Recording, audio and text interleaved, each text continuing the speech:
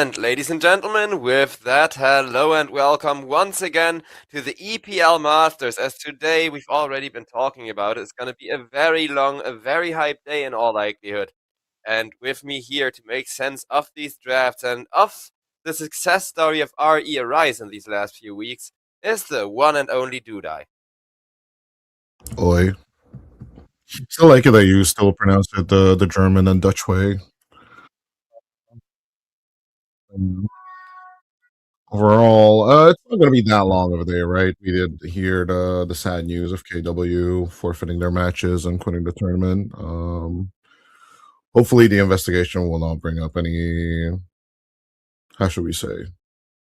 Too many skeletons from the closet, right? At the end of the day, but it's up to the admin team. That's not our job to speculate or Yeah, besides if say anything something about it. fishy was actually going on, I do think we're doing the other players a favor as well, because if we look at the last few scandals that we've exposed here, it ended up, actually bringing the truth to light, and I think that's the most important at the end of the day. But yeah. So Aria Horizon Zero Tenacity, right? Zero Tenacity skipping season 38 so far. Have been having a decent tournament, I would say. But they've been all over another.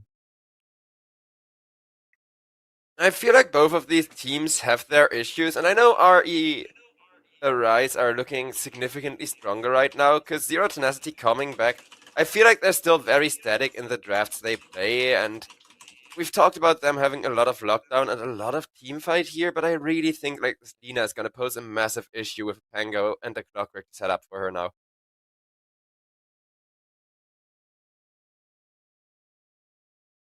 Yeah, sorry. In the meantime, Base Defender and I are still arguing over Miksha's name. The age-old argument, right? Do you pronounce it Miksha or Miksa? I go with Mixa. Right? But it's basically the traditional nickname for Maximilian, but it's from the Hungarian origin. Now, since there's no tilde, there's no apostrophe over the S. Supposedly, it's an S, not an esh. But no one says Miksa in the region, so everyone says Miksha in the region. But unless the guy himself, comes out and says which name he does prefer, well, I guess we'll just switch back and forth between the two at the end of the day. Yep, it may also change. Some players have had attempts at name changes and then regretted them when they realized everybody was still calling them by their old name. That's something that caught me really off guard at the start of the season with Zen. Because he's Pastel, as you know, but he told me like 2 seasons ago he wanted to be called Zen, and that's now his official name. And then everybody in his team still called him Pastel, so I asked, like, right, just in the lobby, like, hey guys, is it Zen or Pastel now? And he's like, no, I'm back to Pastel. It's even worse, like, in the SA, in the South American region, the back and forth between nicknames all over. But let's talk about this draft a little bit, right? Even before we came online, I already predicted the Panglier pick with the Ember Spirit. I don't really understand this last hold of the Bane plus Lycan at the end of the day. It feels a little bit weird.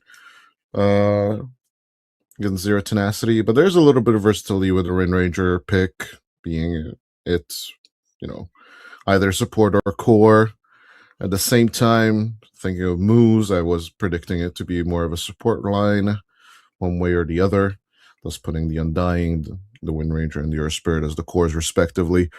I did say they were lacking damage. They got it with the Wind Ranger and the Lich, but the team fight coordination in my eyes isn't really there. Now, of course, Zero Tenacity could deliver a bit on that, but in my humble opinion, I think RE Rise could just wrap it up here. They have a full minute to decide what kind of carry they want at the end of the day.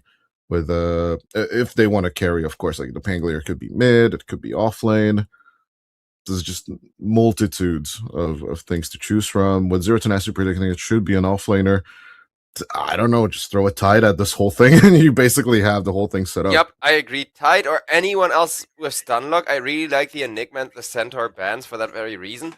Because I think we both agree that this Wind Ranger is already going to have a very rough game against so many hard stuns. Because there's the Bushwhack, there's the Rolling Thunder, there's the Hookshot.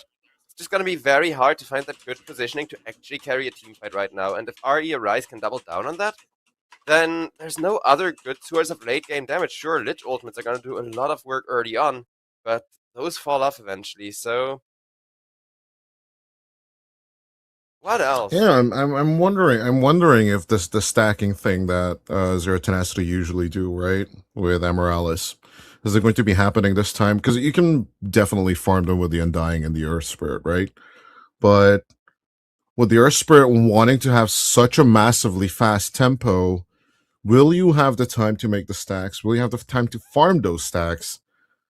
And is it even worth it? Because right now, what I'm reading is that Zero Tenacity has to be coming online sub 10 minutes, get that vessel, and then just start hunting either Anku or Ethereal. Because your Y is going to be a non target.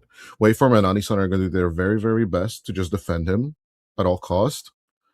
And if your Y doesn't overextend, as he sometimes does, right? We talked about this. Yep. If he doesn't do that overextension, I think Rise should be fine. I mean, but the clock is definitely ticking for Zero Tenacity immediately as we get into the game. yeah, that's what's worrying me, because Nesfear, he's definitely very good at playing that Wind Ranger. It's one of the heroes he's been enjoying the most. You've kind of talked about how he's been playing more and more range carries rather than melee carries in the last few patches. But I feel like this is just such a rough Wind Ranger game, so I'm also going with RE or Ryze having a slight advantage. But if the Wind Ranger lane snowballs, that's the easiest win condition, I think, because Wind Ranger, she very quickly reaches that point where you just cannot kill her, where there's just Wind Run plus usually a Hurricane Pike or something of that sort, right? Some kind of defensive item to help you disengage even further. On the other hand, Joe, like look at the enemy side. You said you can't catch her. Like what do you mean you have Hoodwink, you have Clockwork, and then you get me started on the Beastmaster with the Primal Roar. Oh yeah, only if she snowballs. You're gonna have to snowball into multiple defensive items. No, like even if you snowball, even if she has BKB, Aghanim Scepter, I don't know what. BKB, Give her all the Blink saves Dagger. in the world. Those two are mandatory at least, because without the Blink, I will agree, we'll just see this Wind Ranger caught out time and time again. But then Anku's gonna get a Blink Dagger and just roar into your ear, you know, the careful whisper of the Primal Roar. I don't know. Yeah, it feels like a difficult game for sure, but I don't know. Even if you snowball, it's just such a rough game for the Wind. It's the other four that need to be active on my eyes, and I don't. And I love Zero Tenacity, of course. Shout out to LeBron. Hopefully he's watching. I don't know if he isn't. Good guy, really fun to talk to from time to time. Sadly, neither of us made it to ENC, but very same time, you know. We'll get there one day. It's gonna be a rough match. My cat is gonna make me ENC. famous yet. I don't know. 30 seconds to battle. So with this double 0-minute smoke, I don't think we're gonna see a first blood, because both teams have a really strong level 1 fight, and whoever gets caught first is gonna get obliterated. So we're already seeing both sides spread out, make sure they have some defensive vision going, and get ready to be potentially initiated on.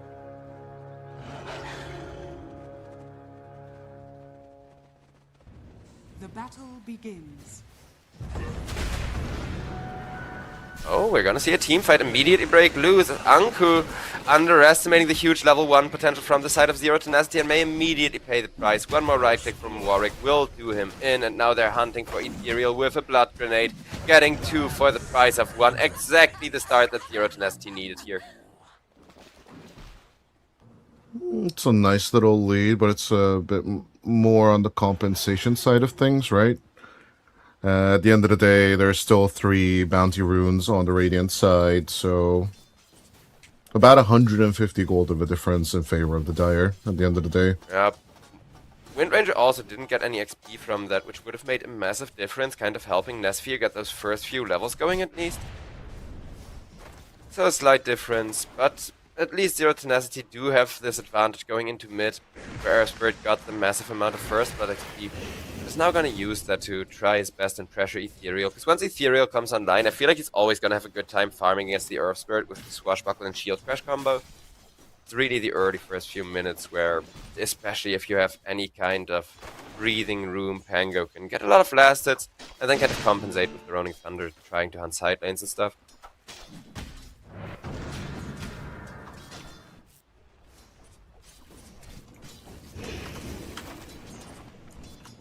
Speaking on the other side, I am going to try and look on the status of the players. Does seem to me that some of the Zero Tenacity boys are playing on 80 ping, so that does mean they're already at Games of the Future. As up top, we have some action. Oh, looks like Wind Ranger's being chased after, though Nesfear thankfully not going down that easily with a Lich behind him. But every small mistake is gonna get punished on both of these side lanes with how big of a stake there is on the respective carry coming online. I feel like this patch has a lot of those kind of carry versus carry matchups. Interesting take. I think it's more about the side lane matchups going well. Mid trying to tip the balance, but balanced it is as down bottom. Yo, why able to get away, Possibly. but harass from Undying with the decays is really starting to hurt. Yeah, I also like that Mixa did go for the Tombstone plus the decay, so it's the variation I prefer myself more than what was popular once the hero came back onto the offlane. Introduced by Miero with the soul rip and the decays. Yep. I do really like Undying Core with the instant respawn as well, but this time around I think they do have Anisan because the Tombstone will come down and one more right click from Miksha makes that one look very easy. I also enjoy that we just switch pronunciations of the name, but it's all good. I mean, he is 3-0 for Z10. This is actually the snowball start we wanted to see from them, isn't it? Yep, it's exactly what this draft is supposed to do. It's clearly what they intended to do with these last two picks, and Yowai is gonna go down to show just how powerful this Undying early on can be. Over on top lane though, Beastmaster now also playing a lot more aggressive diving. Will not quite get the Wind Ranger, but makes sure to at least get boost.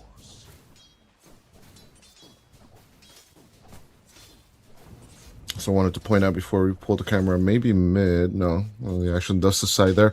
I absolutely agree with Moose's build, right? Like the Frost Shield isn't gonna do much. Yep, it's the Frost order to Blast help that you. saves your carry, I agree. Yeah, like, the Frost Blast will take care of the boars, and the Sinister Gaze will just pull the Hoodwink in for a possible catch, or even just a harassment of the Hoodwink itself. I mean, A lot of people were like, why is there no Frost Shield on the Lich? Why? Like, that's the exact reason why. He wants to kill the boars fast and then control the Hoodwink. yeah, even if he fails to catch the Hoodwink, just getting rid of those boars costs Beastmaster so much of his potential space to kind of pressure the carry with. And you're really noticing that as Anku is pulling the lane back, focusing on his own farm, over shutting down that of Nesfear, which I think is exactly the intent of it.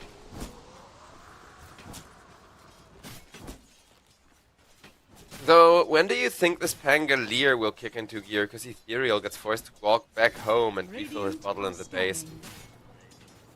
A 5-minute walk of shame is always a rough one, but I'm pretty sure once the team fights will eventually happen, Ethereal will have a better time. It's just that, yeah, catching that moment of I need to go at them. It's kind of a rough one with the Pangolier. Oh, we had a team where basically all three cores could play the Pango pretty well back in the NC qualifier days, right? Yep. It's kind of insane that that's been a month ago at this point. It feels like ages is up top, Uncle. Oh, he went in deep, doing a lot of damage to the Wind Ranger, but it's about to drop himself. Will finish the job, and with Fairy Fire trying to keep himself alive, Nesfear, the most valuable kill, but it will come at the cost of a Beastmaster. Waveform still being chased after, but he should mind getting himself away with the pushback. Dire's top tower I think even though it's a deep dive, it's absolutely worth it for the side of Aria Rise. Season 39 champions here at EPL. Yep, going for a good trade. I think taking out this Wind Ranger, it's always going to be worth it, because Lina has the better late game.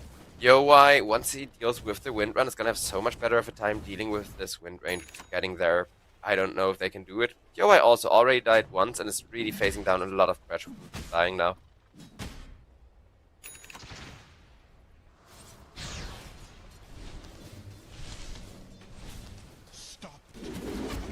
And as I say that, now over on top, Wind Ranger decides to try 4-kill on Waveform. Waveform, quite tanky for such a little squirrel. Lich, if you can catch up to her, will get catch, however, and power shot finish the job. So at the same time, this timing is really, really rough for Anku all alone here. 20 seconds while they're trying to wisdom. Yeah, and you see how quickly the boars go down. It's one thrust blast, a few right clicks before the slow wears off. And Anku just loses a lot of mana and a really big cooldown because of just how important it is. Sure, the X's deal damage, but the X's don't give you vision, the X's don't tell you whether there's 1 or 2 supports coming to contest this wisdom, and it will in fact be 2. Pangolier is there, but so is Earthspirit with a massive magnetize, and Warwick entirely prevents a good Rolling Thunder from happening here. The wisdom still has not been claimed. They make sure to keep 1 hero on it from the side of Zero Tenacity. I don't think they'll get Ethereal, as Ethereal able to roll away, but the moment he goes out of the Rolling Thunder, Earthspirit says no power kill anyways. Anisan still fighting on that wisdom. They really want it, but Warwick comes in, Anisan goes down, Nesfear gets the wisdom after all. They're trying to go for a follow-up on the Hoodwink maybe, but Beastmaster comes in, scares Nesfear away, and that's that. Zero Tenacity, the second big fight of the game, and both of these big fights with 4 heroes involved, they win, as over on bottom lane, YoY also gets taken down by Miksha once again. You cannot leave this Dina alone with the Undying anymore. Well, as long as you have the Flesh Golem, obviously. This is exactly what we wanted from Z10. Currently, even though they're leading with 6 kills, it's not that much of a lead though. But a very, very lucky pickup on both power runes now. Warwick could continue this snowball. And off to the Vessel he will go soon. Yeah, Vessel seems like a Time- great item against the Beastmaster. Time is just absolutely not on the side of Aria Rise right now. Dire's middle tower is under attack. At least YoY is kind of starting to farm, starting to catch up in the net worth department, but all of the space they're making may come around to bite them in the ass. Nice catch on the Undying though. Acorn shot is there, Swashbuckle not quite connecting, and Miksha manages to get himself away. He just doesn't care. As long as he can touch 1 hero with that decay, he's absolutely fine. Yep. Radiant's middle tower is Huge under rotation, once again, kind of wasted from the attack. side Scanning. of Rune Eater's Arise, I will say. Because, YoY, it's not like he's getting any kill participation right now. He's just making sure to farm up, but while he's doing that, this Wind Ranger has 1 kill and 6 freaking assists. Radiant's top tower is under attack. Oh, over on top lane, Nesfear maybe into deep this time though, as out comes the beautiful Lich ultimate. Nesfear still with the Focus Fight, trying to keep himself alive, but in comes Pangolier, finishing the job, getting himself a double kill. Doesn't even need to use the Rolling Thunder. He was thinking about it, but thankfully the Dark Willow stopped him, and then he just found this beautiful Swashbuckle on too. Yep. And now it's the Wind Ranger that actually overextends just a little bit. Pango though. Uh-oh. He did not expect MRLS. All that bravado, but no real And this in general is the way snowball drafts work, right? You are the one that needs to do the dives, you're the one that needs to do the overextension so that the creep wave can touch the tower and do the work for you in this stage. And all you do is just hunt. I think Zero Tenacity, we laid out the plan for them, and they are following that to the T. Oh yeah, as long as they can keep these kills going, I don't even think they're gonna get punished that hard for building 2 urns here. Because usually 2 urns seems a bit iffy to me, even if they do have 2 distinct upgrade paths these days. But Dark Widow and Earthspirit, they're almost never gonna be on the same part of the map. While over on bottom lane, Nesfear just comes bottom solo kills. Why?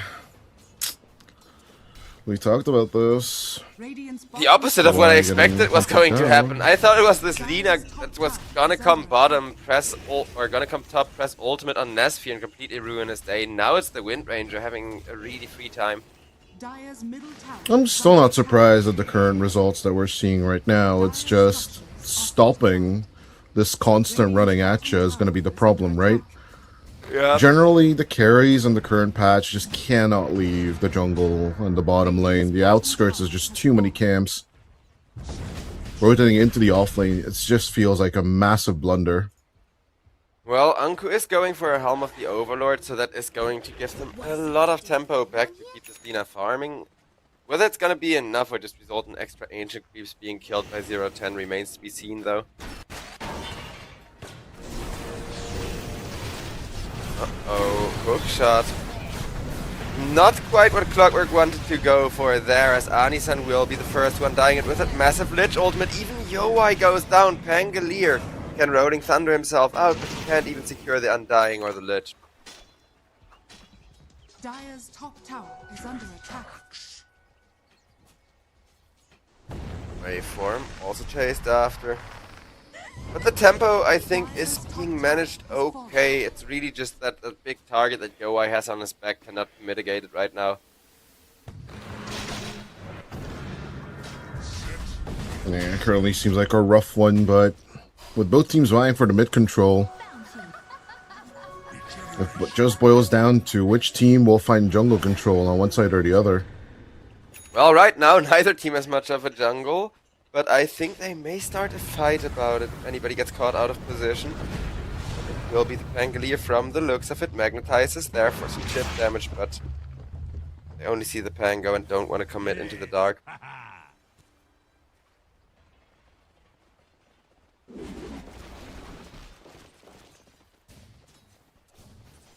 Dire are scanning. Looking at the net worths, though, it does look like Wind Ranger will be joining the team fight significantly sooner than Lina will at this rate. Because she is farming really well, and only has 2 deaths thanks to keeping herself at, well, basically maximum power shot range every time there is a big engagement happening around S-Sphere. By the way, we got a confirmation from Level Up's coach, Booktop, that the correct pronunciation for Dire's middle Mixa's name is with an S, not with a sh. So it is in fact Mixa. Alright. Yeah. That does make me a little bit mad as Hungarian, but it is what it is. No representation, I guess. Happens. Yeah, 14 minutes in, the most important timing in the game currently. Yep. There's power runes, there's shrines. 50-50 on the power runes, though, will favor RE Arise, and RE Arise are immediately gonna smoke up with it. Maybe now we're gonna see some action favoring Gradient here.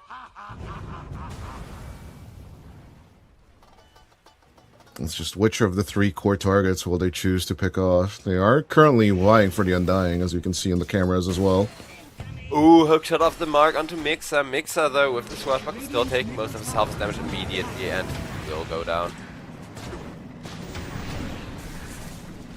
Takes them a little bit, but they do get him down. Making sure to take a lot of tempo away from that Undying, but in exchange for it, Anku goes down on top, getting focus fired by the Wind Ranger with a Maelstrom once again. Radiant's middle tower is under attack. Uriel on the bottom lane was still in there, also goes down now as Waveform. Yoink! With the Magnetize, it's just a matter of time. Zero Tenacity, once again the winners, getting 3 kills across the map, and not giving up a single one in exchange even. Man, split fight, and they still find everything here at 15 minutes in. It's a 3k net worth lead. Now that is a stepping stone you can use. Yep, that's exactly the start they were looking for. Sure, there is 2 big core kills that if you get them are going to cost you. But targeting the Undying and using up all of your resources just for him to instantly respawn was such a big mistake there. I think Mixa, you can't go him once that Ceaseless Dirt is off cooldown once again. You need to kill him right now if you want to focus him more as a gank target, or else he's just gonna instant respawn and turn the team fight once more. Well, it was him that was like the main star of the previous fight. It was the Chain Frost and Warwick, and the same shenanigans that Ethereal's just feeling right now. Oof. Looks like MRLS is the one getting taken in exchange, but at least they do make sure to finish off the Pangolier with yet another power shot, putting more money into Dire's Nesfio's middle pocket. tower is under attack.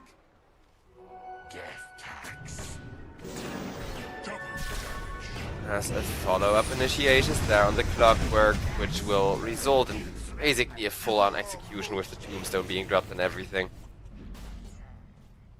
Yeah, it's also farm. This area is just great to farm with the Undying. The double camps are just really good. Just get a bit more gold for yourself. They form in contact, but they don't want to abuse them too much.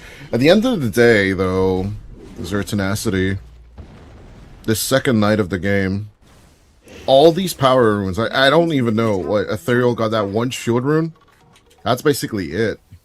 So far, the Pangolier has no time to shine, or the ability to actually get into the fights and out of them Yeah, he's with trying to relative save ease for and the Blink safety. Dagger, but it's been a while since he started saving for that now, and even once he has it, we're reaching the point where Nesfear is so fat that he can just focus fire the Rolling Thunder and shoot you down in your ultimate.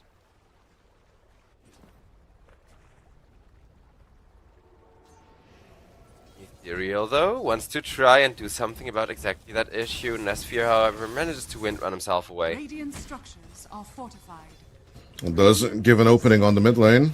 Let's see who's gonna Doesn't come look in like they want to take it. first, as a nice jump on the clockwork is going to cause him to be absolutely torn to shreds. Yeah, you're just not getting what you wanted. That possibility of a good hook shot, one way or the other. At least it's support kills that they're losing for these engagements every time, though I'm not sure how much of a consolation that is if your Lina isn't able to come online herself. Looking at Yowai, he's third in net worth. As the Lina, you're supposed to outfarm the Wind Ranger, and that right now just Oh, Ethereal. Yeah, he's just gonna get wrecked. He should not have gone there. Of course, he didn't know that both supports were sitting behind, ready to jump at a moment's notice. But both the Lich and the Dark Willow are also becoming absolute powerhouses, with the Glimmer Cape on the Lich already being completed. And Dark Willow, after the urn, now looking to turn it into an essence because the Force Staff's already done. Okay. Good milestone, though, for the Beastmaster. Oku now has the Helm of the Overlord. Good timing. Possibly something good will happen here.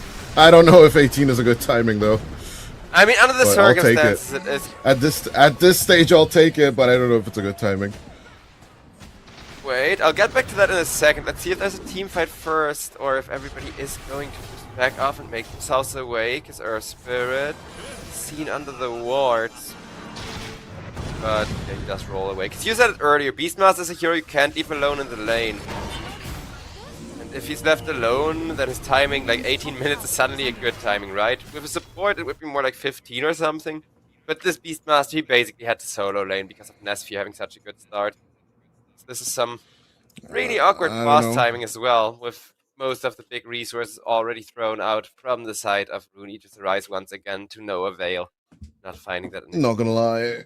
If I'm Zertanasi, I'm pausing here as well for the mental damage. Anku just Primal Roared an illusion, if you saw that. So, obviously, they are extremely happy that Warwick's illusion was the one that was being Primal Roared. Yeah, and the hookshot as well, like all of the big resources are now down in Zero Tenacity, they know it. They can take their time, they can take a chill pill and then initiate up that high ground with Absolute Fury, with the Magnetize, with Undying, having that Flash Golem. No Tombstone at least, but I think they can definitely take another fight here. It has to be said, though, like in terms of high ground push, right? You only have the Wind Ranger plus the Undying if you have enough decay stacks. But generally, though, until you get this Shiva's Guard slash, in other cases, it would be AC or even Lotus. But Miksa is going for that Shiva's Guard. You're not going to be touching high ground until minute 25. So there's still that tiny, tiny window for your Rise to come back here. But if they wait for the late game, I do believe Zero Tenacity are just sorry about that. Zero Tenacity are just going to be roll over them. I mean, besides the rolling boulder pun, obviously, it should be an easy peasy play for them so far. But already even now, we can see that the Earth Spirit is starting to fall off. Once that BKB arrives, things are going to be a bit better. Kaya plus Sanj, I think, is the game here. But if you want to finish faster, it should be the Hammer of Memes. Yeah, I mean, I'm not sure how big of an issue high ground push is gonna be, because you did mention, yeah, Wind Ranger and Undying are the two that can kind of contest the high ground. But if you're looking at how fat both of them are right now, on top of the net worth right there, at least over 100 gold ahead of the Lina already, and again, they still have another 5 minutes or so to farm and snowball up before they really do feel that pressure to push high ground. I think Earth Spirit falling off is just kind of part of the equation here. Because Undying, he's genuinely one of the better late gamers just because of the passive instant respawn being that powerful if you can play around it.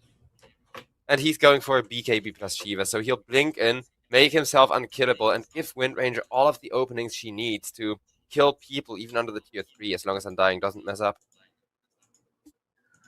Yeah, as long as you have your supports behind you, that jump in initiation shouldn't be a problem, of course. Get Frost Shield on top of you for that as well before you jump in. And I think Moose is going to be more than happy to give it, even if it's only level 1. It's more than effective. 45% damage reduction, plus you have Decay. This is just stupid. Like, yeah, Andy sure, come at me. Hit me, please. I beg you. Oh, no, these tickles. But yeah, 5k net worth lead is not the be-all, end-all of the world, and I think Zero Tenacity are more than aware of that. So keeping that in mind, right, there's still that small window we talked about for Aria Rise. But even though this pause is getting awkward with the silence. It is. Maybe communications issue or something. Discord has been acting up lately. DS is Discord, I guess. Yeah. Yeah. Because I know as well, Stupid. like that's why we are calling privately instead of in the server. Servers, they've basically increased, without telling anyone, the tier that you need to boost the server to get the full bandwidth for that server. All right. I think like server connections are still the more stable side of things, though. So calls tend to fall apart after like an hour or two, but we'll see. Like, the communication between you and me doesn't really matter. It's shout out to our production guy, Dador, who keeps everything on screen for you guys, or at least he tries his best. Be nice. Yep. Well, I definitely love the opportunity to show off my cat on camera. Because every time she annoys me and jumps in front of my screen or whatever.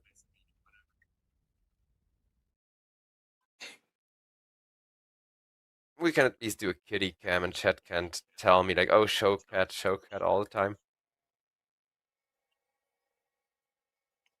Also, chat is really mad because we said RE Arise's draft is better, but I think the fact that RE Arise even have a comeback scenario at all, the fact that they can still come back into this game at all, if Zero Tenacity make even a small mistake, just shows how good this draft actually is. No, I don't know. I don't read chat in general. You and I have talked about this multiple times, but obviously Yoai's comeback potential is there. Anku, even though they just made a fatal mistake here in the jungle, the pushing power of the Triceratops is going to be insane. So, like, don't underestimate Thunderhide, Ancient Thunderhides and Black Dragons, and the amount of damage they will cause to towers in the back line. Yeah, like in team fights, like just finishing with that, like Waveform and Anisan can make as many mistakes as they want as soon as they hit one of their spells, right? That's when it's go time. And well, they can look like they're throwing spells willy-nilly. They're just trying to make that one catch happen so that then Ethereal and Anku can join in. Go is being And that's called. all that needs to happen. So the one issue with the creeps is in the team fights, the creeps are gonna fall off, and it's these big 5-man team fights where Zero Tenacity have really been the ones shining, which is also why I think a pickoff could be a large part of what gets you back into this game, because there too, those ancient creeps give you so much more value having them, right? Exactly. Well, that's something people, oh no, it's 5k net worth lead, call it. It's Jover. That's something like, if you read the messages from pros, if you read the messages from better players, like pushing even with a 5k net worth lead at 20 is rough. Like you can have the best snowball lineup in the world. At the end of the day, you need to be worried about split push, positions, and maybe even getting jumped if you are the Beastmaster, right? Wink, wink, nudge, nudge. Well, the jump, however, is just gonna secure the ancient creep. So Zero Tenacity, they do keep this tempo, they do keep this control on the bottom lane, but they didn't quite get the kill they needed there. I am really looking forward to pitch Blink Dagger for that reason, because Moose, he is kind of denying it. Like you said, keeping the Undying and the Earth Spirit in the fights and alive is his main job, and he's building for it as well. But I do think once that Blink Dagger is there, the catches are going to be way better. As for now, 0-10 can secure themselves a Tormentor with that space, and that's still plenty, I think. Yeah, you're going to be more than happy with this. With a little bit of breeder, it looks like our eyes are going to try and go for the objective exchange and get Roshan instead of this. But it's so damn slow, even with the Ancient Black Dragon. It is, though they seem to be getting it uncontested, and Roshan is technically the bigger objective. We can see this gold lead now being whittled down to 3k gold, and this game may yet become interesting, depending on what this next team fight with the Aegis has in store for us. It is a DD Pango, though. One thing they didn't know about. I find out the hard way, but Ethereal already forced the Rolling Thunder out of there.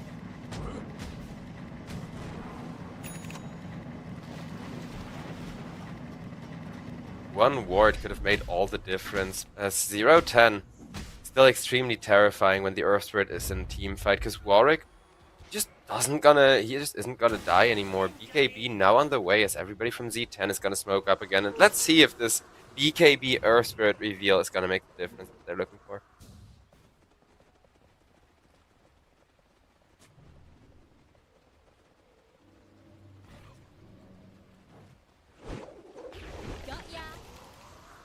Nasphere, what the hell are you doing up here? Oh no. At least, I guess it's gonna be Anku caught and obliterated first, together with Waveform. So Wind Ranger still too hard to go on as a target. Easy surprise. As the rest of the team just makes an appearance. And yeah, of course they'll take care of the Ancient Black Dragon. No wave cutting this time around. So Tenacity want to reforce the status quo. Yep. This is a great technique as well, right? Like if you see the Pangolier farming or the Aegis target farming, hold up. No, I don't think Nasphere is in any trouble. Never mind. But yeah, as long as you can, as long as you can see Ethereal, and they did see him walk into the Radiant jungle, right? You can just go on the other targets. Everything that's split off from the Pangolier is fair game. And that's exactly what they're doing right now. They find Waveform as well. One by one they fall.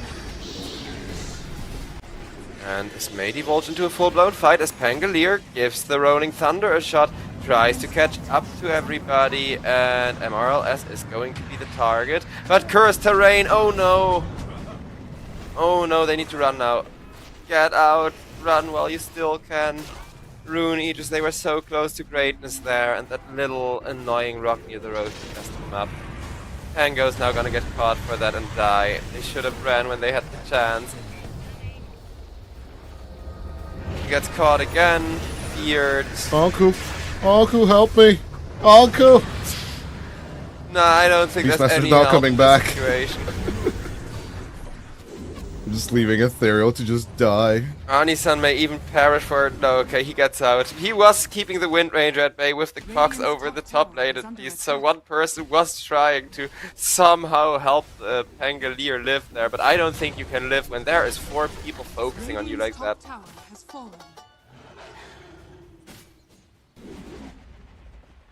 Okay, tier 1 defense line absolutely gone. Tier 2s are a different nut to crack, but I don't think Zero Tenacity are going to be too worried about it in the long run. The one thing they may have to become worried about is Yowai. Yowai, he does have one final shot at getting himself back in this game with the 9-second BKB. It has just been completed, and Warwick walks up the high ground exactly the way they had hoped.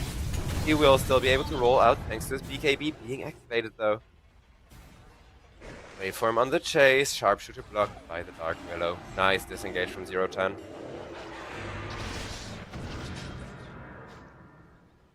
I don't think that was the very, very last chance of Lena. The BKB is still active, or at least available.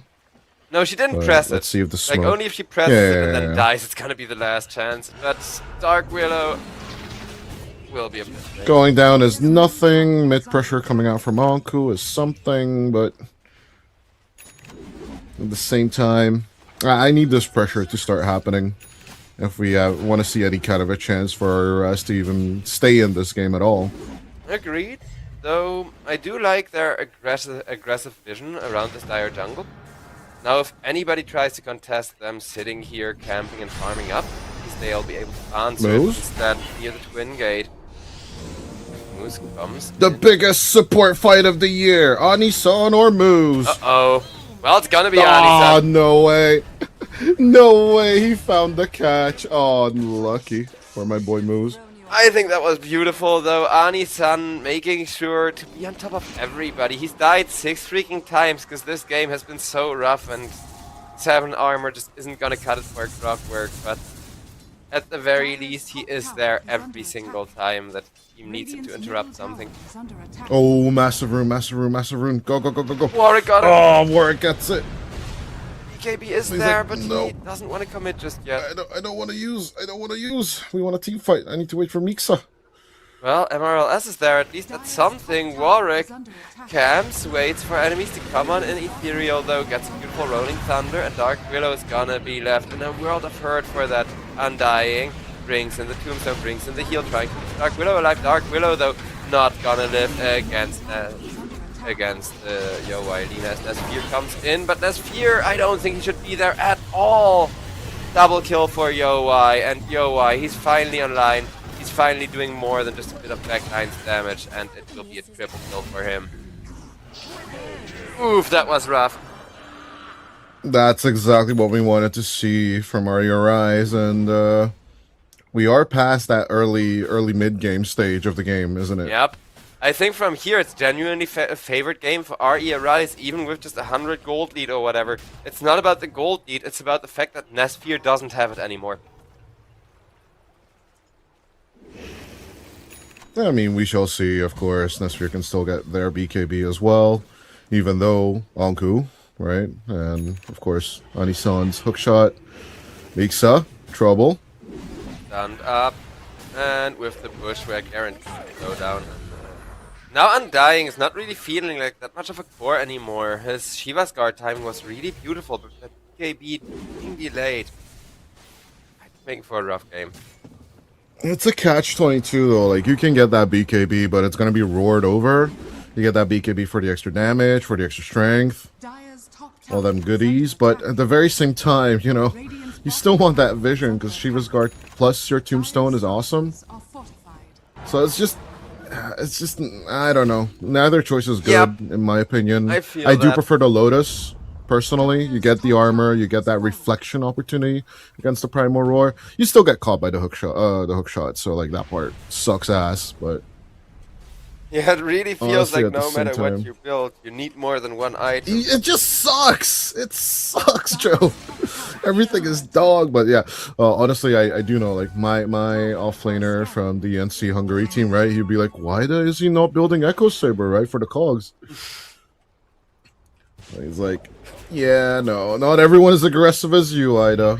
Love you. I don't know. Yeah, cogs You'll ever see aren't this. really the issue here yet. I would agree with that mindset if they would, you know, actively be what's keeping Zelina safe. What's keeping Zelina safe are the bushwhacks, are the roars, are the hook shots, and even the rolling thunders. Despite Pango not having the best game anymore. Over on top, we're gonna have a support fight once again. Just like the last one, it ends with the rest of the team coming in and cleaning it up. Yeah, support's getting killed. It's just your job as a support, but you should be feeling that there's a twin gate rotation coming out of that. Yowai. Maybe? As usual, he just wants to fight.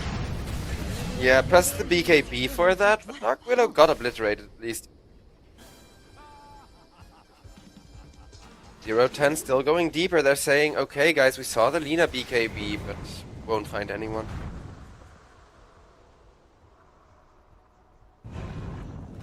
You're entering, you know, the end stages of the game now. Rotating over to 32 minutes. Big items. 6 slotted people are coming out of the game. I wouldn't be so sure if it's the end stage yet, because there is still a lot of tier 2s across the map alive. And both of these cores don't mind going One of them for is another already 10 broken, minutes. though. One of them is already broken, though, Joe. Yeah, that's fair.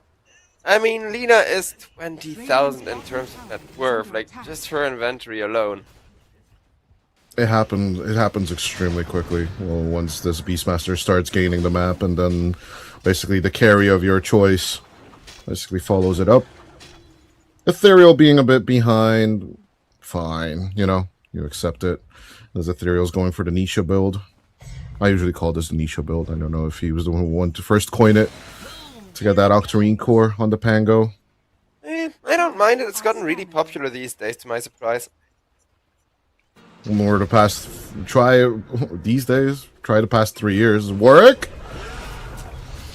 Ooh, the hook shot will be there, but so will the chain frost. Lina with the ultimate trying to finish the job, but Earthspirit managed to roll out of there, and there's not yet a single kill thanks to all of those defensive PKBs being proc almost at the same time. Earthspirit, though, looking to go for more, will catch the Beastmaster. Anku picking down to the vessel, but manages to turn around onto the Dark Widow with a beautiful bushwhack. As there is this broken ass Lina once again, getting an unstoppable streak, looking for Moose as well. Moose will go down to Ethereal, and they get a completely clean teamfight, not losing a single target. Don't know if you can turn this into high ground. A bit risky with the 30-minute siege creeps, but they'll try and let the siege creeps do the work instead of them. Like turning this into Roshan, I'm guessing. Yeah, Roshan plenty. You don't need to high ground. Lina always has the late game advantage in a matchup like this one, so just make sure the enemy can't beat you. Just make sure every following teamfight is gonna be yours with that Aegis. But 0-10, they were really good at playing around the Aegis the first time. We'll see how much of a difference it's gonna make, though with Lina already securing it and now Undying being caught out of position, I think it's gonna be huge, because Undying forced to ult, leaving Wind Ranger out of position once again, though. Nasfear trying so hard to keep himself in the fight, but Yo-Wai machine gunning away at the Tombstone. Undying goes down, no instant respawn for him this time around, as Yo-Wai needs to be very careful not to lose that Aegis out of position. How much damage they're doing while kiting. Up comes the Rolling Thunder onto the high ground. Beastmaster BKB teleport out of there. Will live despite the magnetize, but Dark Widow still gets caught up with the BKB from the Earth Spirit, and he will finish the job on her. I mean, 2 for 1 plus Aegis. I take it, you know, it's not the perfect situation as Yo-Wai. Oof, if they can catch him though, that would be massive. Yo-Wai taking a lot of damage from the Chain Frost, manages to turn around on the Lich at least, but can Clockwork keep him alive? He's trying his hardest. Yo-Wai, right click after right click is flying, he finally loses the Aegis. Not too rough of a spot though, because 3 people are alive and they don't have enough resources to take down the Lina once again. Yo-Wai is just trying to pull out the Rorschach from Watchmen, right? I'm not stuck in here with you, you're stuck in here with me. It almost worked too. I mean, they are backing off, and look at Earth Spirit's health. Yo, he almost killed off Warwick, man. That would have been beautiful, but sadly it doesn't come together. Well, even if it doesn't, everybody is respawning. I still think this is victory after victory that Rune Eater Arise are getting. Just by keeping their Lina somewhat alive. You know, technically 1 life lost, but that still means you gotta deal with the other one. Still looking at Nesfear's build, and it doesn't feel right. Sure, the Aghanim Scepter doesn't give you the same thing as it used to. Gale Force is trash.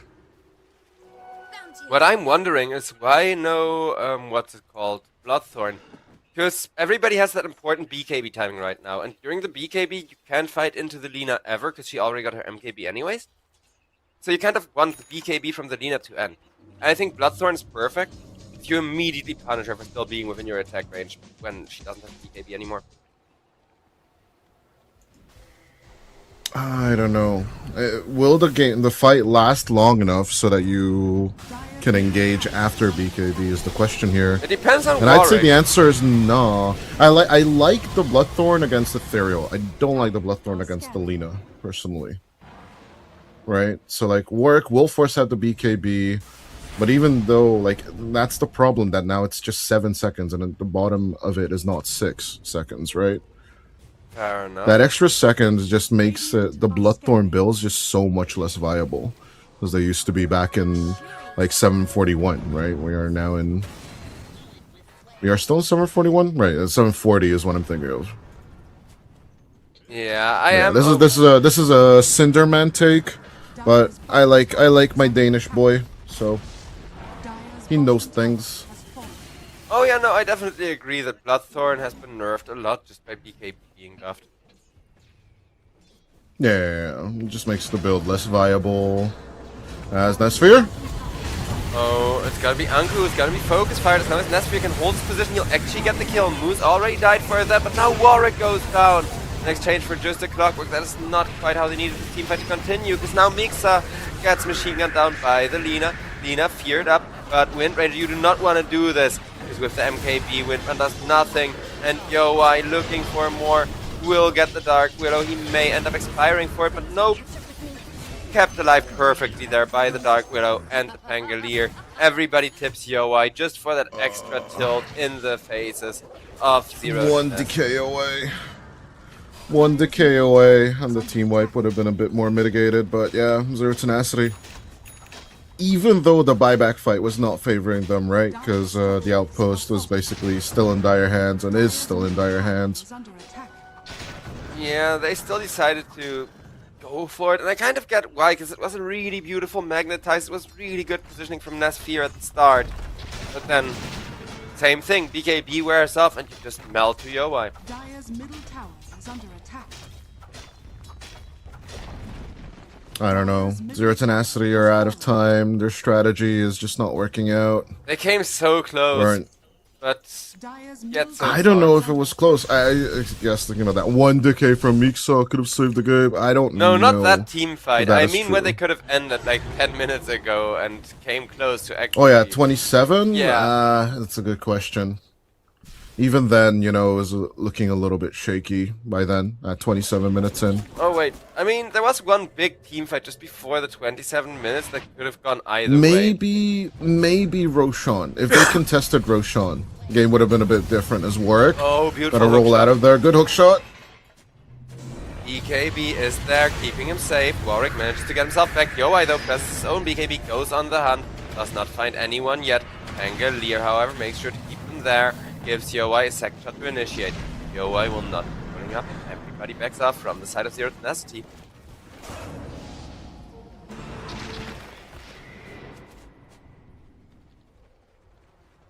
Power shot coming out, but to no avail.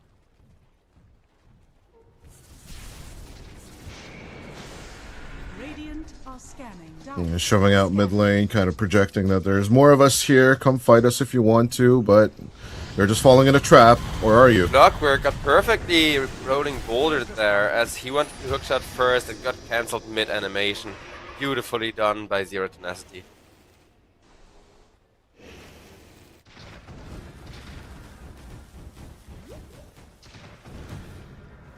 It is just one pickoff, however, and unless that pickoff is on the Lina, I don't think it's gonna be that big of a game changer.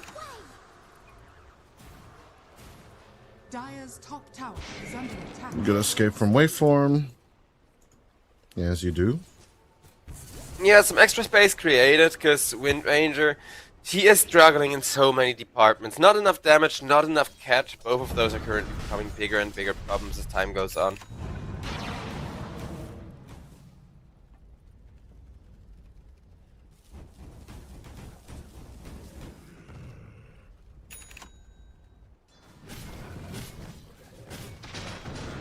I'm looking for the itemization solution necessary. I went for the Lincoln Sphere to mitigate the Primal Roar being used against him.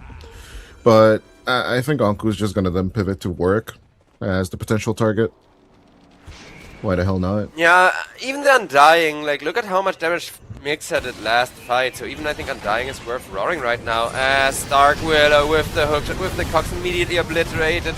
The same goes for Waveform, but Waveform decides to buy back, as this is where Rune just want to end this once and for all. They do get Yowai caught though, and with this Lina not able to right click anymore. Lina will die to Nesphere finally, but Nesphere immediately gets killed off after. Mixa still holding his own. Beautiful decays coming out, but there is the bot back Waveform trying to keep everybody at bay, but nope! Ethereal dies and Anku will immediately perish after. Warwick, once he catches you and gets on top of you with that Undying, your fate is sealed. So now he's gonna do the exact same thing to Ani-san. Bop. Yeah, this 2-second decay cooldown is just ridiculous. One of the biggest reasons why I like buying Octarine Core on Undying. Right. Yeah, this is You insane. just take all the HP. Good save attempt though on Nesphere, which basically delayed the fight long enough so that Yo-Wai felt comfortable that he can turn it around with Satanic. But I don't know. By then it didn't look super good to stick around here on this Roche pit. Yeah, he should have at least gotten himself into a better position, but other than the Hurricane Pike, it's nothing that's so easy to do when, you know, everybody is magnetized, Earth Spirit is rolling through the team fight, and everywhere is being decayed. 'Cause even the AoE on that is quite massive with Shiva's guard. Yeah, speaking of Shiva's guard, it's still double Shiva's guards on Z10 now. Would work and Mixa, but both of them giving vision against enemy positions is kind of high value. Yeah, double Shivas In is this actually situation. pretty meta right now, because you only lose out on the passive, on the like minus 40 attack speed, but that's not why you build Shivas, because even the Arctic Blast does infect the deck. It's the slow, it's the vision, exactly. I agree. Speaking of Octarine Core, Mixa, are you listening to the stream? Hello? Hello? Look at that beauty. Look at the cooldown on decay. Oh my lord. 1.5 seconds, that's how it should It's be. so dumb. Where's his It's Aghanims? so dumb. I'm missing the Aghanims now, bro. Oh. We're not done yet. The zombie is yet gonna get If he bigger. sells that soul ring and gets that extra slot in there, I'd actually keep the dust in there. Like, the soul ring doesn't give you much anymore. Oh, he picks up the gem instead of the. I mean, the I don't 15. think with his Okay, Octarine sure. he's gonna die very easily.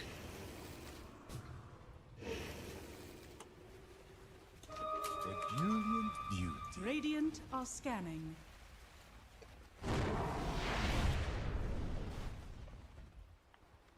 Let's see this.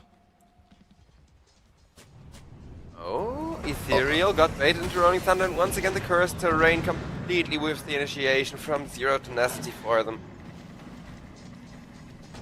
Bad position on bad position. But Roche is alive with all the goods. That's true, the sharpshooter will connect on the Lich though, and Pangolier wants to go for round 2, but immediately gets caught, immediately gets chain frosted. That is Ethereal down for 100 seconds, no buyback. Wind Ranger still tries so hard to finish off the Beastmaster, will not succeed, but Warwick instead makes sure to at least avenge his carry, as now neither side is fighting without their carry, because you know why, he's just not able to press anything when Warwick gets on top of him. It doesn't matter if he's alive, Joe. First Bird sits on him, and it's Joe. like stun, silence, slow, stun, silence, oh, some percentage-based damage, oh, you're satanicking, wait, let me just reduce that healing with my Spirit Vessel. Nothing Lina can You do don't need when Bloodthorn. Warwick You ends don't her. need Bloodthorn when you have Geomagnetic Grip, bro! This is their answer, basically. You know, Geomagnetic Grip, you just silence him down. And yeah, I think your read was kind of good. As long as you can fight around those BKBs, kite them into the mistake. Or your rise, they will just larp it up. It But costs still, as you can see, look at all the damage that Warwick is doing along with Mixa. Wow, those damage numbers are very convincing. I mean, Earthbird, he Sure, does they- have comparable strength into the Primal Beast these days, which is still ridiculous and the absolute bane of my pups. He's doing 220 damage. That's nothing. It's fine. Like comparatively, right? Lina has 401 every right click, Radiant's so top tower is That's under true, attack. but sure they'll take a set of racks, but it takes them so much damn time. yeah, the pusher that you actually need is the one person that did die that fight.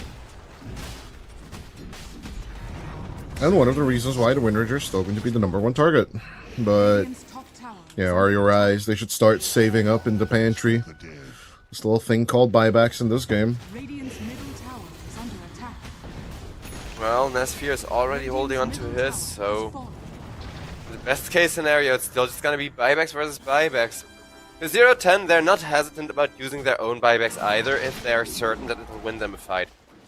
Whichever team makes the first mistake here is gonna get punished for it immediately, I feel like. Yeah, Dota Plus just absolutely confused as to which side does he want to actually support. 100% win rate for 0-10 when 5 minutes ago it was a 100% win rate. for RE Arise. But guess what? We are gonna see another massive switch. It's not 100, it's just 80 plus 80, but good baiting the chat there, Joe. Nice one, nice one. Gotta get some engagement right. Gotta get some salty batters. Speaking of Yeah, as though, long as they're typing, we're happy. we are gonna be mining a lot more salt here, because look at what Yoi's got queued up right now.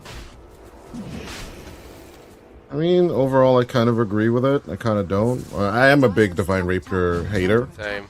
Obviously, people who have talked with me during the chat or have ever talked with me real IRL, I do rather prefer a solid Daedalus every time over the risky Divine. Speaking of risky, this Roshan also not the safest to ever be done, as at the very least Clockwork is in a position to contest it. Should be okay, but the clockwork is the bigger question. Ani-san? Whiff. What a whiff. Sadly. What was that 80 ping? I said 80%. Oh. Hold on though. Out comes a beautiful sharpshooter to initiate things, but Beastmaster, he jumps up the wrong high ground. You have come to the wrong neighborhood, friend. As the Rolling Thunder is still going, Pangolier will get himself down the high ground, but is in a risky position, as instead it's Lina is gonna be the one caught and focused down! Teleport such a mistake that Yoi may be forced to buy back for it, because Windrange is still on the chase after the Pangolier. They saw him for a second. Will manage to teleport out. Saving this bottom lane should be fine, with another one coming in shortly. Warwick only needs is the reach to the high ground, and then they can move, just basically rotate over to the mid lane. They can push top though, so the one lane that they really want to push, they are unable to go for. Radiant's middle tower is under attack. Dire's top tower. Ethereal. Oh, I don't think that was the right move once again. I get that they're just trying to make space and just trying to hold on to this last lane of Rax, but this is not worth the value. Lina refusing to buy back here is only gonna make things worse. Warwick wanting to end it, but still needing Nesphir for that. I think it's the right call, because they got the Undying, Ceaseless Dirge available, meaning they basically have two Aegis, it's not just the one on Nesphir. First, Yeah, but the long walk for Mixa is going to be a long walk for sure. Structures are fortified. that it is. I'm not sure why nobody's taking out this over this outpost. I guess it may pay off still. Radiant's middle tower has fallen. Slowly but surely the tier 4s are falling, as a sharpshooter will come out and try and poke Warwick, but Warwick, he's way too tanky for No more just fortification, here we go! Uh-oh. Oak's Fire has been used, Clockwork immediately caught onto by the Lich, and that is gonna be the first kill. Ancients, as you said, fully exposed to this Wind Ranger. Lina will have to show herself. Yoi doing his best to kill off Warwick, but same thing as last teamfight. Warwick gets on top of Yoi. Yoi does nothing for a few seconds. BKB now over, and I think that's game. GG's in chat. Coming out by Anku. Well played by everybody. Why gets pulled out. Alcatraz at the GG. A little bit of a tragic ending for your eyes, but Zero Tenacity. You know, the snowball is a strong snowball, and if you just basically don't take out more once you have your late game timing, 2 bad team fights, was it? Yep. Or 3? I mean, here it was technically 3, but the last one wasn't really a team fight. The last one was kind of everybody dying one by one, because Yoi... And then basically a Roche contest. Yeah, I guess so. Like, Yoi wanted to hold on to buyback, and Anisan still went for the Roche contest. And I'm not blaming either, because again, it's a team choice, right? All 5 people should agree on one of the 2 choices. Either you contest the Roche and then stay defensive, or you don't contest the Roche and then immediately try for a pick-off after. But going for both is where I think...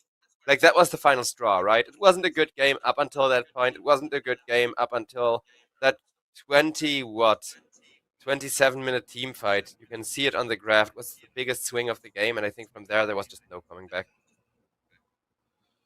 Yeah, but especially after minute 40, those 2 team wipes that Zero Tenacity still gained by just waiting out the BKBs. They just simply didn't fight as long as there were 2 BKBs in the fight. And yeah, I do feel that Ethereal's impact should have been bigger. but there was just no good opportunities for the Pangolier, despite the disperser, despite the good itemization choices. Maybe instead of Nullifier, I would have preferred Basher myself, but everything else I kind of agree with. And still, poor Ethereal just never really gets into this game. Like every time I saw him try and engage, either a bad bushwhack didn't catch, the hook shot didn't get there, uh, Primordial War was far away. Cursed terrain twice as well.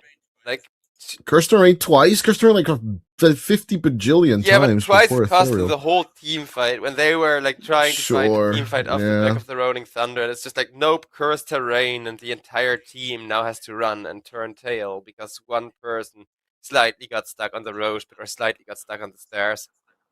So yeah, I think there's not much more left to be said about this, as you said, slightly tragic end. But I do think it's a promising game for the rest of the series, because it was pretty close still for how big the draft difference was. And I do think that Zero Tenacity actually getting that snowball rolling like they had intended was really impressive. So let's hope game number 2 of the series is going to be just as exciting and just as back and forth, because I definitely had a blast casting it. With that, ladies and gentlemen, we'll see you all after the break with more Dota 2 action.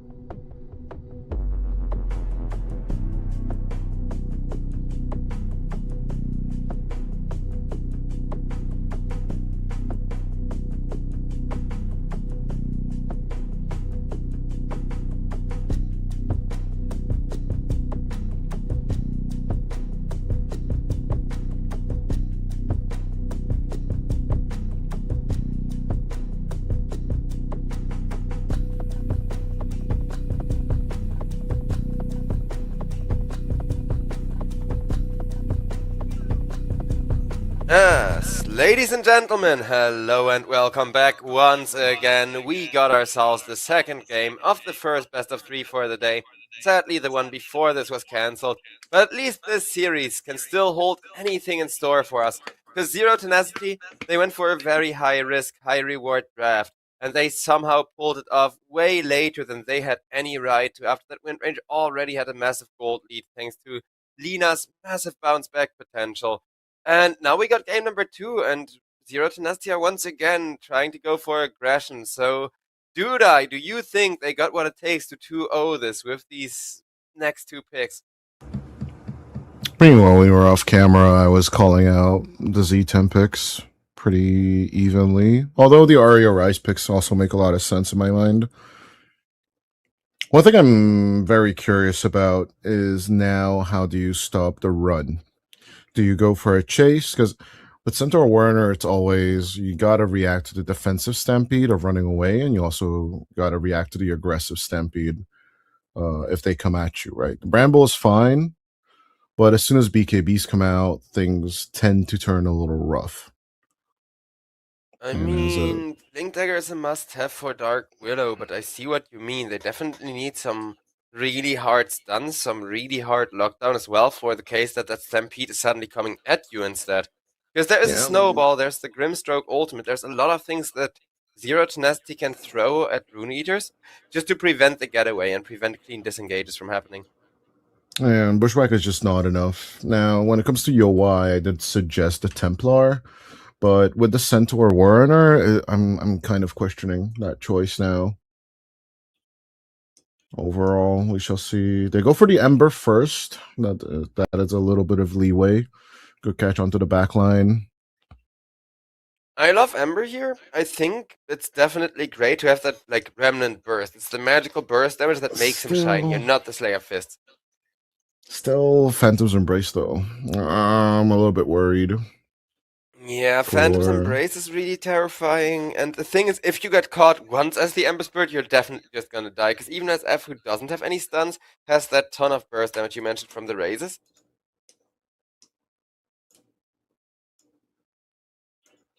They did need burst and a really good follow-up to the Dark Willow Hoodwink initiations. I think Ember Spirit definitely provides that.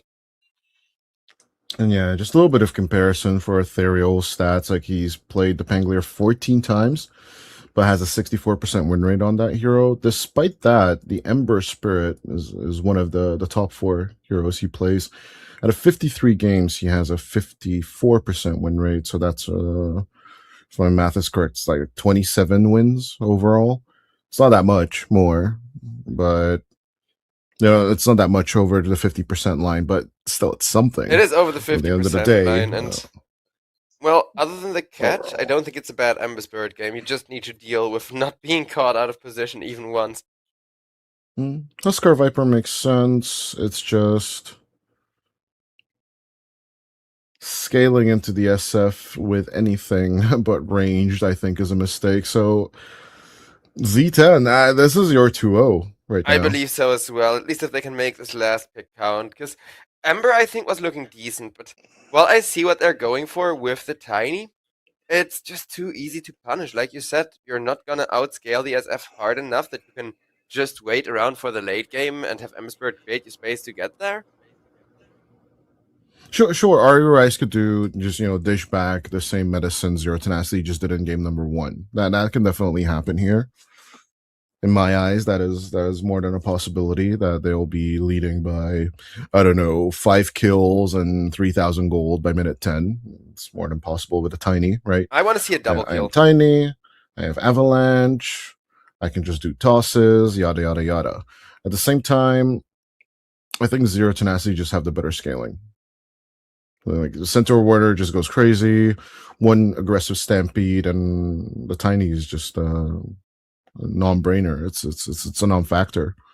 Yep. His tanking is gonna be nice, so that's something. Like his ability to take a beating can definitely help with the snowball, but that's the perfect Tiny counter to really round this draft out from 0-10. Oh, Warwick. Yeah, obviously though, when it comes to the Necro versus Ember Spirit, there's always the massive argument which one's better. One's a more physical aspect. Oh my god, Meek's set is just so cursed. I just saw it. The audience will see it soon enough. But yeah, like at the end of the day, it's just too much magic damage to deal with. Great counter, not just to the Tiny, but also to the Undying later on. Like, no matter how many decay stacks you have, that missing HP will hurt you a lot. And a good blink, double edge, and maybe a few right clicks, and then suddenly, oh, Reaper Scythe, bye-bye. Yep. The burst damage potential from 0 to 10 is absolutely terrifying. They have really good pickoffs. They have okay teamfight thanks to those Requiems of Souls, and like you've mentioned before, the ultimates from the Grimstroke as well. To now set up not one terrifying double burst, but two with those Reaper Scythes also being doubled from the Grimstroke ultimates. RE Arise, they definitely have their work cut out for them. Because in a vacuum, I'd say Ember Spirit would be like slightly better than the Necrophos, personally, like from preference and from experience speaking. But Necrophos counters everything here except for the Ember, and he still doesn't die to a solo Ember, right? So there's nothing really that can contest Necrophos unless they gang up on him, or there's that super late game nullifier. Yeah, no, Ghost Strat is just too strong here. Obviously, Sharpshooter and all the spells of the Willow will hurt. In general, right, I'm really much trusting on the Z10's draft. I want a double kill. In the long term, right? Like I'm just not that much of an early game. I just want a double kill for the Tiny in the laning stage, because I feel like every time we do see that, like a double avalanche leading to 2 kills for the Tiny, Tiny becomes this unstoppable beast in the laning stage, and that's the only way that our Arise are gonna have a carry at all if they manage to snowball their lane that hard. So I wonder if they can be aggressive, maybe get a first blood, maybe enable that super early B5 minute snowball right now if all possible.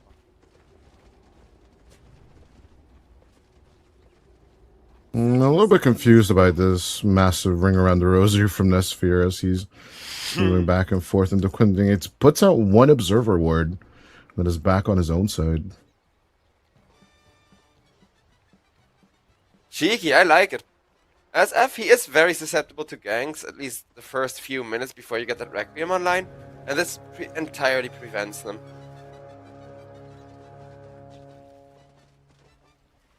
We'll see, yeah, like your Twin Gate awareness is one of the most important parts of the laning stage. That is why a lot of people who criticize the current meta, right, they'll always say that, oh no, currently side lanes are 4v4s, and then there's this mid lane that no one cares about, right? Huh. It's it feels to some extent a little bit like it if you're a carry player, especially because I usually play the one position and do have 4 people sitting under my tower trying to gank me every single game. I mean, that just means that you're doing your job, right? Yeah, because it feels like the other way around. In the previous patches, like, let's say 2 years ago or what it was, you would have the mid lane do the exact same thing, just sit in the trees for 3 minutes, back when the mid lane automatically had, like, way more gold than the carry back when. Yeah, but now you gotta sacrifice up so much space to actually get to those double camps behind the tier 1 tower. Yeah. Remember the small camp? Oh, I miss that small camp so hard. Man, I miss the side lane shops. I miss when we used to have little shops by the side of the lane. It used to be such a game changer. I really hope they introduce those again now that Twin Gates are a thing. Somehow implement those back in the next map. Over on mid lane, Warwick. I mean, let's talk about this. It's either an jumping issue. Who gets level 3 first? This is also a big factor on this lane.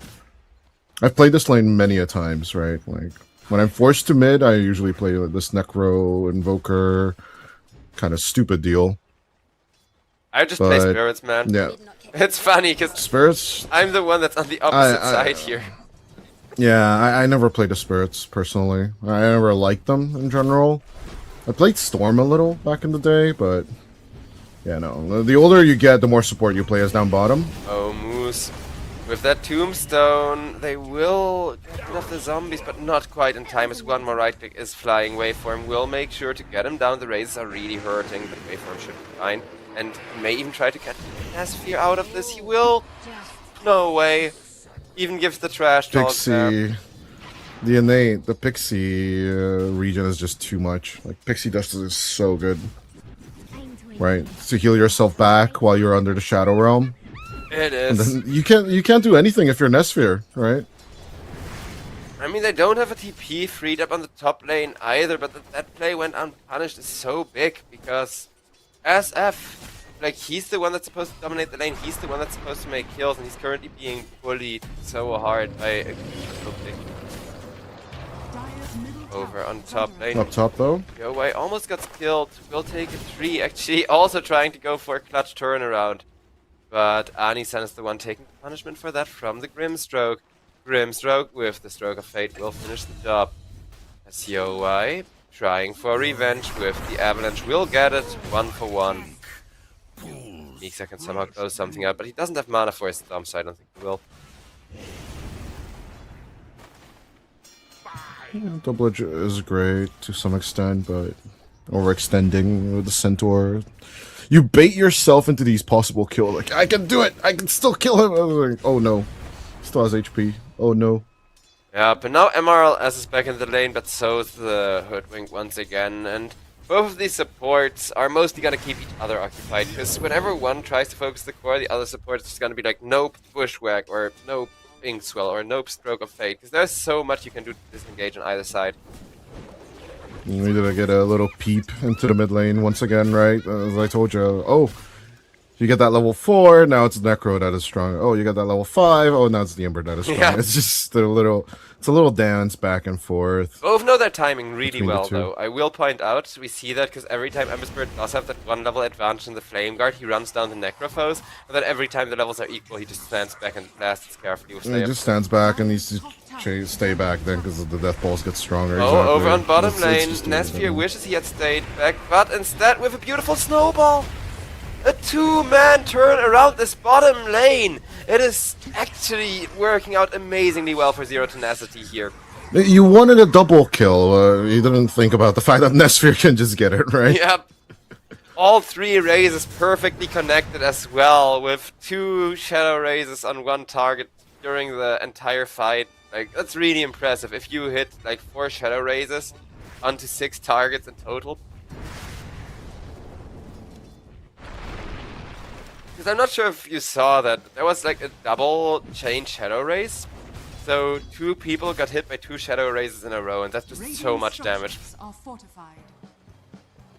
Yeah, no, and overall, like, with the Undying, I don't personally like these big tower dives. Of course, against an SF, you need to do these, especially with Tusk on the enemy side, because, you know, snowball saves, etc., etc. It's like the Shivas But or look at BKB this- question last game, really. Hold on. There's no good choice. Hold on. Hold on. What an early rotation. Let's see it. Oh, Ember Spirit with Flame Guard still doing a lot of work as they're lacking just that little bit of magical damage to finish the job. And Ethereal, he'll just walk. It's now everybody trying to surround Warwick, but Warwick still one final snowball to try and let him get that Sadist regeneration from the Anisan kill. Can he get it though? Nope. Is under attack. Finally, they do get the kill, but it's not Necro taking it, so they can't die for more. Because you saw how hard Warwick tried to secure that kill. He really wanted that full heal and to immediately chase through for more, because he now does have that Reaper Scythe. Yeah, but the rotation itself is just so early. By 5 minutes and 10 seconds or 20 seconds, they were already here on the mid lane. Just so early. And he gets really lucky with the Illusion Rune as well. Radiant are scanning. As Ember has a Hoodwink to protect himself, but Anisan, he's not gonna live this. Necrophos takes a Reaper Scythe stack, gets a full mana this time around from the Sadist. Or, well, not full mana, but 2/3 of his mana pool. That's still really impressive regen this early in the game. And meanwhile, the mandatory dive down bottom worked out pretty well. Ethereal feels a little bit more comfortable now that there's no Reaper Scythe for 90 seconds. And Anku But- level 5, of course, also really crucial timing, because level 3 in the DK deals so much damage to carries.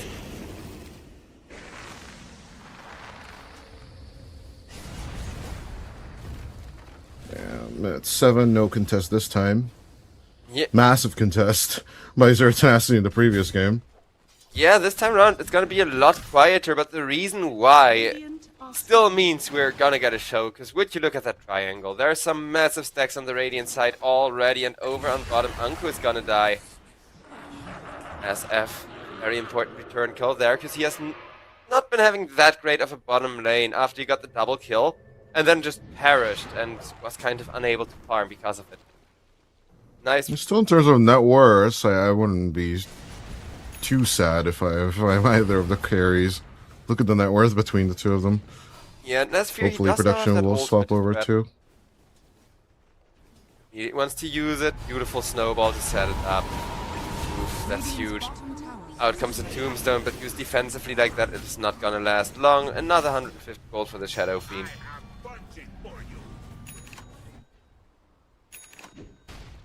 I think at this point the name of the game is gonna become Shut Down This SF. Because why he's a bit slower, he's very hard to kill if you leave him alone on the lane for a little while. Dire's middle But tower Nesfear, is every under time they shut him down, he bounces right back up again with 2 kills somehow. I expected a rotation from Yowai to come out like 3 minutes ago, but apparently not the case.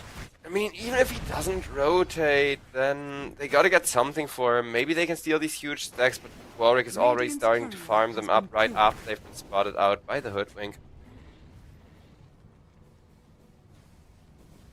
Still, in comes the rotation from Rune Eaters. Him I like. Ember Spirit silenced up, ran after Reaper Scythe committed. Warwick, second stack of Reaper Scythe. Second time that he gets a kill and just gets all of his resources back, heading back into the lane to free farm immediately.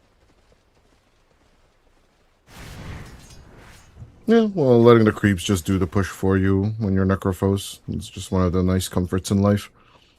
Going immediately for the Radiance build. I am curious if he's gonna get the good old wraps. The consecrated wraps, right?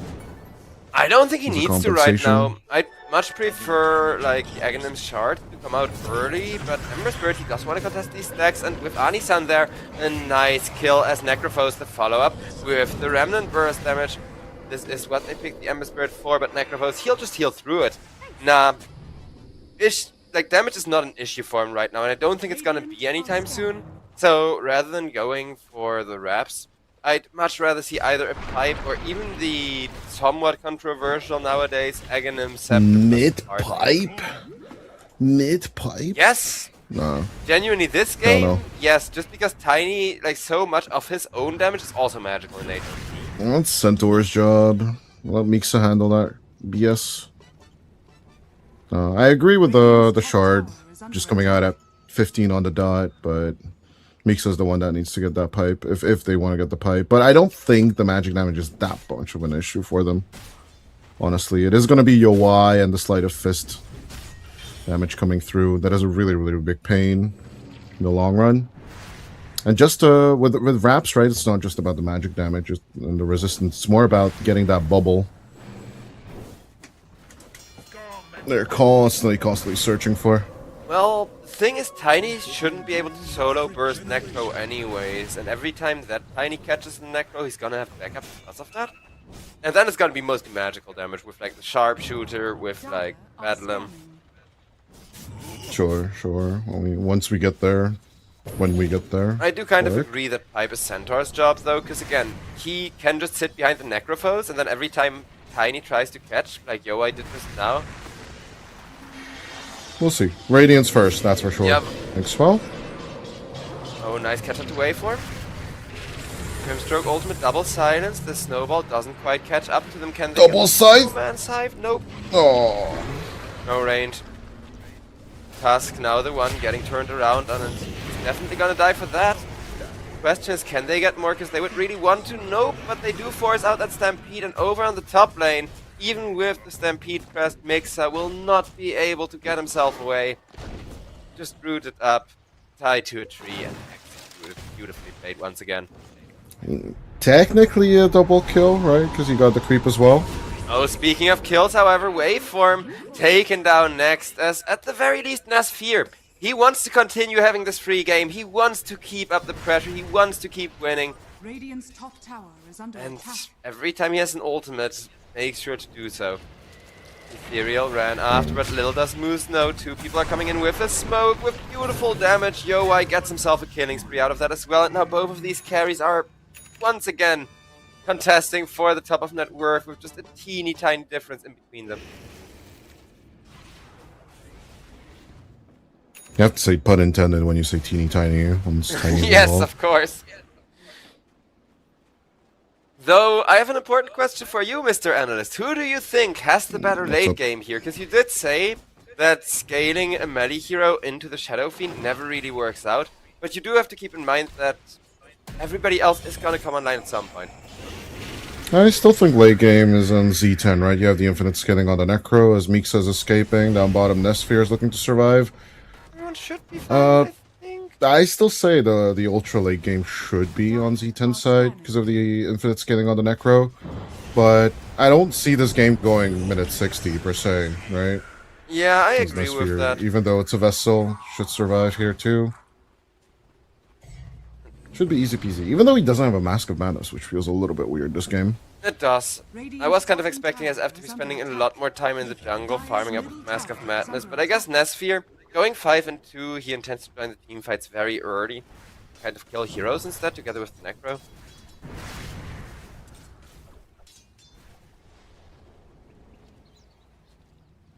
Radiant's Ember bottom Spirit living tower is dangerously. He under doesn't attack. know that there's 3 people smoked right around the corner, but they don't want the Ember Spirit. They're gonna go for a kill that they have with a little bit more certainty, it seems. Dire's top tower is under attack. You know why? Coming around the bend. Good Radiant scan. And it will last long enough. This fight could be the thing Tiny has been looking for. Out comes the Avalanche, but only onto one. With a beautiful Stampede immediately turned around and stepped by the side of Zero Tenacity. The Requiem, however, will keep them fine as Tiny dies. And with the Tiny dead, waveform, a nice little follow-up kill. 2 for nothing. Extremely free fight for Zero Tenacity once again. And I think it's gonna keep going that way until this is somehow stopped. Yeah, that double scythe is just really something RERIs should be aware of. I don't know why they thought that this can be a workaround. And maybe they didn't think of the smoke to some extent, but there was no one defending the bottom lane. They must be somewhere. Tiny is supposed to be very tanky and very hard to kill, but that's why they brought in 4 heroes and, like you said, used that beautiful double scythe, which got Necrophos an incredible Radiance timing. He had like a 14-minute Radiance this game. Goes for the Boots of Travel first, which I also agree with. Where it gets around. We're gonna see Mixa try something with MRLS while Anku gets himself back to base safely. But they fail to find the catch onto Tiny. Dire are scanning. Still, Anisan and Waveform could do something. Yep, looks like they may get punished for this. Does need a catch though. Let's see if they can get it. They see Mixa trying to TP away. Yeah. But yeah, no but blink just maybe. yet. No blink daggers, no catch, and I don't think they can pursue here. Oh, this constantly evolving question on the Tiny. Blink first or the Shadow Blade first? I hate this question. For one thing, the 2 items are counterintuitive, right? Yep. One is just jumping forward, the other one you get for the break later on down the line, especially against the Centaur and the Necro. Radiant's top But- tower is under attack. I'm just not a fan of this question, period. As Lotus Orb will be the choice of item for Warwick. No, that I agree with though. I think that's definitely huge. Makes the game a lot Interesting. easier in terms of the required breathing room that you need to buy for this one position. And yeah, Mixa's fully skipping up the pipe. He's going for the greedy heart build. He just wants to be that tanky front line for the rest of the team. You should get it soon with the Helm of the Dominator, of course. You print a lot of money. There's a reason why that build is actually catching on. Unlike all of the greedy Midas builds that we see attempted from time to time. Radiant are scanning. So many scans flying, but none of them will enable any kind of team fight either. The longer we don't fight, the bigger this Tiny and this is ever gonna get. Yeah, but am I scared of Yowai scaling as long as I have Necrophos and Stampede? I'd say no, actually. I kind of agree. I mean, it depends, because taking out the Grimstroke, taking away that Soulbind, taking away the Inkswell without him being able to press any buttons, it's always going to be a win condition here, even going into the late game. But also, look at this stuff. He's just gonna go in, Requiem, Scythe, Ember Spirit, executed a nice sharpshoot to at least make sure Ani-san can disengage, get himself away. But I don't think they can find the opening to turn. Mixa runs forward, makes sure his Shadow Fiend starts hitting the tower. Dire's structures are fortified. I must reiterate, if I'm Zero Tenacity, I just don't care. For now, cause in comes Yowai with the Shadow Blade. Can he catch SF? He can. Evident on the mark. The follow-up stun is there, but it gets completely dodged by the snowball. Now the tag team comes out. Moose goes down. Anku immediately killed up in exchange. Tiny still wanting more. Slaps the tower for now and won't catch any more heroes. Tower has fallen. But that was once again Zero Tenacity initiating. Zero Tenacity using all of their big resources. And somehow not quite coming out on top enough, I would say. Dire are scared. My favorite part in all of this is Warwick is like, I did my Reaper Scythe kill, I'm out, you know, and he's just like shoving the lane down bottom. Just, you know, trying to control this dead lane for as long as he can. And then as soon as he sees Mixa, he's just like, nope, unsubscribing. I will say this reminds me of that one fight in game number 1, where Undying, having the ceaseless dirge up and instantly respawning the moment that he gets initiated on, can make a ton of difference. And I know he's not the star of the fight the second time he comes back because of that long teleport and that long walk, but just healing up people that would otherwise tick out or that Necrophos could otherwise kill still provides really valuable impact. And I think the instant respawn always makes Undying Core really valuable, even if you have to walk for 10 seconds and then just be the healer, right? Yeah, here's the magic pause the audience enjoys so much, so I'm gonna be enjoying it too. But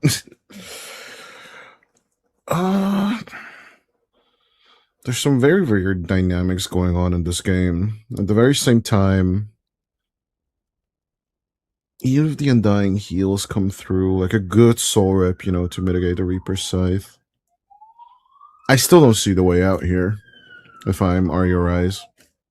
Like, there's always a way out, but it's that 1 in a million catch, and that's kind of why I like the idea of going for a really early pipe on the mid laner.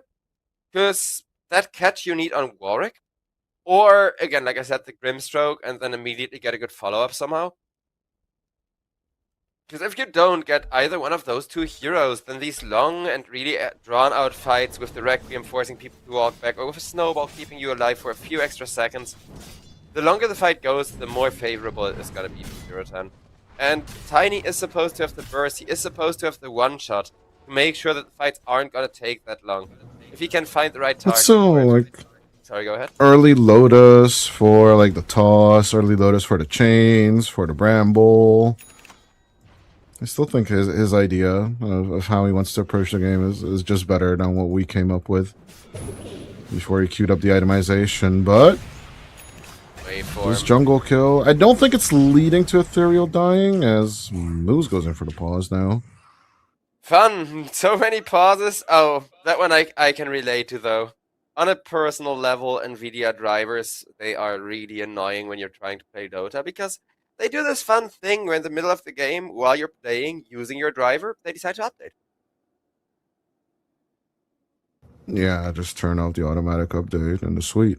Yeah, I do, and then every time there's a big, like a main version change, it's still the main turns on. upgrade, yeah, and then turns it back on, but I turn it back off. Same every time. Also, in the control panel, you can just set it to never update and just always update manually.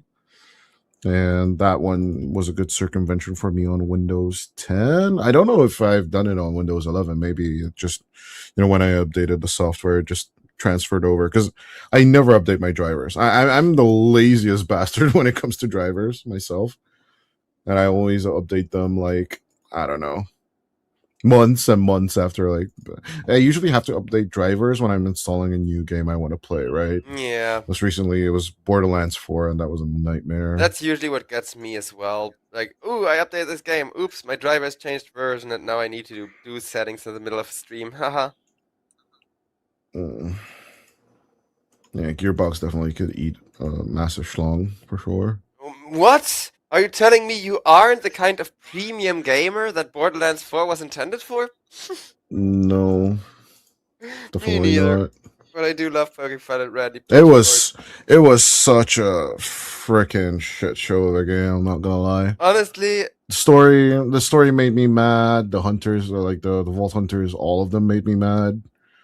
Still, I like I found the meta hero. I met meta vault hunter, and then just basically found the perfect build that I wanted to play, and then I just forced the game to finally give me the legendary weapon, the Jacob sniper rifle that I'll never let go of.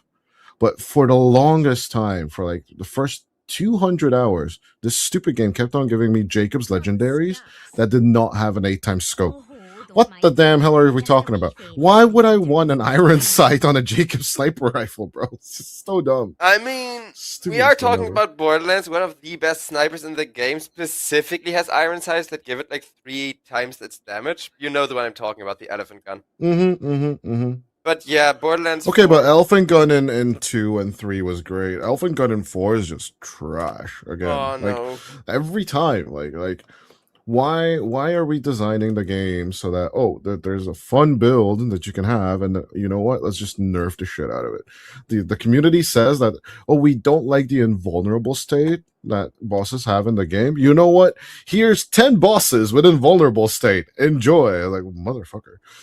Yeah, nah, I'm glad I didn't get 4, but Borderlands 4 and Starfield, or what it's called, make me believe we should chain up Todd Howard and Randy Pitchford and might make them fight for entertainment.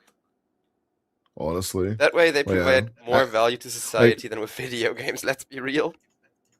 yeah, no matter how much we complain about Dota, like, this game is just so well designed comparatively to everything else. The thing with Valve, and Like, that I really like about Valve, is because their employees get a lot more freedom, there's always gonna be that one guy that works at Valve specifically because he cares about that one game everybody else has forgotten about. Because believe it or not, Team Fortress 1 and Ricochet are still getting updates. okay, supposedly we're back in. Radiant's top tower As is predicted, under Ethereal is attack. absolutely out. Courier snipes under the secret shop, maybe. Radiant's top Moose, what are you doing? Not a courier Moose! being sniped with the sharpshooter. No. They're going walrus hunting instead. Now this is what they need. Pickups involving Yo-Wai. Radiant's top Moose tower just is fed under after the attack. pause. Conspiracy theory confirmed. Tactical pause, the magical 3-2 Radiant's pause. courier We has are the been Mafia killed. after all. Muhahaha. See, they paused it, and then now they're feeding already. Oh my god, they don't know how to play Dota now. No, Now that was clearly obviously, intentional. Clearly they discussed it during the pause. Like, yeah, I'm gonna go and make clearly, it look like like, I'm the gonna snipe tower your was gonna couriers. fall anyway. Exactly. Like, what the hell? Tiny though, I do prefer upgrading to the Silver Edge if you're already gonna delay that Blink Dagger, and I think he will. Yeah, he's sending this courier to the secret shop right now to finish that. So he will have to break for the Centaur, he will have to break for the Necrophos. Keep in mind, Sadist will get broken. If you're broken and you kill somebody, you do not get regen, which can actually kill you if you don't notice at the time on the Necrophos. Yeah, break is undispellable, if I'm not mistaken there, so there are a few seconds where you're in trouble if you work. But my main target would still be the Centaur, as we discussed previously. Yep, with that greedy heart, he's now going for a Lotus as well. Make sure that those dispels are there.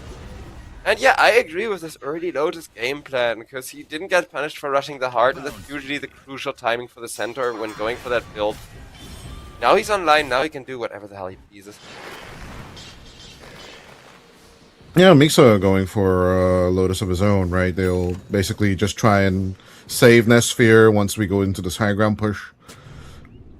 And then just have one Dispel for basically the... Because you can't Dispel stuns, right? But you can still Dispel roots. So it's the one for the Bramble, one for the Chains. And then Nesphere will have the opportunity to just run away as... Maybe the person that needs to run away right now is Moose. Uh-oh, Not but again! he did not, and He's feeding in the same place! yeah, definitely tactical pause. This confirms that all 2 times he dies to a beautiful sharpshooter setup. Illuminati controlling tournament. Hiya. Yes, you wanna know how I can confirm it? He stood still there, right? The moment that he got Searing Chained, he just stood still and stopped dodging the sharpshooter. Clearly 3-2-2.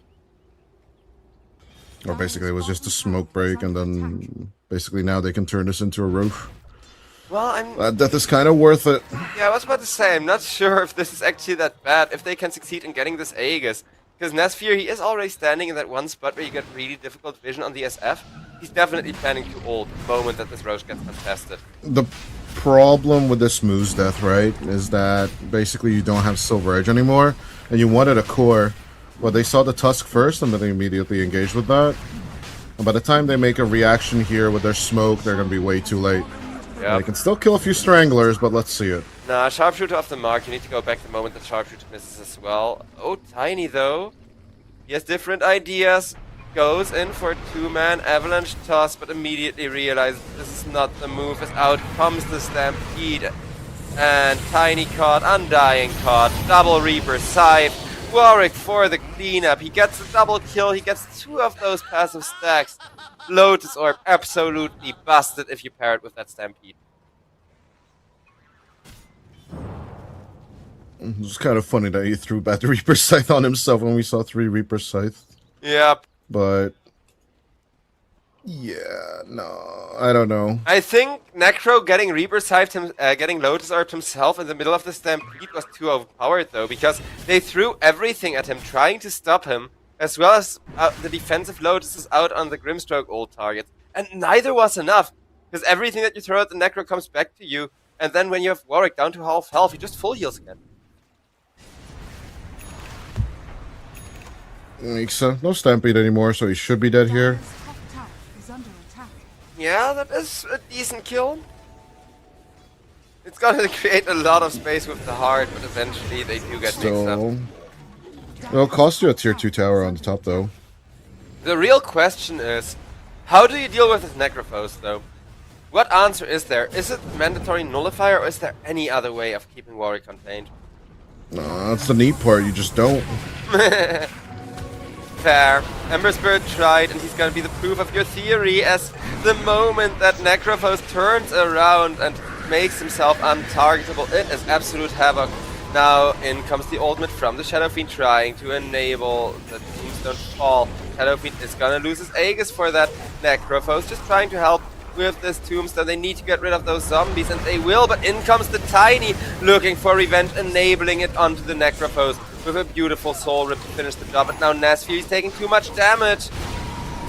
Holy crap, there it is. I've been waiting, but Yoa, he finally finds the position. With the BKB, with the Silver Edge, he takes 2 people down with the combo, and from there it's basically a free cleanup. I have the Blink now as well. But this series might just boil down to the Battle of the Undyings. What can you do? Well, let me just add to that, there was no Stampede. With a Stampede, that fight could have gone a lot differently. But anything can happen now, because of in the next fight they also don't find that good Stampede to, you know, get that huge chunk of value like they did the previous time. Then it could definitely be a swing around. The mid game is where Tiny firmly dominates the power curve, and where he can just go wherever he wants, do whatever he wants without anybody having the resources to kill him. And you know what, he's rapidly approaching the timing. No, you're definitely at that power spiking seas on top of net worth. Also, on the other hand, like there's a minimum of 32 decay stacks on the Undying in that previous fight. Let's see how many he can get this time. A lot, because Moose already in a really bad position, and Anku makes sure that that's gonna be one really swift target. No more snowball, no more save. There's the Stampede. This time around has to be used defensively though, and Anku kind of faces the reality that his life is forfeit the moment that he presses that ultimate. And at least they saved the Necro and the SF. But once again, Necro and SF are just walking away, saying nope, nope, nothing we can do in this fight, and have to farm elsewhere. While the Tiny just keeps running at people, keeps doing what he wants. Giving up a tier 2 for this, right? A little bit of an equalization on the side of Ario Rise. That would be huge, because they need that farming space. They do need to keep Tiny on top of this SF, and being able to invade all of this huge jungle that just opens up is going to keep Tiny relevant in terms of net worth for a little bit longer.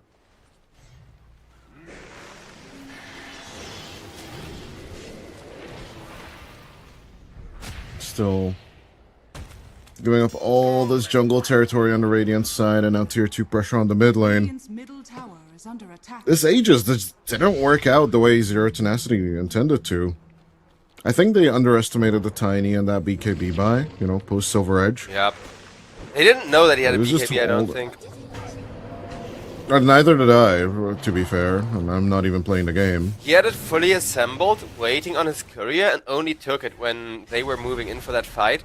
So there was no way of revealing the tiny BKB by accidentally having him walk under a ward or whatever. Right.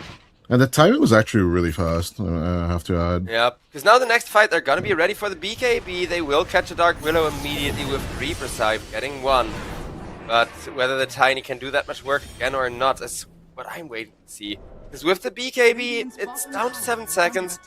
But also, Yowai is incredibly tanky, so that even if it's a 7-second BKB, he will not die to the Necrophos easily, he will not die to the SF easily.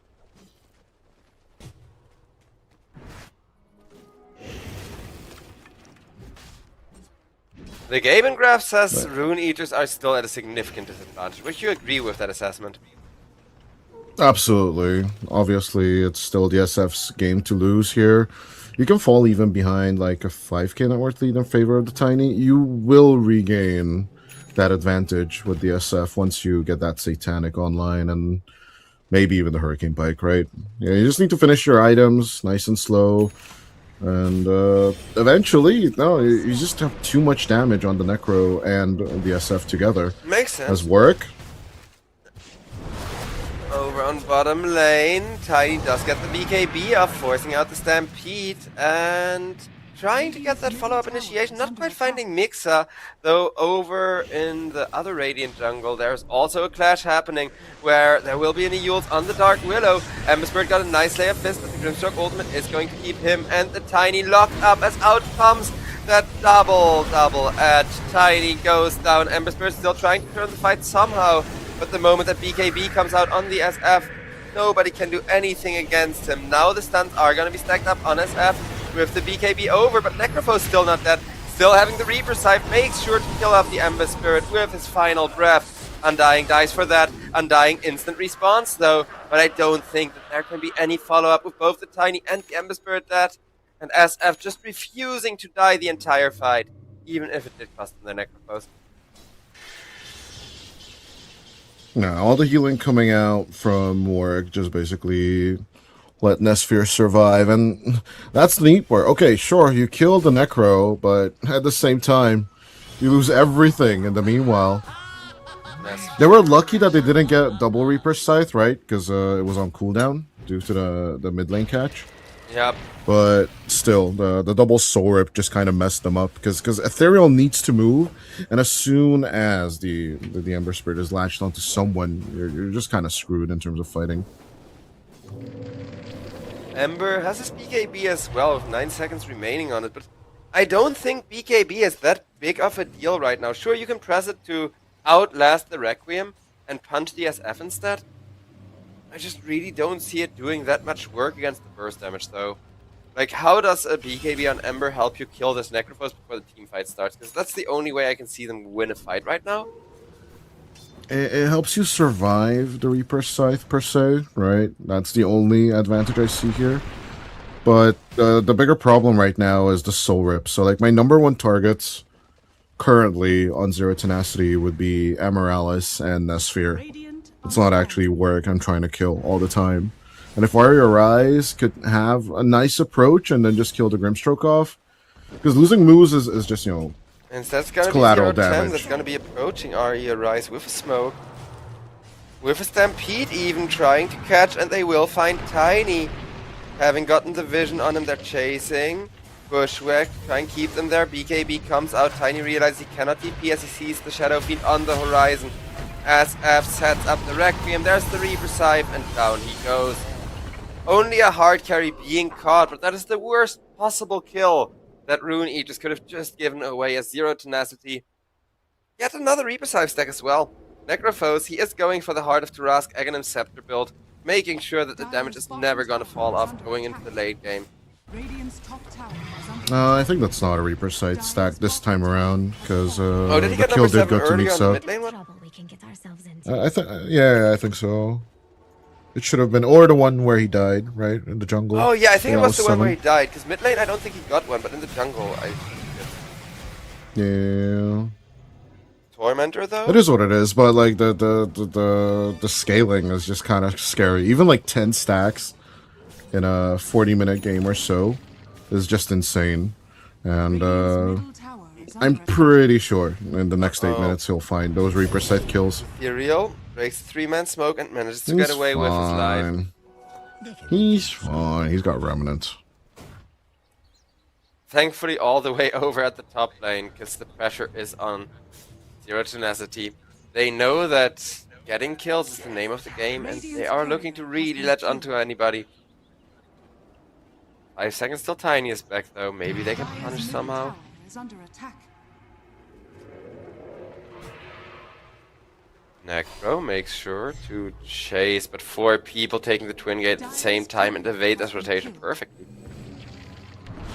So we cannot emphasize it enough. A 3k foothold is not enough anymore. No. At 30 minutes in, it needs to be more around the 6 to 10k mark.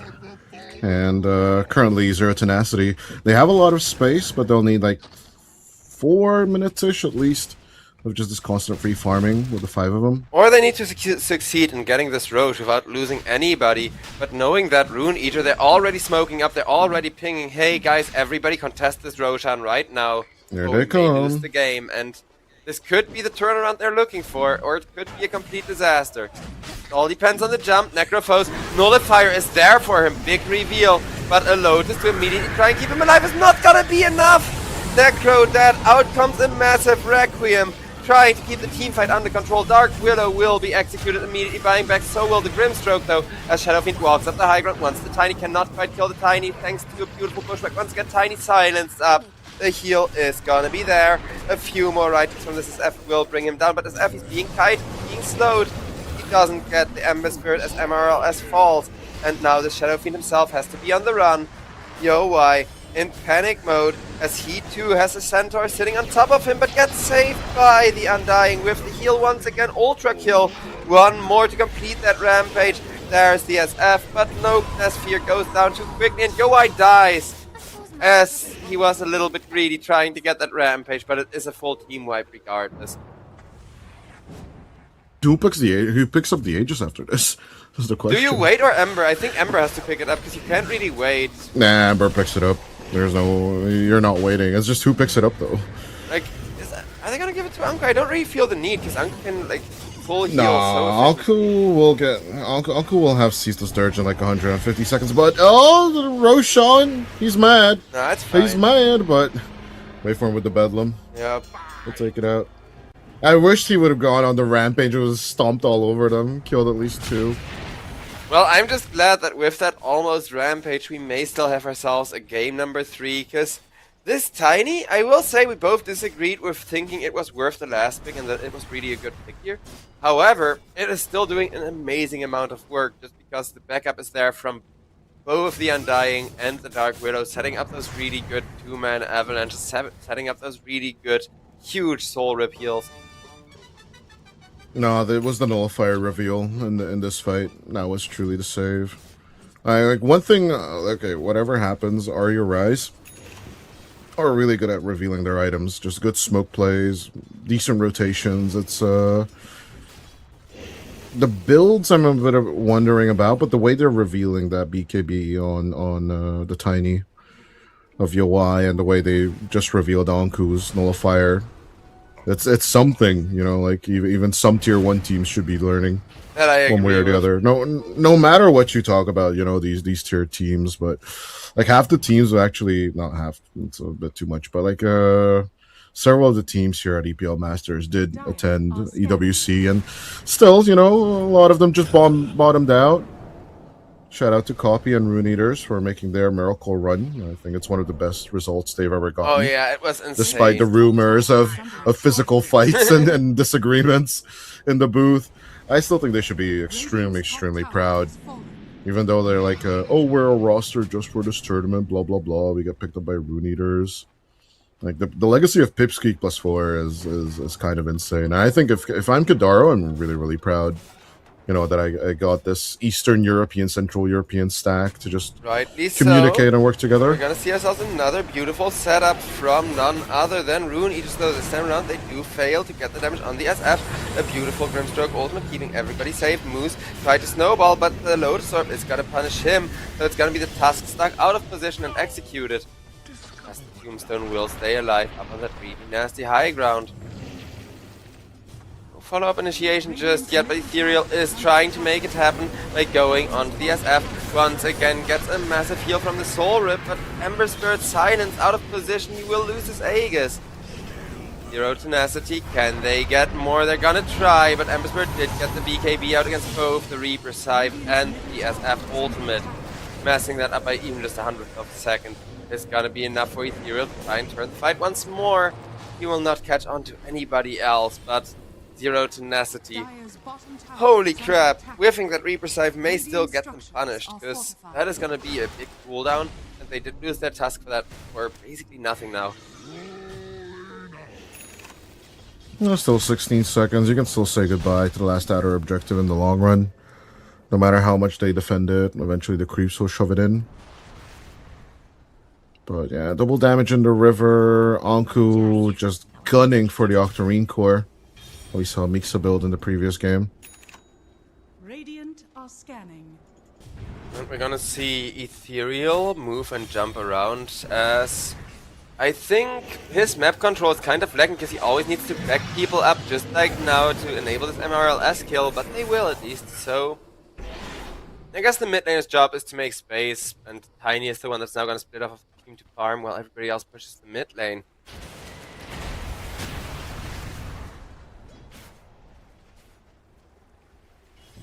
Zero-10 choose to sacrifice this tier 2 tower over on mid lane for this.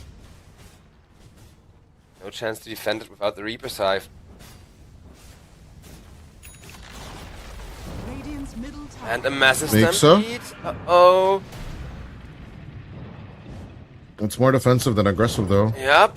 He has to get out of there. At least he will. So that stampede was still worth using. Because if they would have lost him after pressing the stampede, I think immediately Elena Flex would have fallen to the Tiny. Just going in saying, hey guys, we know that you don't have the stampede anymore and now don't have a tank.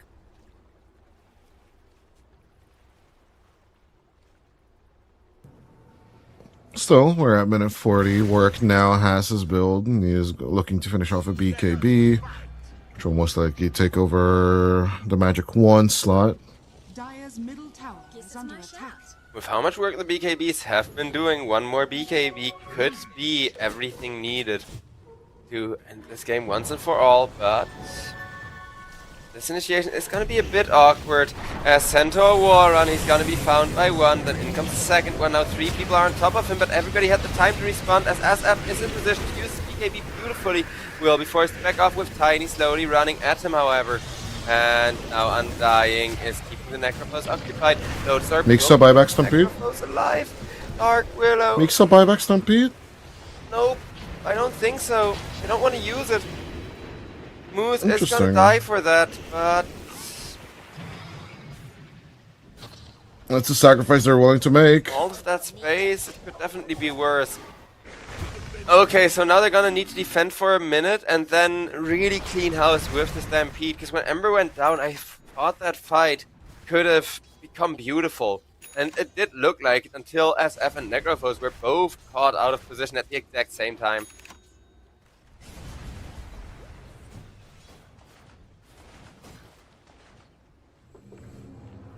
Okay, but the Tiny can only scale so much. Now that the Swift Link is done, Echo Saber plus turned into the grappling hook, the harpoon. Oh, good catch though! Oh, with a catch like that, he doesn't need to scale. SF, he's taking almost all of his health as damage. Gonna die before Necrophos can even come in.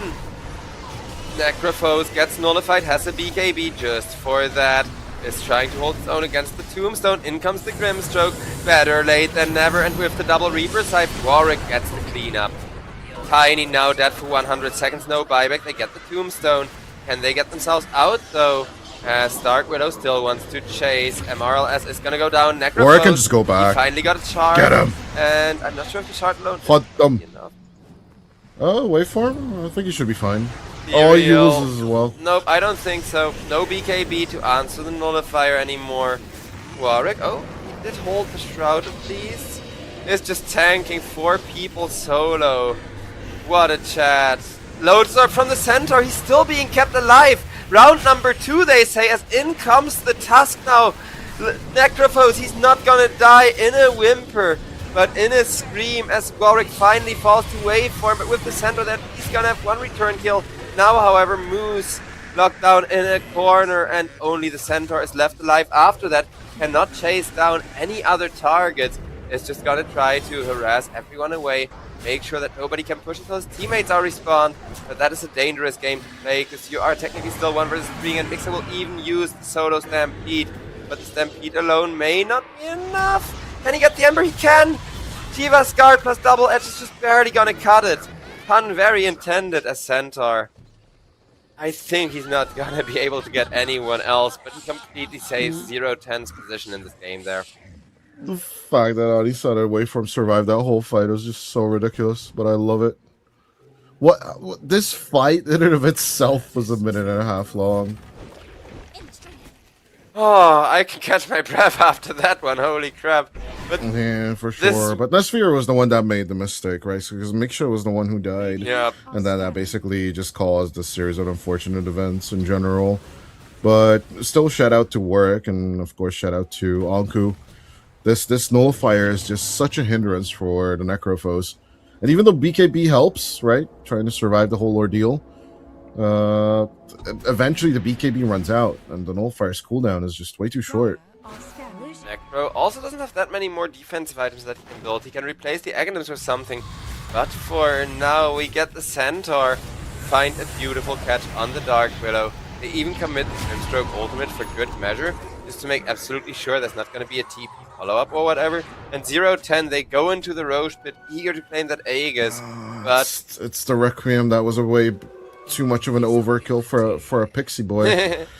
I don't know, man. This is just too much. If they don't get a core kill after this, on top of it, right? And especially Yowai. Anku would be great, but Yowai is truly what you need. And you see the Tiny, but as soon as the break happens, right? Onisun is out, and of course Yowai should be as well. no, Or he's not. That's the one kill they are this gonna end bottom up lane getting. is so cursed. This bottom lane is just so cursed for both of these teams. Oh, what's the term 644? Because that was not supposed to happen. We both saw that And Tiny that's was a supposed to 988. get out. And That's a 966, 988, no matter, depending on the kind of math you want to use on it, but I mean, at this point, it has Ethereal? to be like 644 times 2, 1,288. what, 12888? Yeah. Is under attack. As Yeah, the turnarounds are kind of crazy, but eventually the scaling does happen. yeah, you did call it. It's just a matter of scaling. It's just not as big. It's just not as big as I would want it to be. Like, we're 46 minutes in and pushing a high ground, 30 to 35, still missing towers. I guess if you pick those up, sure, you'll be at 5k net worth lead, but at the very same time, this should be like a 12 to 14 net worth lead for sure for Z10. I mean, if they keep destroying these Rexes, it is gonna become a lot more money in their pockets. Oh yeah, this backdoor protection is just non-existent for the enemy, right? So Ooh, I do love this That's a given Undying for them. immediately coming in saying, nope, Undying takes 3 decays for me. Dire's middle tower is under attack. But yeah, this is where, like, you know, the nullifier over the Aghanim Scepter kind of feels lackluster. But at the very same time, this is the reason they got to kill Warwick 3 times in a row. So what's more important, killing off a key target or having the ability to basically move into fights and just keep on spamming that decay? Well, honestly, the thing that I feel like Undying really needs to do just that little bit more is save people with the tombstone. Because a lot of the time, when Anku gets caught, it's after he's already been protecting somebody else. It's after his Soul Rip and Lotus Orb are on cooldown. Because whoever died before him, he tried to keep safe. And I really hope this next team fight we're gonna see a little bit more value from that. as Nasphere is gonna be the one to get caught. Necrophos immediately jumps forward, protecting his Shadow Fiend though. And while Undying gets some massive value, out comes the Aghanim's reveal from the Centaur, putting SF into that card, making sure to deal with the Tombstone and the Undying in one fell swoop, as now Ember Spirit just barely escapes the silence with the Remnant. As F teleports himself into the outpost, wants to hunt Ethereal though. If they can catch this Ember, it would be disastrous. Ember manages to Remnant away, will keep himself alive. This is not the target you're looking for. Dark Willow. Genuinely, high ground is where you need to go. They're gonna get somebody at least, or are there, as there's gonna be yet another huge turnaround. Two-man Bushwick, but it's just not gonna cut it without the Ember having to dive really deep. He will finish off the task, but in exchange for his Dark Willow, that is gonna be a forced buyback for 0-10 regardless. 0-10, as long as they can keep their SF alive and well. I don't think they're too worried, as Nasphere still has the Manta Star to deal with those debuffs. And Necrophos can comfortably frontline for him. Tier 3. Not much of an obstacle, but Ember Spirit sitting behind it is when Tiny can jump here at any moment. SF is gonna try again. This time around starts hitting the Ember instead of the tower immediately. And then when Ember goes away, still will secure the tier 3, or maybe not. But with the Reaper's Hive, Ember Spirit now in a dangerous spot. He does manage to survive the Reaper's at least this time around. No kills yet, as Centaur with the workhouse makes a very nice line that nobody can cross. And SF is going to be caught once again. They want him so badly. But healing with that Aegis is just impossible as the Rexes slowly get churned through. In comes the Ember Spirit this time around. He finally gets the setup. Nasphere, live stealing as much as he can, is finally going to pop.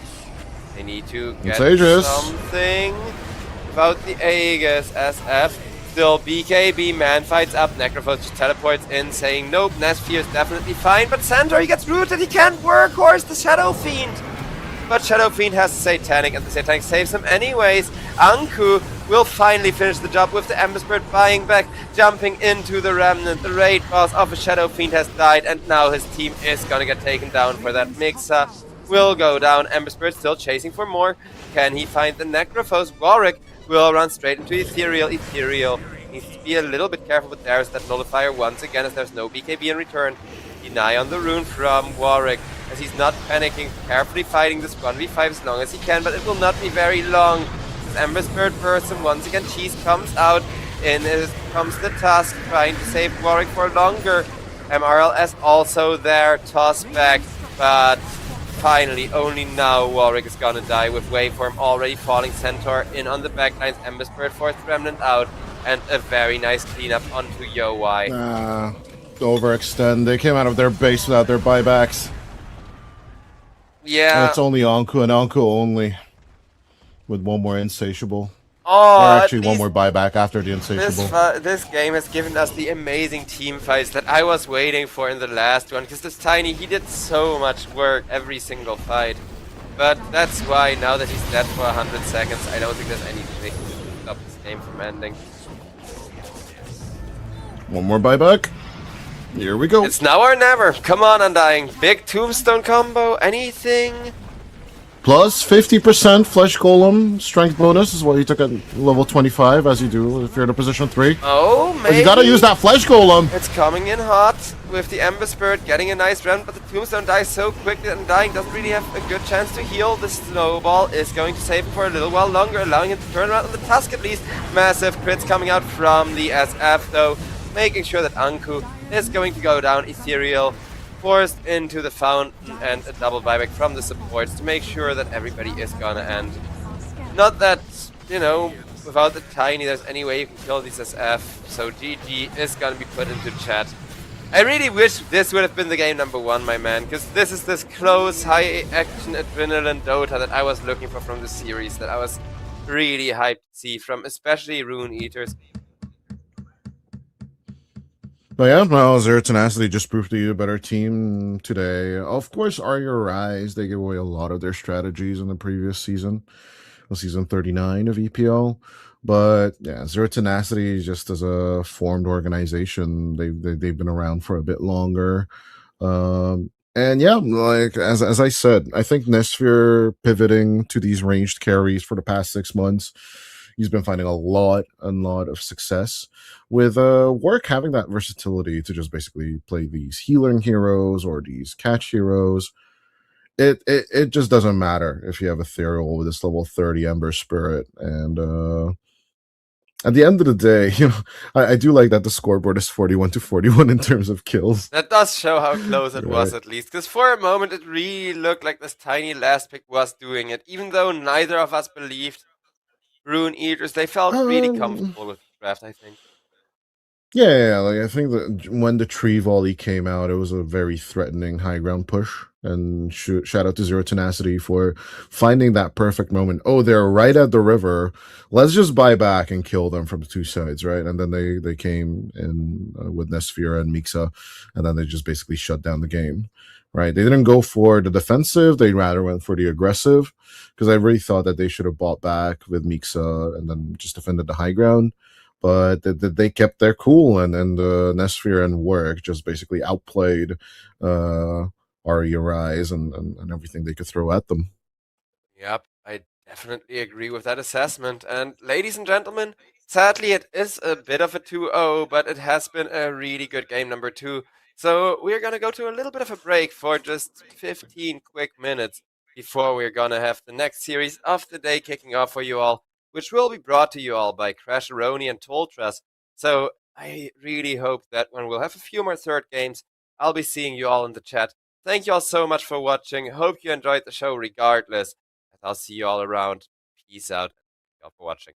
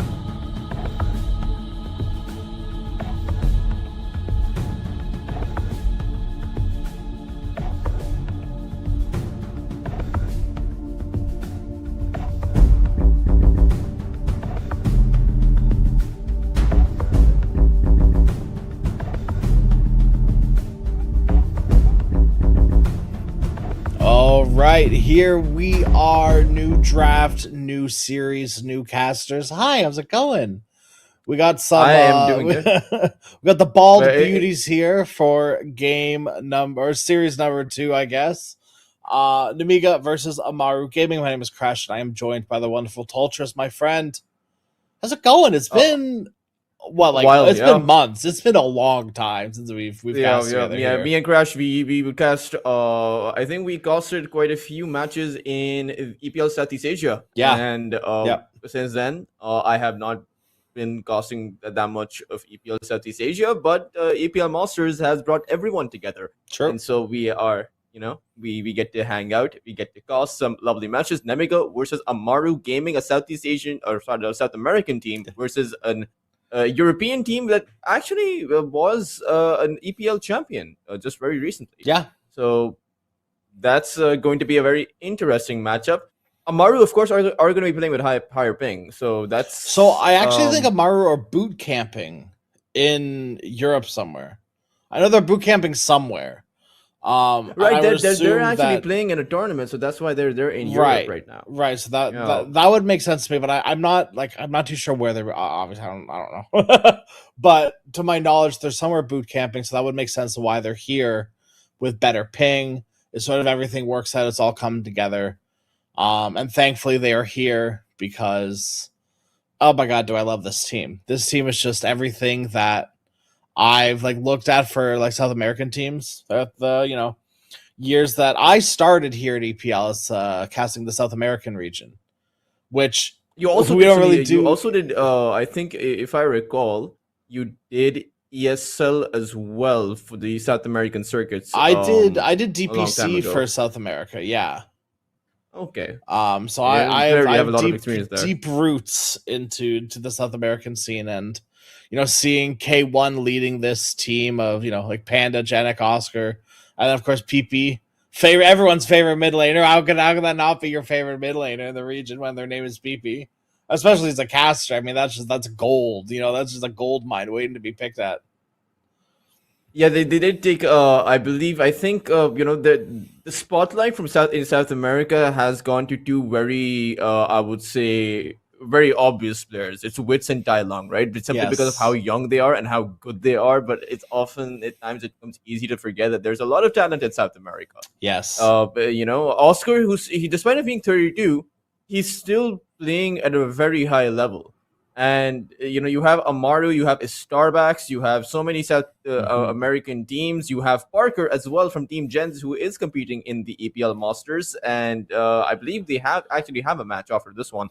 But there's clearly quite a lot of talent. But who do you like in this draft right now? Because I'm taking a look at this draft, and it's a pretty even draft outside of the fact that AMARU have gone for the Earthshaker, which is the Shaker's always a little weird one to me. I'm gonna be honest, I'm not the biggest fan of Wyvern necessarily here either. I think there's definitely games where this is a Wyvern game. It doesn't scream to me like a Wyvern game. It's fine, right? You're always gonna have Tiny to sort of blow anyone up on the map. Winter's Curse probably also stops Fiend's Grip with an axe, so that's maybe an interesting one. But yeah, it's also the fact that whenever I see a Winter Wyvern against a Mirana, I worry about the fact that maybe your ally is going to become your worst enemy. And it's a toss target as well. You can just it's a free toss back. It's free ember damage. It's free Bane walk. You can walk someone back with their cold embrace. It's just not the cleanest Wyvern game. So that's I think a big one for me to look out for. Obviously, AMARU have Coddle, which is going to be very strong for them. It's always been a very strong hero. Look at what 9 class has been able to do with the hero recently. It's looked phenomenal every time I've seen it. My worry, right, is of course going back to the Earthshaker, the tried and true Earthshaker. I don't know. It definitely beats Ember Spirit mid. It does, but that's also assuming that this is going to be an Earthshaker on the mid lane, right? You could also have that Keeper of the Light on the mid lane, have a position 4 Earthshaker with a Centaur. That maybe sounds even worse, though. That sounds infinitely worse in my mind. But it's I think I don't mind the concept of the chakra magic for the Earthshaker core Yeah. if it's a core. Multiple Yeah. fissures, multiple. I Crit actually even Shaker? forgot what the Go second Crit ability is Shaker? called. The Enchant Yeah, go Totem? Crit Shaker, exactly. Yeah, Enchant yeah. Totem, exactly. It's been a while since we've seen an Earthshaker. But that technically you can burst the Bane down, you can burst the Mirana Yeah. down if through that take one hero out immediately. But it's not a great Echo Slam game. I Yeah. would say Ember Spirit has the Flame Guard. He's unlikely to die even if you land that Echo Slam. But Enchant Totem.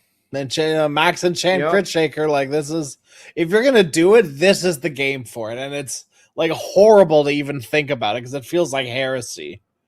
But if you're gonna do it, this isn't the worst opportunity. Now Oh, you've got wow. Acid Spray to play with as well. I mean, man, I'm talking myself into it. Al can buy you Ags. I mean, it's perfect. Exactly, It's yeah. actually perfect. I can buy you. I can buy the entire team Axe. It's actually a pretty good Axe game. It's a fantastic Axe game for everyone. Yeah, but the my worry is that the Alchemist doesn't actually do anything to the Tiny. Right, even when you do have the or rather when you're done being charitable for your team and it's time for you to think about yourself on the Alchemist, you try to build up those items, that Radiance and that BKB Blink Decker that you have at like 30 minutes or something. It's still nothing against the Tiny. Like, he doesn't really care about that armor. He has like 3,000 HP. So that's going to be my worry. And then the second worry is Hitoke now, who picks up that Night Stalker, that Crippling Fear. Just blink on top of the Wyvern or the Keeper of the Light and just lights out. Game's over. Yep. Yeah. You can no longer like reliably go in on Earthshaker as well at this point. Like, someone's always gonna have vision of you, which means Tiny or Night Stalker, even Bane. If you get vision on Shaker and pre-casts like Nightmare or Fiend's Grip on him, he's gonna have a bad time. And it's not a hard thing to communicate to do between two players. Like, that's such a basic level of communication that I feel like, I don't know. I think Amaru's draft is a lot harder to play. Their game is a lot less simple. Where I genuinely think that if NEMIGA just press their buttons, they should be able to just win the game. Like, no thought, no like basic monkey brain Dota sort of thing. Like, press your ultimate on the right hero, and I think you just win the game. Yeah, I think when I take a look at NEMIGA's draft, I agree with you. That it kind of feels like if any one of these three cores were to just play a standard game as far as their hero is concerned, like Hitoke, all he has to do is play how a Night Stalker plays. The Tiny, all he has to do is do what a Tiny does, and the Ember Spirit can just play the mid lane, and do what a mid laner does. There's no special consideration that is required on NEMIGA, no special communication that is required, no thought process that, hey, we have to gank someone. You just have to naturally play your own game, and that should suffice for NEMIGA. The only exception being Kovestein and Ariel, who, Mirana Bane combo back from 10 years ago. We're seeing it back in EPL Masters. Multiple teams are trying this out, Syntax being one of them as well. So I do think that NEMIGA had the stronger draft. It would. I don't actually know who the stronger team would be between these two, right? Because NEMIGA clearly on the up and up. The season of EPL that they won was one in which most other teams were not there. They were competing in EWC. You didn't have Level Up. You didn't have Zero Tenacity, the likes of those other Liga teams, for example. Yeah, so this is going to be a test for them because they've come this far, and unfortunately for a lot of these teams, it's not just one stage. Like, I was discussing this with, I think, Dodai or Waxen, where in most of those tier ones, like the Fishers of the world, right? They've had the play in directly into the playoffs, but we have a play in into a group stage into a playoff. And at each stage, there are multiple new teams that enter. Each team stronger than the I team that really came before love them. this. I love the tiered entry because it feels like a very quick way of running like qualifiers, almost, right? Like, okay, you've done the open quals, which is like the play-in, right? And then you've done the closed quals, which is the group stage. Okay, now you're in the main stage and in the playoffs, right? You're facing like these big teams are going to really give you a run for your money, and you need to be able to be there fully as a team to be able to combat them. For me, I mean, it's It's that. Plus, it's also like it creates a tournament which goes all the way from tier 3 to tier 1. Play in tier 3, then you have tier 2, a tier 2 level competition, then you have a tier 1 competition, at the cream of the top. Nice slight dodge. Is it going to be enough to keep him alive? Centaur gets in front of him, park that big booty in front. Janik will be able to secure first blood. Did try to take it on the Shaker, but I think it was the blood grenade tick that finished off Young G, but a kill is a kill, and Coddle getting first blood isn't the worst. Yeah, the Ember Spirit actually going down kind of hurts him, but at the level 1 mark, at least he's not going to lose out on too much experience. Right. It is the Keeper of the Light who did get the experience at or rather, the most of the gold, but That obviously feels a dies little towards that illegal. top side. Yeah, that is kind of bad. That is kind of bad, especially since I would imagine that you don't want to give away too much on this off lane before that 5-minute mark. So when it is nighttime, you have something to play with. But Yeah. if you're going to bleed out too much, then you're not going to be able to survive when that Night Stalker hits this power spike. Yeah, that's going to be like your big threat for a long period of time. Ember shouldn't do insanely good mid. If you're going to enchant max enchant, you should be able to kick the Ember Spirit out. Even if you don't, like it's pretty good for the Shaker. So Ember might need a little bit of time. Tiny's your carry. He's at least wants 1 item, like maybe 2 for the Tiny. You really need this Night Stalker to do okay. Really, really bad. And if you can't sort of find that, like potential, like you send the Bane up there, like something. If things really start going awry, use your Bane Mirana combo to wreak havoc in these side lanes. You can kill the Shaker. You can like these heroes. You can just go off and kill. You should look for it. I definitely think that the potential, or just having the Bane Mirana, you should be looking for that because Hotoki isn't. I don't think Hotoki is going to die, especially once it is 5 minutes. Yeah. So maybe at that 5-minute mark, it's nighttime. Hotoki, you have a different strategy with your Night Stalker, right? Maybe you spend that 5 minutes farming up, or at least a few minutes in nighttime farming up, while your Bane and Mirana rotate towards that mid lane and take him down. Because a Shaker that a core Shaker that doesn't get off to a good start, that doesn't have that farm, like his Blink Dagger coming up at a reasonable timing, and then having that critical strike coming in, it's kind of useless. At that point, he's just a support Earthshaker. Right. He doesn't have all of that. I've been trying to keep my eyes down bottom. There's been no stacks either for the Shaker. Like, if he gets Nowadays, behind, Crash, it's gonna be rough. even support heroes have their Blink Daggers come up True. before that 20-minute mark. It feels like heresy to me, looking at supports nowadays and seeing all the first item Blink Daggers. Like, even on like pause 5s. It feels wrong as like an old school support player. It just there's something in my brain doesn't register. It kind of goes back to just me feeling old. Saying, hey, back in my day, things used to be so much harder. Even though nowadays I don't understand that saying because clearly things are a lot harder for our generation. Like the world isn't easier. It's actually a lot harder now. I remember this time when I was in the hospital and one of my consultants, he was like, you kids are spoiled. You're getting breakfast, lunch, and dinner. We wouldn't get that, and we would have to sleep on the floor. And I'm like, bro, I'm sorry you had to go through that. So yeah, that's no reason why we should suffer. I deserve a bed for my 30-hour shifts, please. Right.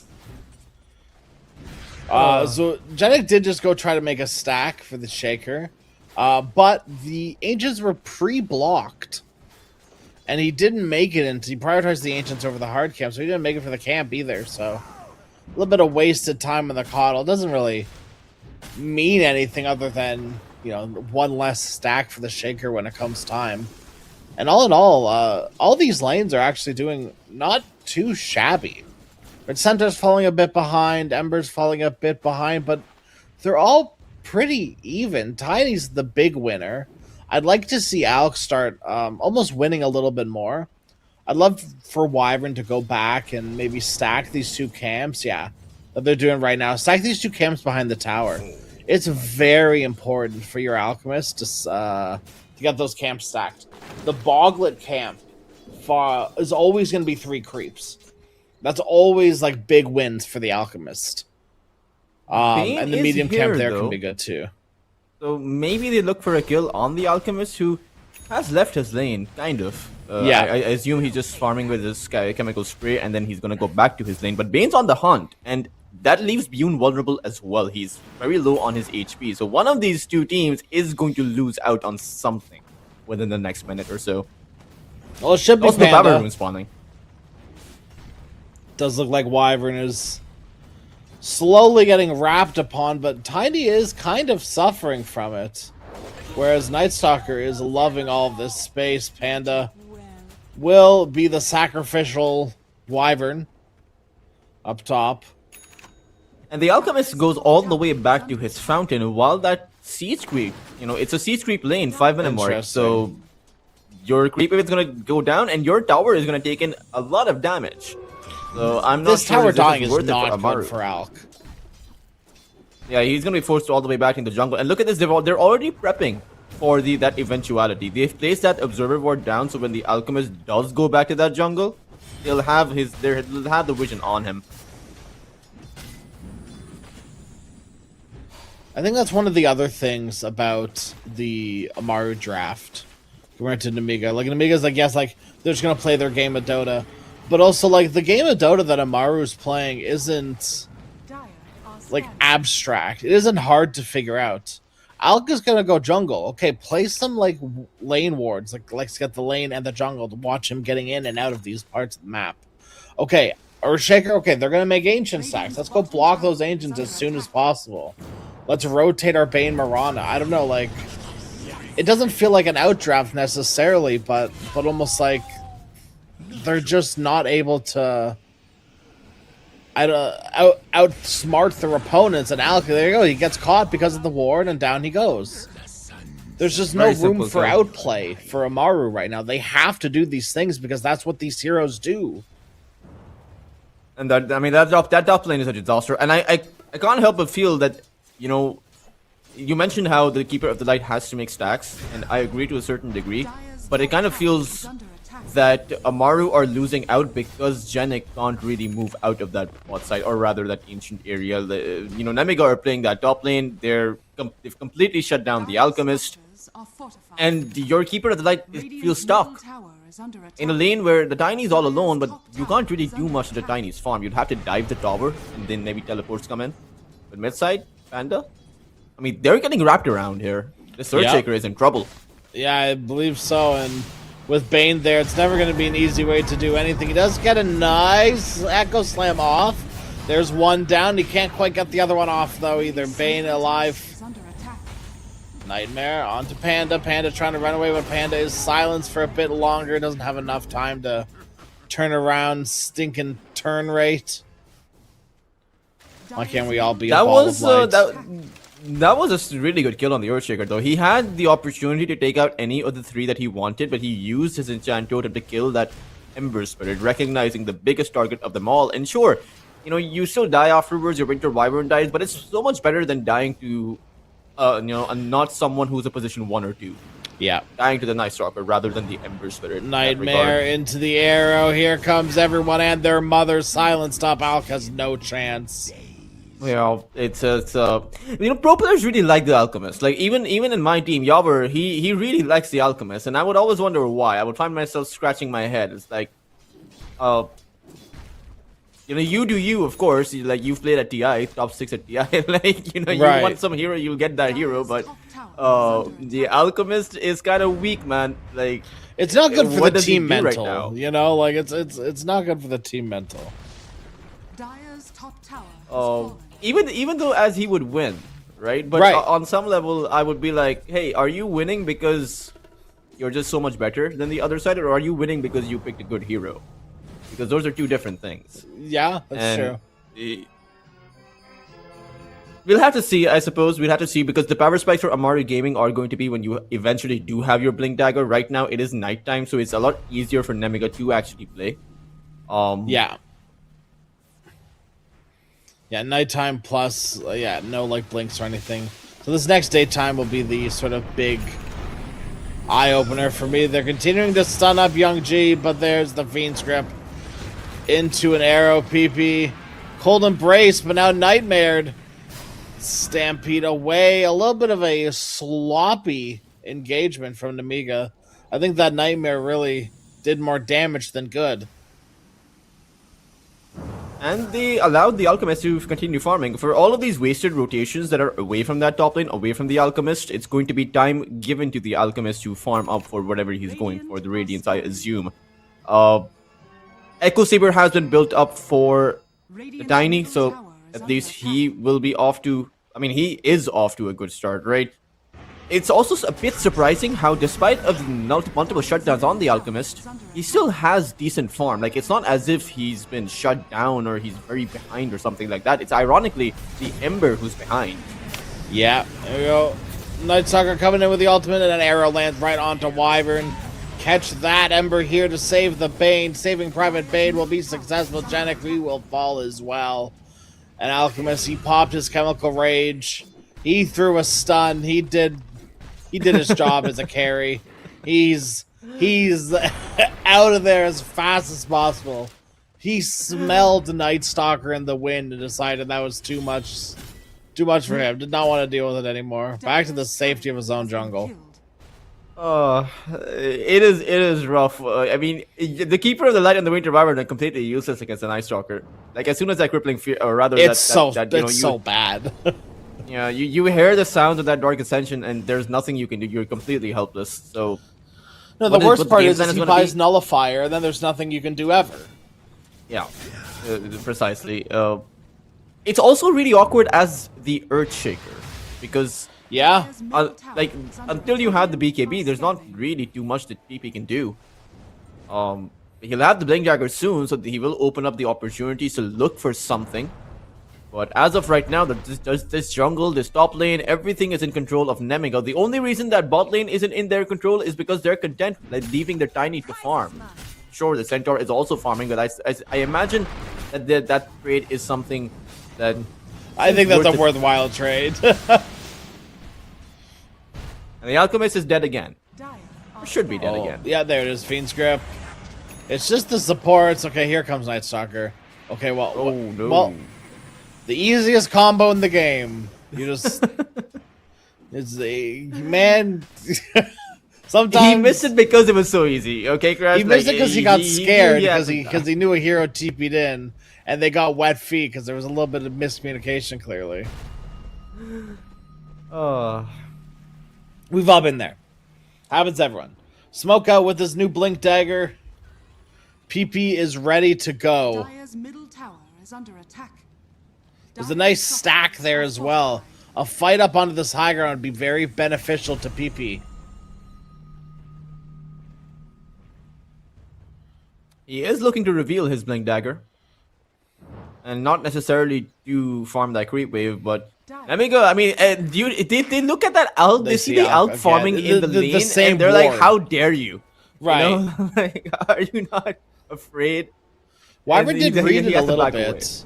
Wyvern TP'd up top, but that sort of breaks the engagement here. The smoke is done and dusted for pretty much everyone. The only thing that ends up dying is the tower in mid.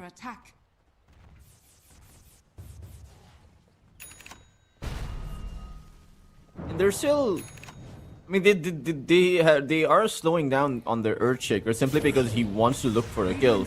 Maybe he'll find one. Arrow coming in. Oh, won't quite hit. But now PP, I think him and the rest of his team, he's got to run. There's the Stampede for Ganek, and he should be okay. Nice little heal as well as the slow from the Coddle. Means Night Stalker can't really do too much other than give vision, and he's doing that so well. Still, it's now the Earthshaker. Blink in, they want the Wyvern. Oh my god, they've worked so hard for this kill. Will he be able to get it? Yes, just in the nick of time. And now, Coddle, you must avenge your teammates, PP. Haste it in. Big slams.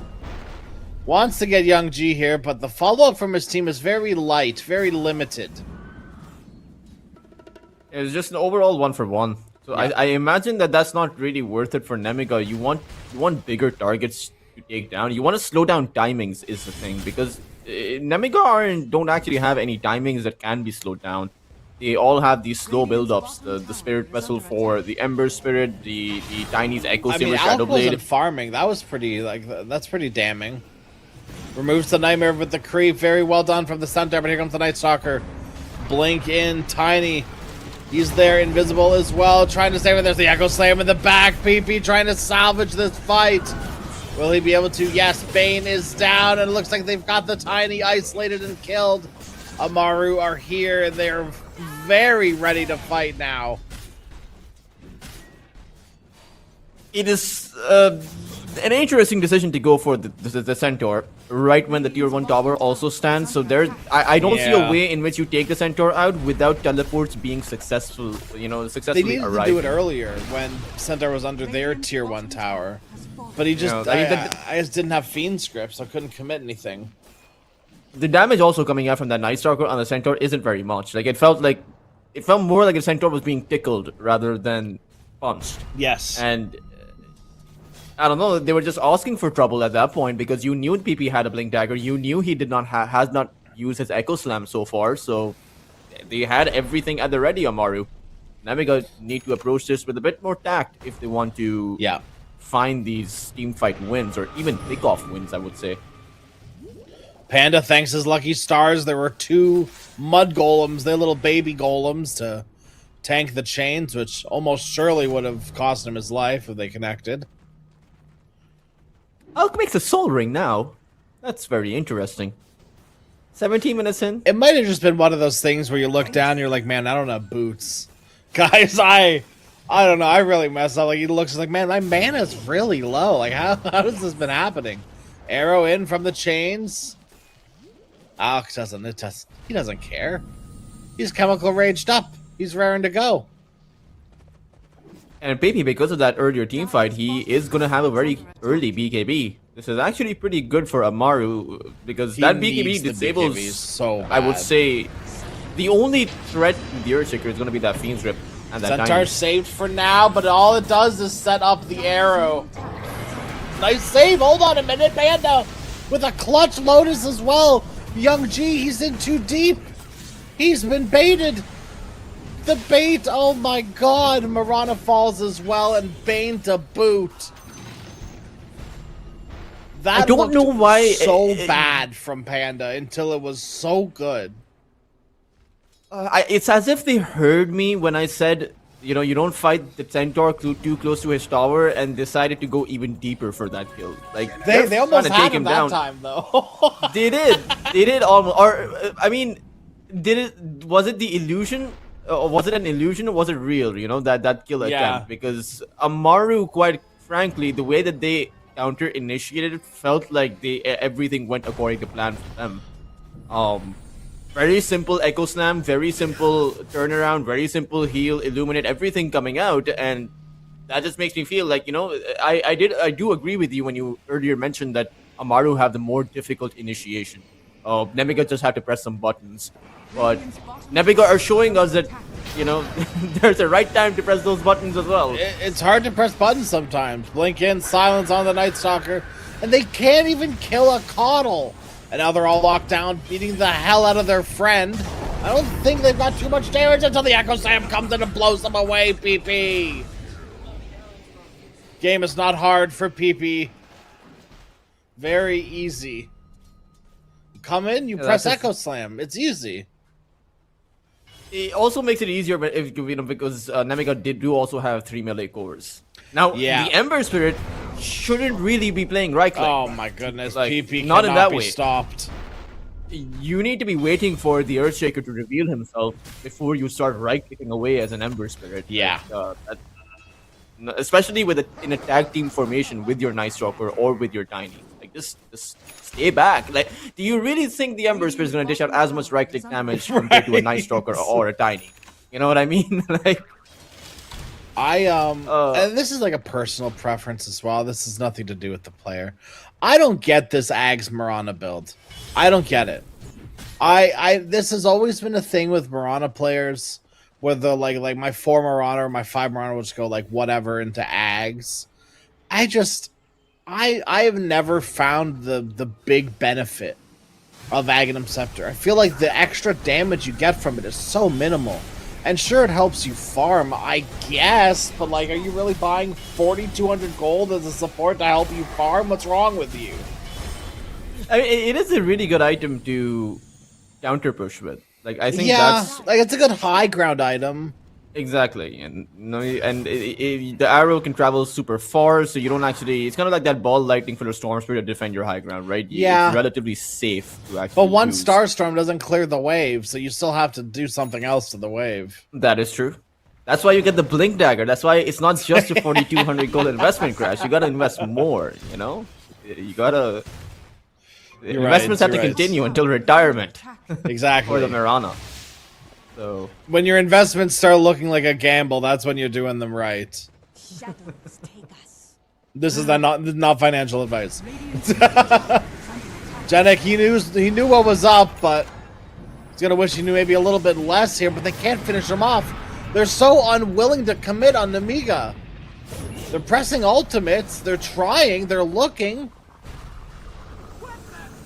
They can't. They won't. They shan't. and now that the Amaru Alchemist has don't a blink care. dagger and the BKB crash, this Amaru are not gonna hesitate. Like they don't Yeah. look like they're afraid of NEMIGA. NEMIGA look like they're now because of the trauma they've received so many times from that Earthshaker Echo Slam. I feel like they now want to play it super careful. But I feel like playing careful into Amaru's lineup that has so much disable, so much catch with that Stampede as well, and so many blink daggers, is actually gonna hurt them even more. You can't. I'm looking at the NEMIGA's draft. And it doesn't feel or look like a team that you can just soft commit on. You press Radiant's Dark middle Ascension. tower is under attack. You're looking to kill someone. You can slow commit, but you can't like casually pop Dark Ascension and then go, okay, let's back up. Like it's not gonna work.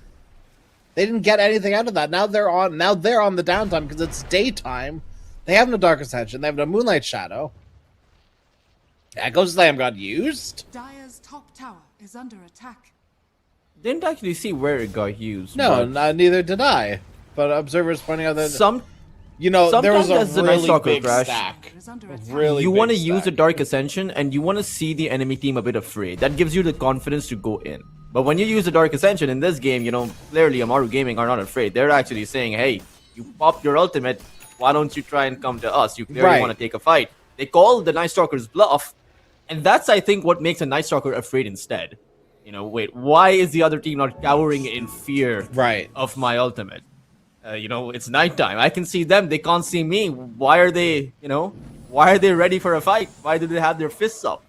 And so NEMIGA clearly realized it's not going to be an easy fight. In fact, Centaur, 3,200 HP, Heart, as well as the Lotus to disable that Void Slow, that's those Searing Chains, the Bane's Nightmare, pretty much everything or Radiant's anything that top NEMIGA tower have. is under attack. And quite frankly, an unkillable Alchemist at this stage. Yeah. Or rather, even an Earthshaker. Like, for the 9 seconds of these BKBs, Amaru can't actually die.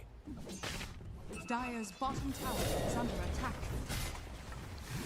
Centaur gonna. I'm surprised more Centaurs don't go for Shard earlier. That's the thing that with this new build that's always surprised me.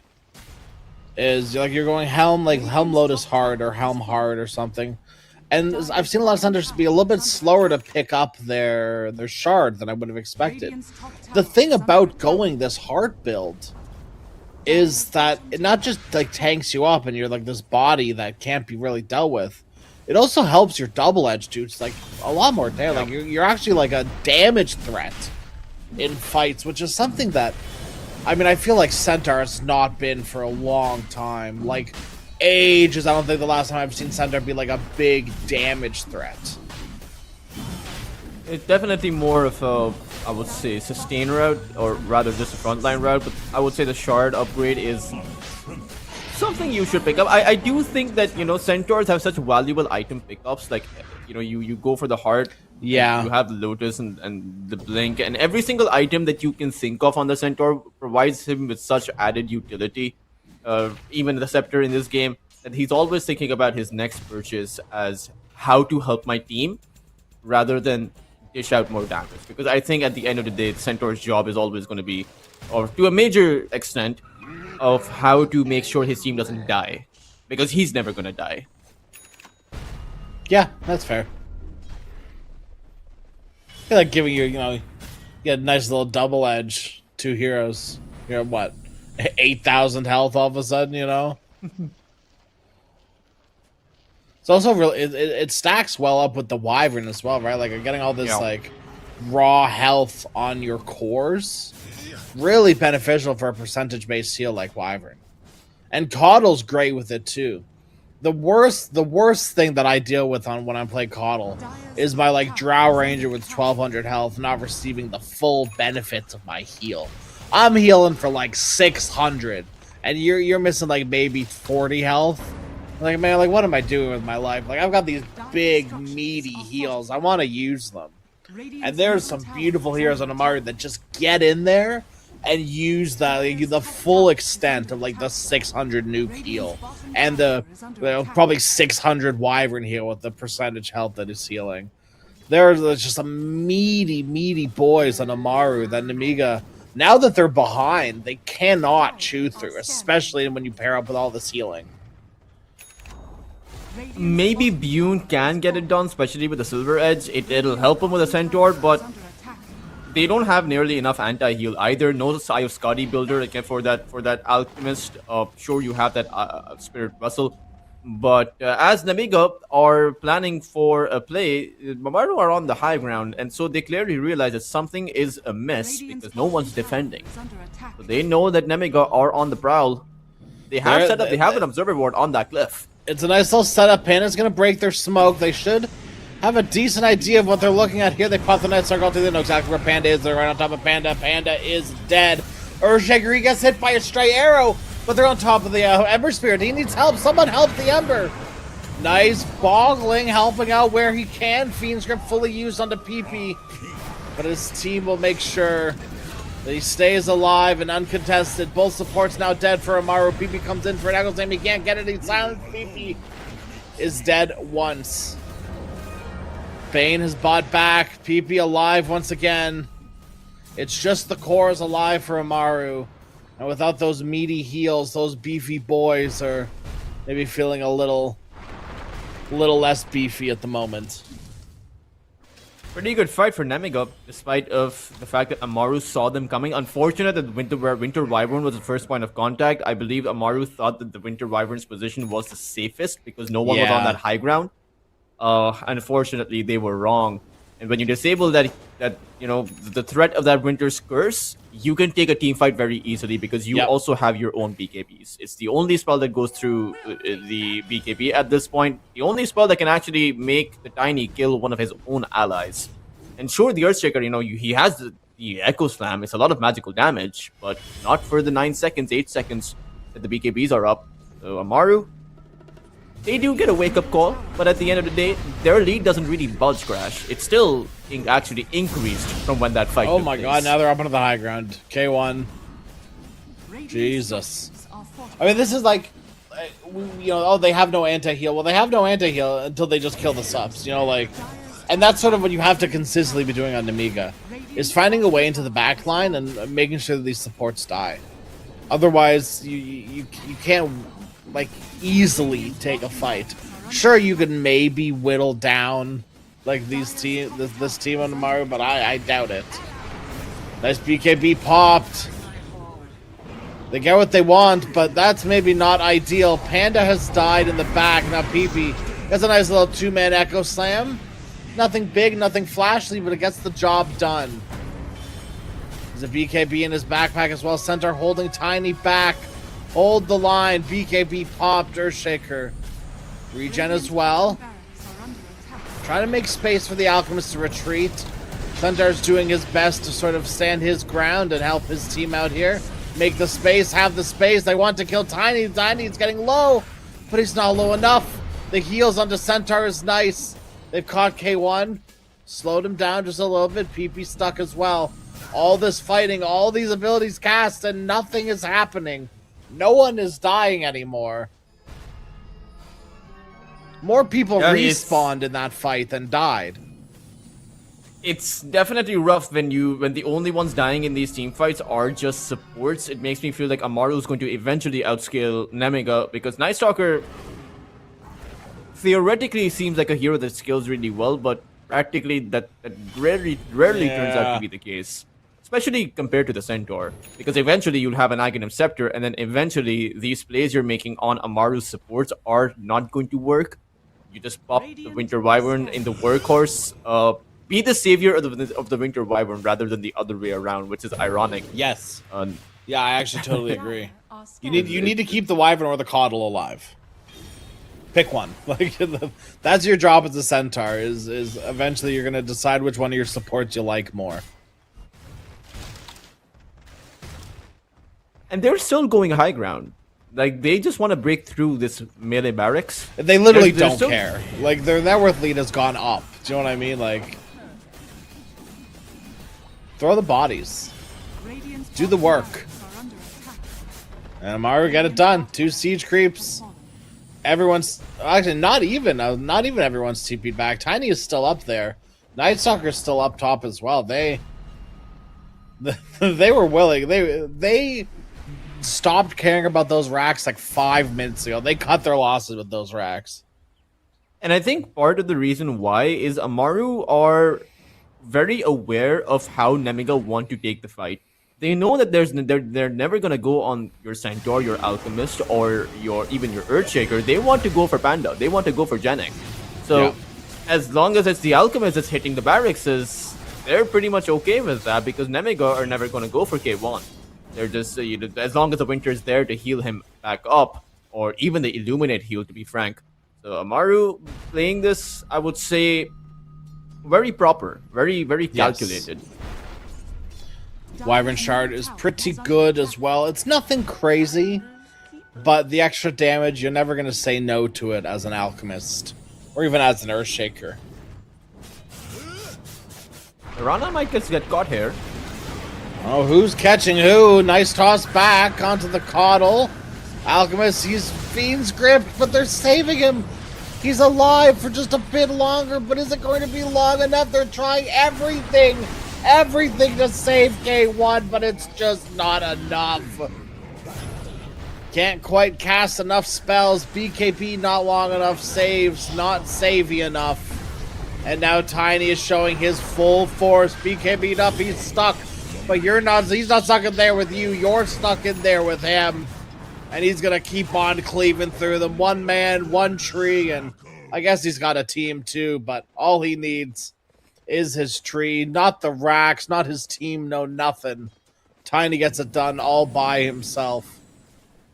That was a great attempt coming in from the Keeper of the Light. He found the Winter Scourge. Janek made sure the Alchemist stayed alive for a little while longer, had the Cold Embrace heal coming back, but just unfortunate. And AMARU, it feels like it's a double-edged sword for both of these two teams. It really feels like the BKB normally isn't supposed to be this hard of a counter to any team's draw, but it really feels like for the Earthshaker as a core, you just have nothing to offer when the BKBs are up. You can't help your allies.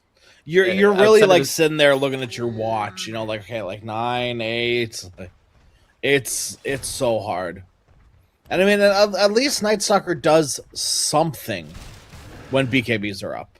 Yeah. He can either be like a damage threat, or he can just be there to give vision during his ultimate. It's at least some value. Where a hero like Earthshaker, I mean, the most value is like you can block a path, I guess. Like, but that, it's not that big of a deal at this stage of the game. Yeah, especially since the changes to the harpoons as well. It's, just so much more maneuverability. It's like Ember and Mirana, Night Stalker, and a harpoon. It's like, okay, like you're catching Bane, I guess. Congratulations. Even he can nightmare through. Yeah.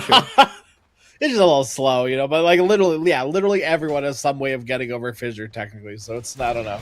It's we're on the other side of it now with Earthshaker, where we saw the 30 minutes where it looked really good, and now we're at the 30 minutes where it's gonna look kind of rough unless the stars align and you get like some sort of perfect opening. And this is where like I think K1 needs to put on the big boy pants, you know. Now Amaru have to be the ones to go in rather than the other way around. Now they can't afford a situation where the BKBs have been popped and NEMIGA are the ones who are already on top of you, because countering that out with 3 BKBs is kind of really hard. But even that is a hard win condition, Crash, because NEMIGA have that Moonlight Shadow. You know, how do you outvision Moran and Night Stalker? Like exactly, you know, they should always be the ones initiating in this game. Yeah. It's gonna be so hard. There's the Moonlight Shadow, there's the Night Stalker, so much vision, and the Wyvern is dead.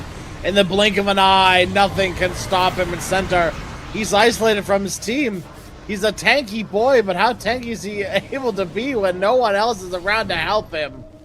Lotus, Nightmare, Centaur's fine. Okay, a little bit of a weird button pressing, I think, once again from Bane. The Nightmare saved Centaur's life, but Radiant's top tower is under didn't, I attack. guess, do any harm necessarily either, so. I'm very surprised he isn't going for the Aghanim Scepter. He's instead going for the Assault Cuirass. I get it. You know, you add in a bit of armor against a Tiny, but you already have an AC. So is he actually going for the Assault Cuirass? K1. Whoa, cheeky little arrow. They were running at him, but with the respawns. The Alchemist already has an AC, Crash, so what is the Centaur making? I thought he was going Shivas at one point, but they have an Shivas on Earthshaker. He just really wants another Lotus Orb. Is under attack. Arrow Sean. won't quite connect. PP. Up under the high ground he goes. He's trying to kill a courier. PP. Showed off maybe a little bit more than he wanted to at the time. Fissure won't connect. K1 will walk the line. Arrow will connect under the illusion of K1. Take that, Alchemist. Roshan And number the disengage. 2. Alive and well. There's that Shivas on Centaur. There's still the Observer Ward that you have to take out by NEMIGA. Planted down, sees the Centaur, sees nearly everyone. But they don't know it's there. They got a good idea about who's on the back here, though. They've cut 2. There's the Coddle, dead, done, dusted immediately, and they cannot save the Earthshaker either. He dies immediately. No buyback in Centaur, isolated, naked, and afraid. In front of the whole enemy team, drops the Stampede, trying to stay alive, but he just cannot. The rest of his team turning tail and running. Not enough tail, not enough run in the shoes for Panda. And that is going to be the Aegis. I think what was happening earlier with Amaru trying to force out those barracks very early on was maybe a bit of desperation, because they realized this impending scenario where they wouldn't be able to win some of these fights against a really farmed up Tiny. I mean, the Tiny and the Alchemists are the ones who have, you know, nearly 30,000 in terms of net worth, but the value that the Tiny gets is just overwhelming burst damage against any of your heroes. The Keeper of the Light with your Wyvern simply can't survive that jump, and even your Alchemist or your Earthshaker lose about 50 to 60% of their HP as soon as the Tiny jumps in. And Alk has been caught, and he gets 4-staffed closer towards the Tiny, letting them chain stun K1 and kill him off before he can BKB, before he can do anything. And now, you know, we don't really see staggered deaths a lot in Dota, thanks to, you know, buybacks existing. But this staggered death on Alk is really going to screw things up here. Echo Slam used to kill the Bane, but I feel like this is your big high ground defense tool, and now you can't really use it anymore. Not an offer available to you, Tiny. Stuck on the high ground looking for a freebie instead. Will be paying with the cost of 1 Aegis of Immortality. Harpoon down to the low ground. Surprising they don't commit the curse for that. You know, keep him stuck on your high ground. Take him out. That was maybe one of the only opportunities you're going to get, because that was a very overextended Tiny. He didn't have Yeah. anyone except for the Night Stalker in there. So if the Winter's Curse was expended, I would say that's actually worth it. Who else are you going to keep the Winter's Curse for? And so I would a bit of a mistake by Amaru, but still good enough to take the Aegis out of Nemiga's pockets. At least they punished the Tiny with that. But It's really good because your high guards don't like Alk was dead, with no buyback, and now because you've ran up wasted Aegis, NEMIGA are back to taking this one slow.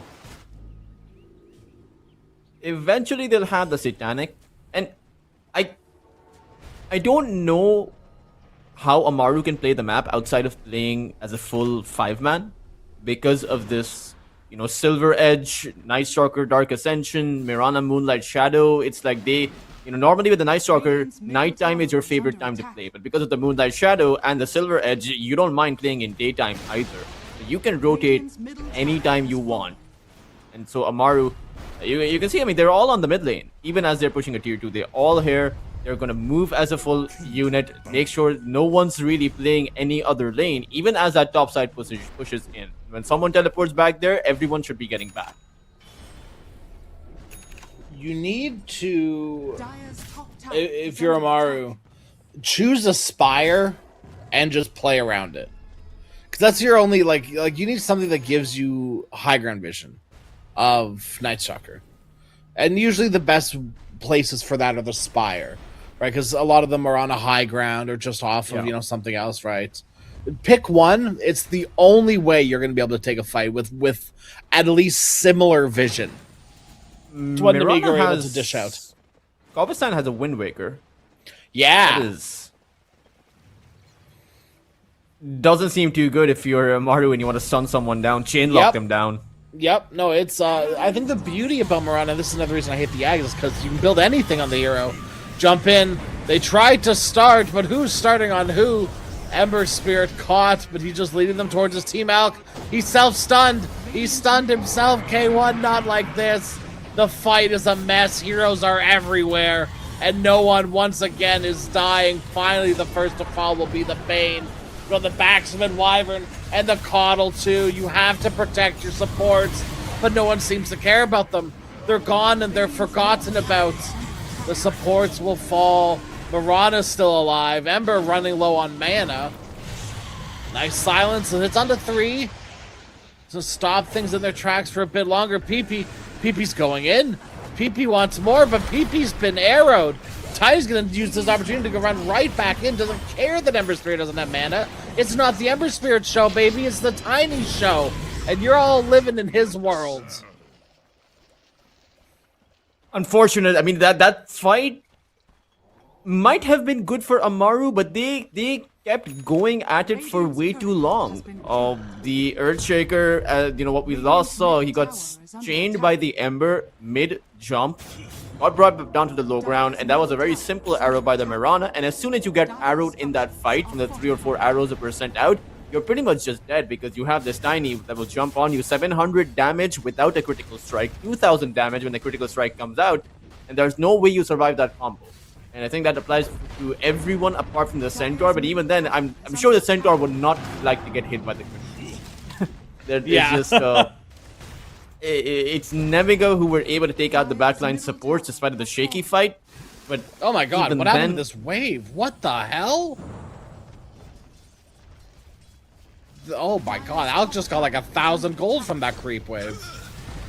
Now he does need to be careful. They don't have their Centaur or their Earthshaker, but they are about to respawn, and NEMIGA will back away. They don't like that high ground push. Fair enough. High ground's very scary. Radiant's middle tower is under attack. Gotta make sure that you're prepared. Radiant's middle tower has fallen. I think that on paper, with Dota, I think that to play like, I think one of the perfect Dota games, like a stereotypical quote-unquote perfect Dota game. You're taking first rows, you're getting the tier 2s. You're taking second rows, you're getting the tier 3s. And maybe we're a bit behind on that now, right? Because we're nearing that third Roshan. But a similar vein, right? Amaru either looking for a big opportunity here or that third Roshan to really be the indicator to get the move on here. Amaru do need to still be careful here because there's a DD Tiny. And they're all converging on the mid lane. They see the Centaur. They see the Alk. Tiny's caught him. He's been arrowed. He's been fiend script. Goodbye, Al. The chemist has been killed. And the rest of the team is now on the run. They need to make the great escape.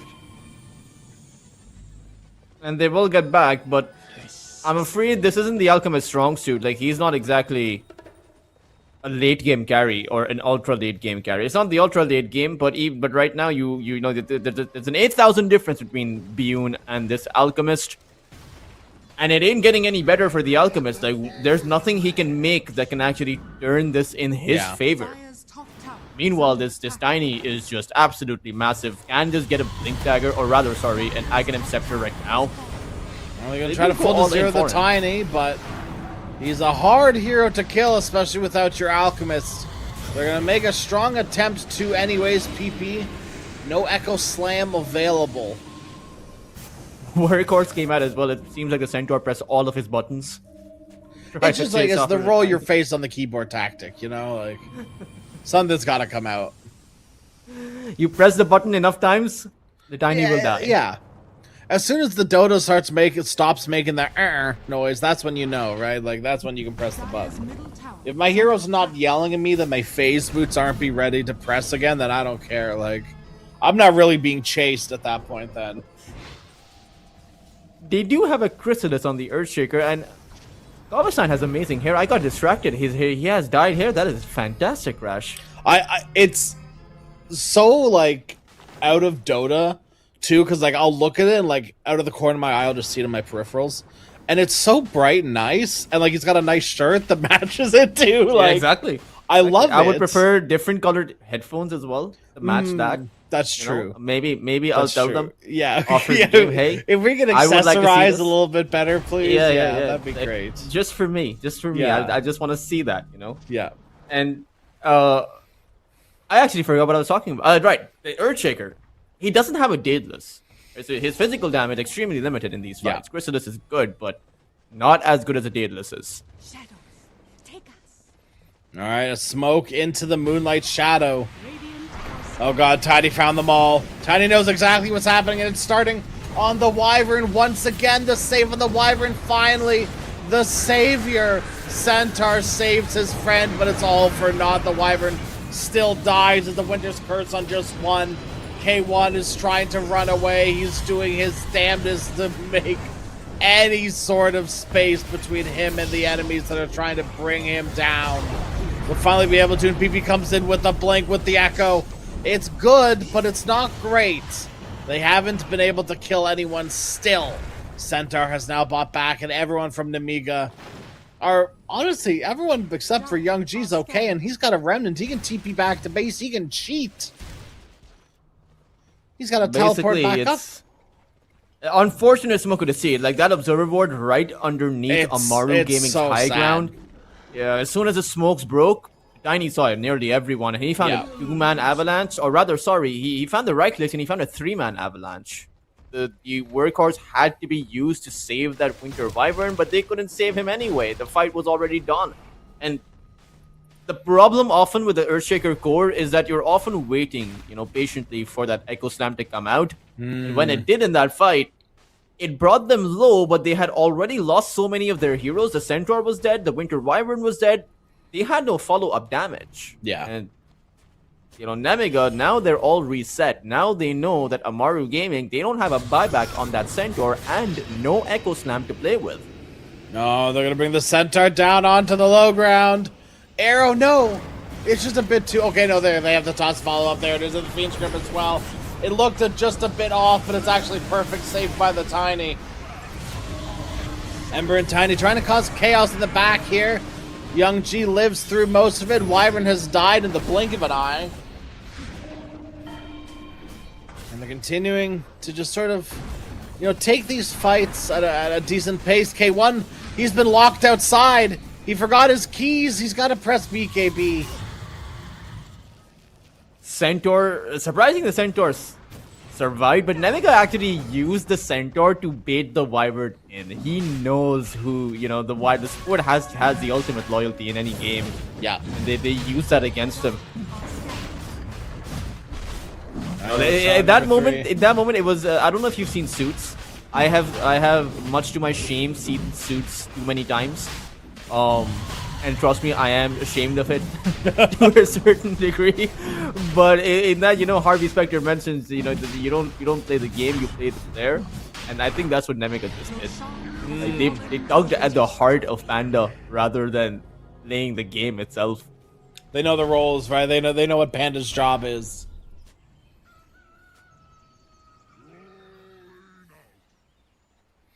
It looks like they're sort of at the stage of like grasping at straws, of Dota 2, where it's not. I mean, it's technically not out of their hands, right? But it does feel more like it's one of those situations where you just have to pull the right straw. Like something's gonna have to go wrong on NEMIGA's side more so than like I don't know. I feel like they can get a 5-man Echo Slam. And then maybe a 5-man's curse, or like curse and echo, either way. Like something maybe happens then and there, but it just feels like AMARU really have to sort of hope and pray for something to change, because NEMIGA have been like owning these fights entirely. I mean, I think they've been playing the player and playing the game quite well. Alchemist? That's is not very far off though. Necessarily the hero you want to catch, but once again, it's just bait for Panda, who does die to a neutral creep, so I guess that's worth. That's what you'd say after you die like that. Arrow? Oh, just Very barely close. not. Unfortunately, your Tiny has that Aegis, so they can't even overcommit from AMARU to get that Tiny down. You're kind of just left at the mercy of hoping that NEMIGA will overextend to be able to get an Echo Slam or a Winter's Curse or something to start or consistently take a fight with. You can't have a fight where you only have about a few seconds of right clicks. You need a 10-second right click fight for your Alchemist, just your Alchemist, but right now everyone has to right click. Yeah. Unfortunately. Just no one's staying still that long. And there's no one in your team that's going to let other people stay still that long. Arrow Canal doesn't quite connect onto Tiny, or onto Centaur. The creeps are getting tossed back and forth on the Lotus Orb on top of each other. Ember Spirit in the back once again, just causing chaos, making space for Tiny to do whatever the hell that he wants. Arrow comes flying through once again.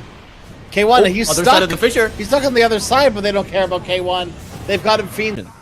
And NEMIGA will see you coming. They will have enough opportunity to disengage, and overextension may only allow you to get a kill on maybe 1 or 2 supports, not these cores, not the Ember Spirit. He's only low because he's allowing himself to get low.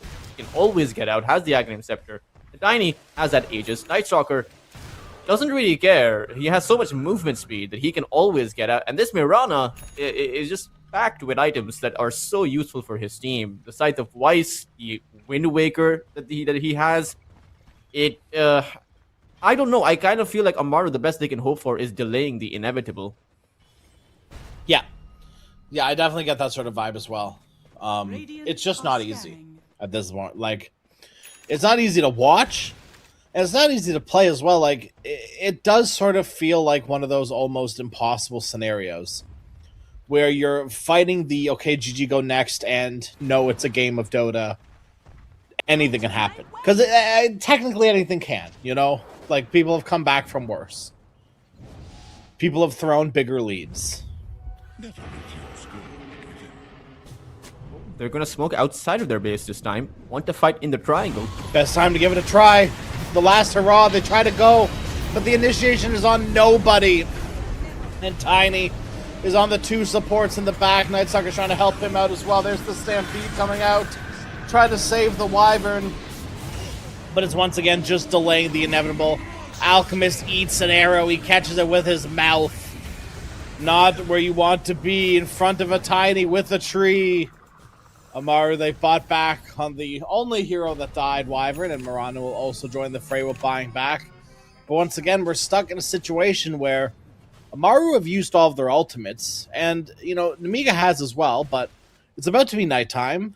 Tiny doesn't really need an ultimate, and they can just sort of go again. Yep. they also know that every single time they take a fight, Amaru have to use a buyback. And now it's 3 heroes on a very high buyback counter. Even the Centaur's on a buyback counter, but his buyback will come back in about 30 seconds. Unfortunately, he's not going to still have that buyback because he would much rather buy out for that BKB. Only needs one more component for it. So NEMIGA are in a situation where they know for a fact that 3 don't have a buyback and will eventually realize that a 4th hero does not have a buyback. Yeah, as soon as the Centaur makes that big purchase, it's over. Like not like over, but like, you know, they're gonna know it's over. The jig is up. Radiant are scanning. There's that BKB. No buyback. I'd rather be at my strongest once than my weakest twice. And we're gonna see if that strongest is gonna make a difference, especially when your Coddle gets picked off immediately and you can't workhorse save him.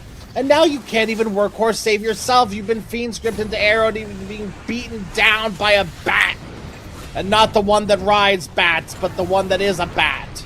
And K1, he's going up to bat against a Tiny all by himself. It's him versus Tiny. An honorable 1v1 duel that ends up in K1 running away, which is something that he's done for pretty much 56 minutes, it feels like. Every time that a fight has broken out, he's usually the one running away at the end of it all. Dire's top barracks has fallen. And they saw the BKB being purchased by the Centaur. So as you just mentioned, they know that he's not going to be back for about 80 seconds. They know that Keeper of the Light does not have a buyback, and so it's going to be a 3v5 defense, which just doesn't seem impossible. No BKB up for the Alchemist either. Only the Earthshaker and the Centaur. Well, only the Earthshaker has it. And even if you were to land a Miraculous, even if NEMIGA were to hand you a 5-man Echo Slam on a silver platter, I'm not even sure if that will be enough. I completely agree. Yeah, it's, I mean, here's the time to test it, I guess. Dire's middle tower. PP trying to come in. There's the one Echo Slam. Does he even need another? Not at the moment, but Wyvern has died. Beyond has done a great job at finding the backlines, killing the supports every damn time. K1, you're dead just like the supports before you, and Amaru. Their chances have dwindled, have disappeared, have, I mean, completely been abolished for what feels like at least 30 minutes at this point. It's been near that 60-minute mark. Does feel like the game has been free for an extended period of time for them, which has been a slow, concise, meticulous road to victory for them as GG gets called. And PP will get off his last whimper of an Echo Slam. Even in that last fight, Crash, they went on the worst possible target. Yeah. They went on the Ember Spirit, who can just drop down the Remnant before he dies, buys back, and comes back into the fight. He's like a Weaver in that regard with a time lapse. Yeah. So for Amaru Gaming, it certainly seemed like this was a strategy that they have been planning out, and maybe in a lot of their scrims, it has been working. This mid lane Earthshaker, it's not the first time they've ran it, but this should be a wake-up call, you know, as they're playing for a high-stake tournament, not only over here but in other tournaments. This is important for the South American scene. It's a lot riding on Amaru's shoulders, you know, just as it is for LGT and just as it is for Playtime, who have picked up 3 new players. So they need to carry that banner, but they need to prove that they deserve to actually carry it in the first place, because this did not feel like there was much of a strategy left once you scratch that surface. I think another problem, and maybe this is like an overarching problem with just the meta right now, and just from what I've seen and sort of what I know about K1, it's not a very good K1 patch of Dota 2. You know, like there are like I think a few good K1 heroes in the meta right now, but like I'm thinking of like big farmy sort of like TB gyro sort of heroes, right? Like Luna I think is a pretty good one. You know, like Dusa Jog, these sorts of heroes that just farm and sort of be that backbone of the team to sort of fall back on when you need it. I want PP on these big flashy heroes that can play from 10 to 30 minutes until K1 wants to start playing the game, and it just didn't feel like Amaru were all together on that, where, I mean, I guess K1's on a farmy hero. It's just not a very good one when you look at the draft altogether.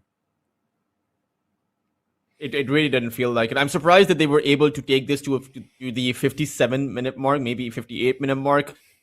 Uh, it there has to be something changed, and I do think that even if you were to have an alchemist as on that safe lane, I think that would still have been okay if you had a different mid lane hero. Yeah. I don't think the limitation was coming in from the alchemist, because his ability to right click in those team fights is very much dependent on whether his team can actually hold that position. And unfortunately, his team had a mid lane hero that has to stay at the back and wait for the opportunity to go in with his Echo Slam. And that's never going to happen with this Night Stalker. I kind of think that their plan went to shambles as soon as this Night Stalker pick came out. Outside of Ember dying at the very end of the game, Amaru did not find a core kill since 18 minutes. Yeah, that's that is, I think, the state of the game. But that we can hopefully they can, and we will, and we'll all put that game behind us here, as we are going to take a short break. But worry not, come back after a few minutes, and we'll be back here with game number 2 of NEMIGA versus AMARU.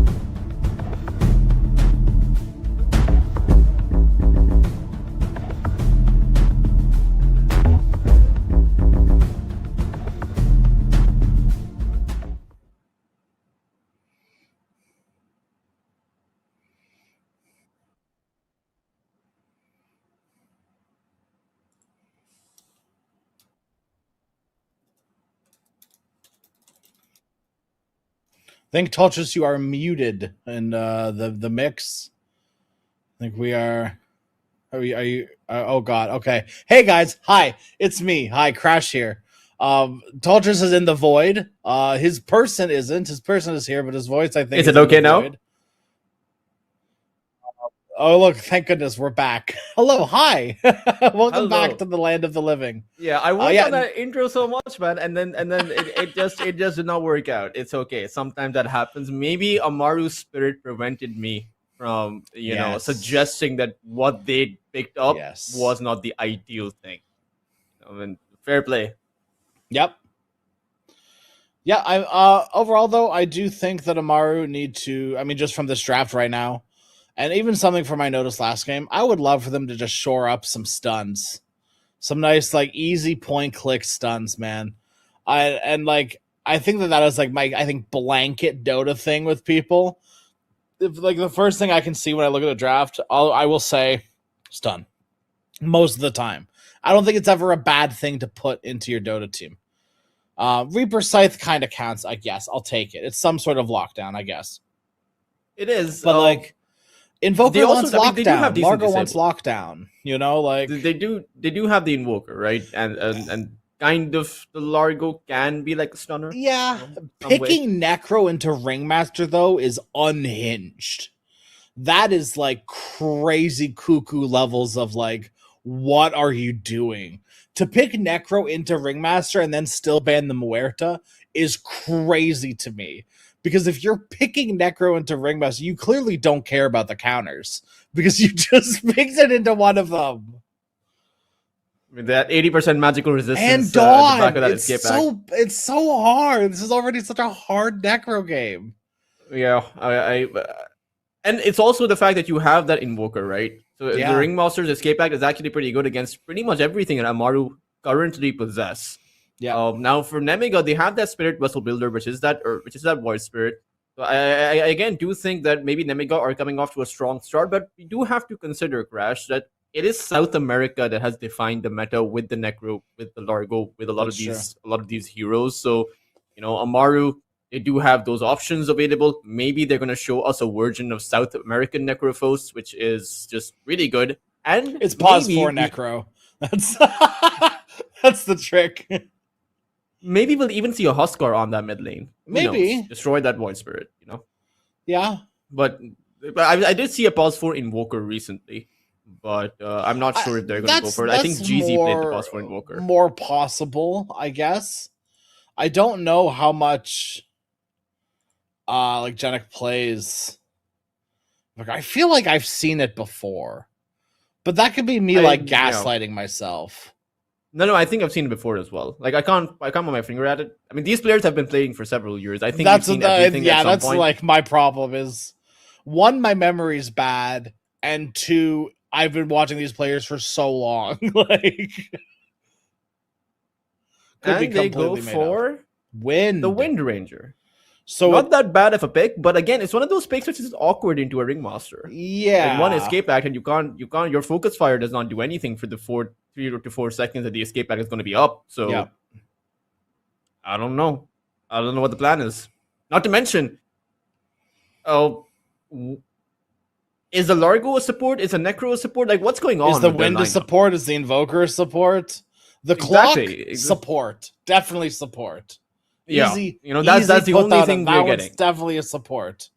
Meanwhile, NEMIGA's draft is both straightforward as well as powerful. Ooh, okay. They go for Largo the 3. Kez, and I mean, the Kez isn't great into Amaru Gaming's lineup. The Deafening Blast disarms you. The Cold Snap will mean you can't right-click anyone down. You're very weak against magical damage overall, and the Reaper Sight is just going to take you out. So it's a lot that they have against the Kez. So that means that there's going to be pressure on Kovastein and Hodoke to be able to come up with the saves for the Kez if Bune ventures into deep. And he's a Kez. They have no bearing. They have no, gyroscope on where they're going. They just want to dive in deep, and when they're in trouble, just press that Raptor dance. When the Kez came out, a lot of people struggled. I struggled as well to figure out how the Kez actually works, but it's Maniac. just that. You just dive. Headless if you're in trouble, chicken. you press that one button. Yeah, headless chicken. Basically. So, I mean, the one thing about the Largo 3, specifically into this Kez lane, is you can purge off his katana stacks, whatever they're called. The kukuri stacks, or you know the DOT that he applies to you, whatever the hell they're called. Yeah, you can just purge those off yourself as a Largo, which will give you then the regen as well from purging something with Lick. So it is sort of a constant thing of like, everything that Kez does will give me something to purge and give myself extra regen, which is nice. And Wind in the lane, I mean, it's not too bad. I have a hard time comparing any other 4 to Ringmaster, because Ringmaster is such a hit or miss support. Either you're going to be able to output a lot of damage because you're hitting all of your spells, or you're a schmuck that's missed all your daggers, and you've missed maybe your first 2 Tame the Beasts, and you're out of mana and you're sad. So I guess that's the duality, but Wind is the same way. Like, you missed your power shots and you're looking like a schmuck. So battle of the schmucks, I guess, in the bottom lane is what I'm saying. Actually, And not again, even. we're in a Wait. situation where outside of the Kez, everyone on NEMIGA have very easy executions. Like, sure, the Bushwhack is considered a skill shot, but it really shouldn't be. Like, in practice, it's very easy. It's an AoE skill shot.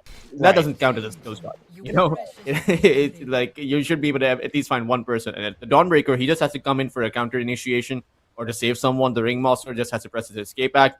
And Yep. sure, a lot of these heroes, each and every single one, have a skill shot, but it's all AoE. Even the Wheel of Wonder, even the Ether Remnant, once you have that shard, is a lot easier to land.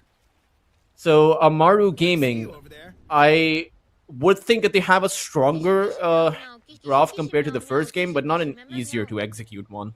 Do you know what it is? This would be like a shot at them or anything.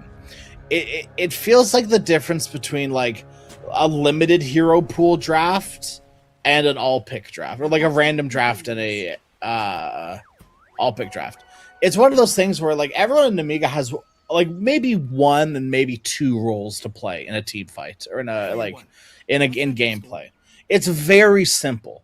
It's very easy to understand. It's very easy to execute, and at a high skill, thinking less about all the small things can prove very beneficial to you, especially as you're like, if you're still trying to find your footing, or sort of like play maybe a team that you're not familiar with, like maybe they're not familiar with AMARU. And so like being able to maybe not think about, okay, like I need to be purging this as Largo and casting this and with this item, and these are my timings, and you've got to think about all these different things that can just sort of muck things up mentally, you know. Yeah, often at times every so often there comes in a team, even at that tier 1 level, right, when Mouse came out, or when they were playing really strong. The most complicated Dota isn't often the best Dota. Yeah. When Mouse was winning tier 1s was just a simple Dragon Knight. And so you don't have to necessarily complicate too many things for yourself. Don't necessarily have to go for the big wombo combos like the Earthshake or Echo Slam in order to win a fight. You can just play it very smooth and very simple, and often at times it does work out. But the top lane is, I suppose these side lanes are kind of difficult for both teams, as Kez has you have a one Clockwork and a last hit. Ringmaster. How does wow. Kez only have 1 last hit? Especially against a Largo, who is also a melee hero himself. Mion Yeah. doesn't have a Quelling Blade. Maybe that's why. Maybe he just... He does. You know, definitely need one against Largo. Look at his right-click damage. Yeah, exactly. You know, it's more than a 13 to 14 physical base damage difference between the two. Not to mention, he's being targeted very heavily. They even bring him back with a lick into the proc stomp, and they are applying that damage. Shaco Shot does not land, but I don't think it will matter. Genic will draw first blood. And over on That's the other so side, worth it. you did find a trade. Ariel did take the Wind Ranger down. That's so worth it, though. You are loving that, Eugenic. Not just killing the Kaz, but that extra bit of gold for you as well. You know, that's the difference of like boots on supports. As in a perfect world, you're absolutely right. You know, the mid laner gets the first blood. I think there's definitely a fair argument to be made for supports getting an in-lane first blood. Maybe a carry getting to like a Ring of Health or like a full treads or like maybe some key item for the core. But I don't know. I think first blood, like getting supports boots is such a game changer for like trading in lane early on enough. Like maybe there's a time that changes, but I haven't put too much thought into it. That's a that's a whole like thought experiment.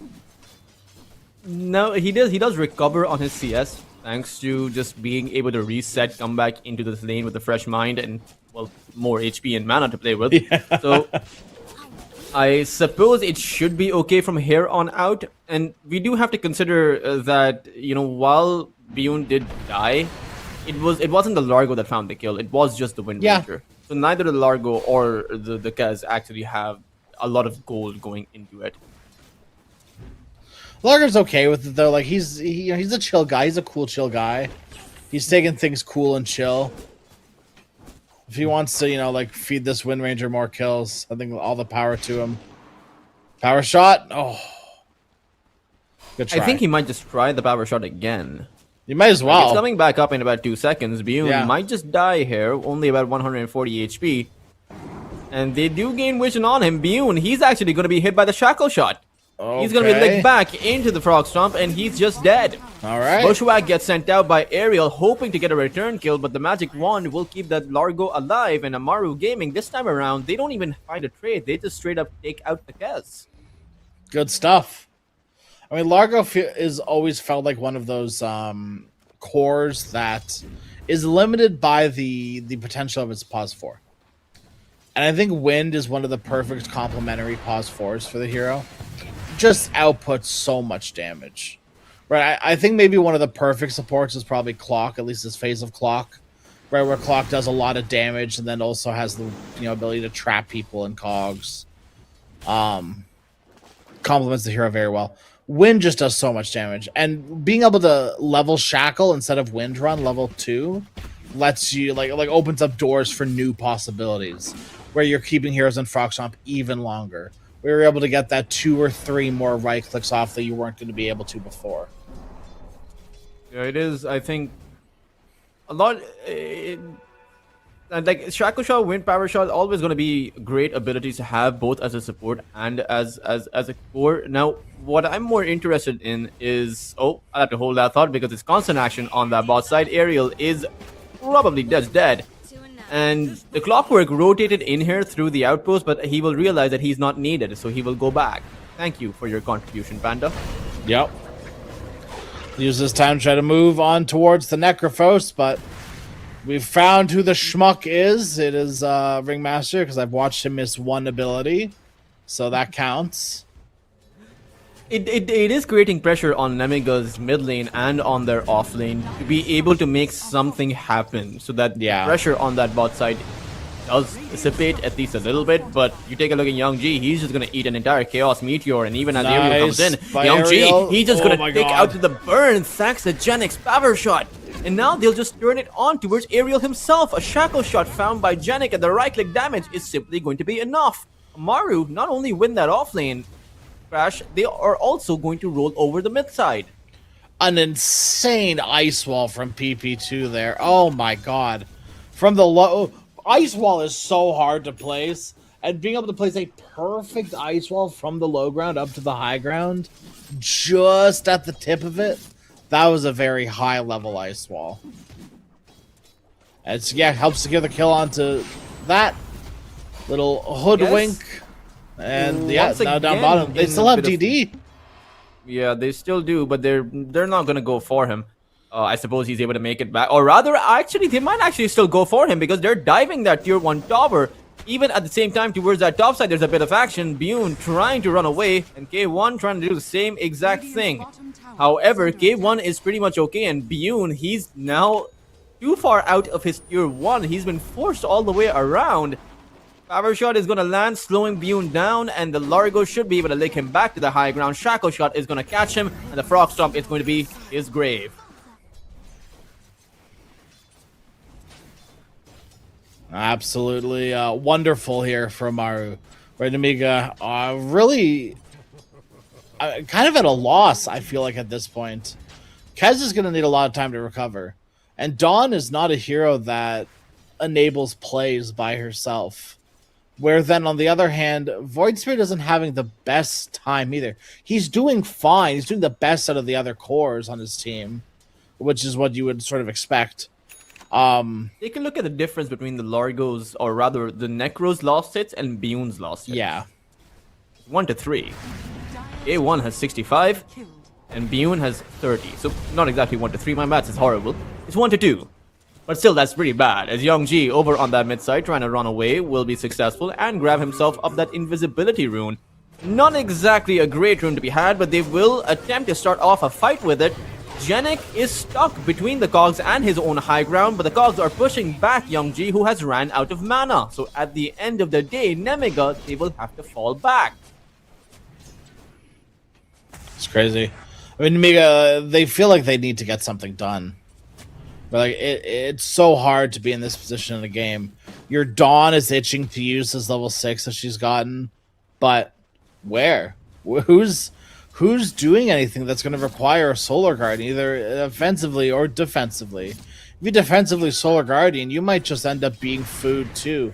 So dangerous to play Dawn when there's no like true commitment from your team or theirs. Crash, they need to use it aggressively with the Void Spirit. You know, Astro step in, find the Ether Remnant, and Hadoke go comes in with the Solar Guardian and find a kill. You need to shut down this Necrophos because the current trajectory suggests that he will have his Radiance by that 11-minute mark. He only needs 1,000 gold for it.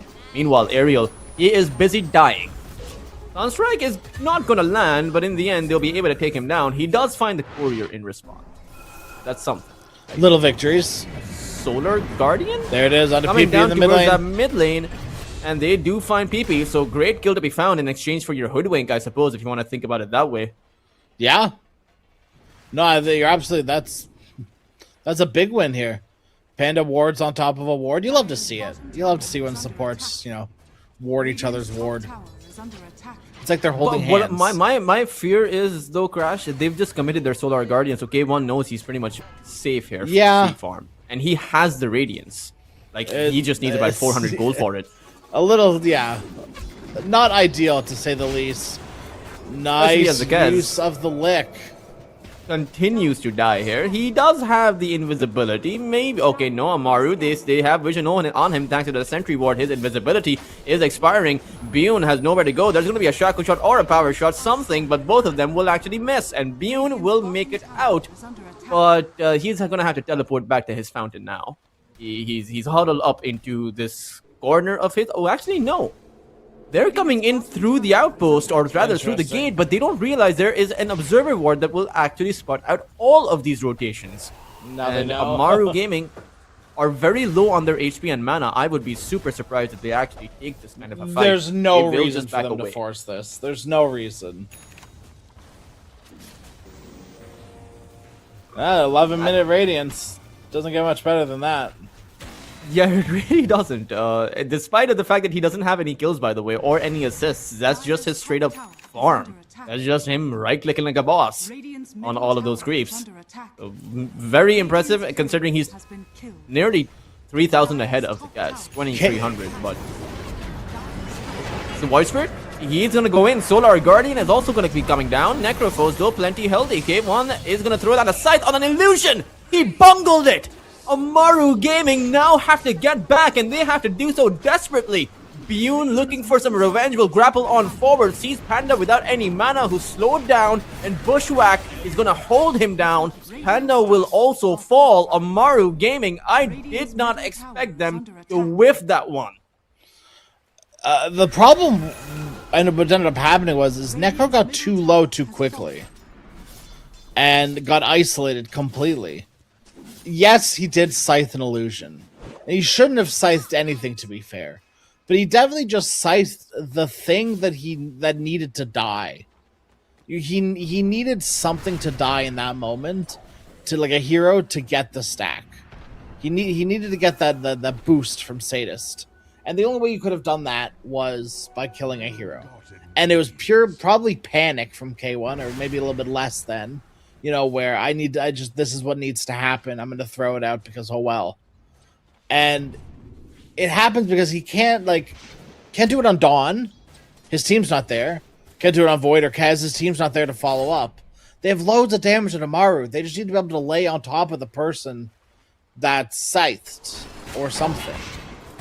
Now, there's an initiation on Bune, so he is going to die, but simultaneously, there is a play on K1 as well over on that top side. They are going to hold him back and throw the entire kitchen sink at him.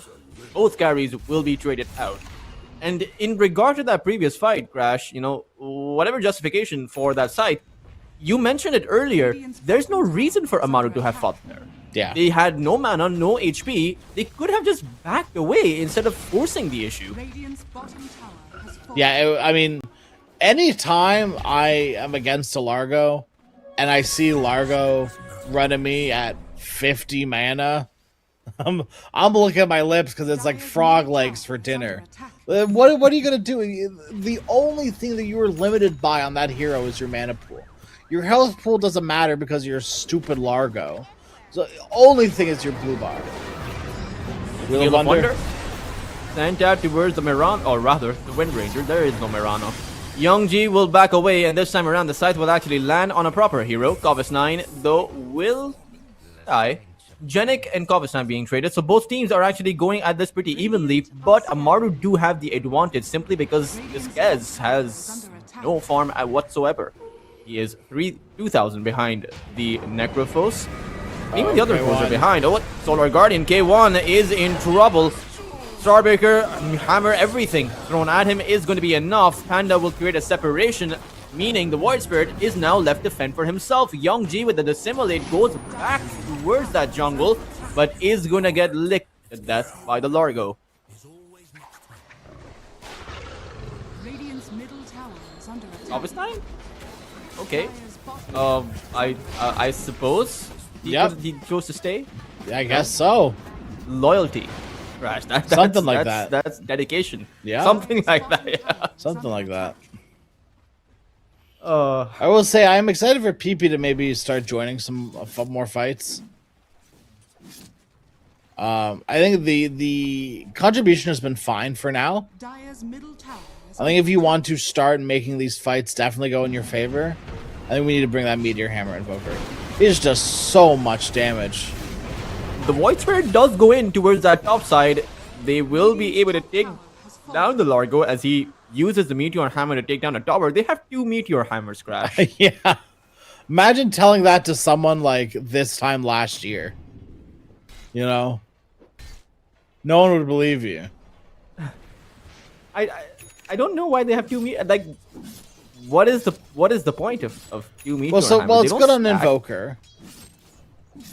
Right, it's Invoker's new farming tool, and damage dam from Kaya, and then Largo it builds from Kaya, and the only other option is Sanjin Kaya, which is fine. Meteor Hammer, everything, and the hookshot lands. They will chain everything up to take out Young G, who should not have been farming there without any vision on that mid lane. As even on that bot side, Genic once again finding that Shackle Shot, Reaper Scythe plus the Sunstrike, plenty of damage.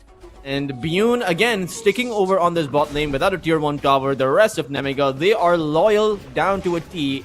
At least Ariel and the Ringmaster is. Corvus 9 is going to try and help out Ariel as Ariel sharpshooters himself towards the low ground. But PP, he is going to intercept both the Ringmaster as well as the Hoodwink. Shackle Shot on Ariel. They'll take him out. Power Shot on Corvus 9.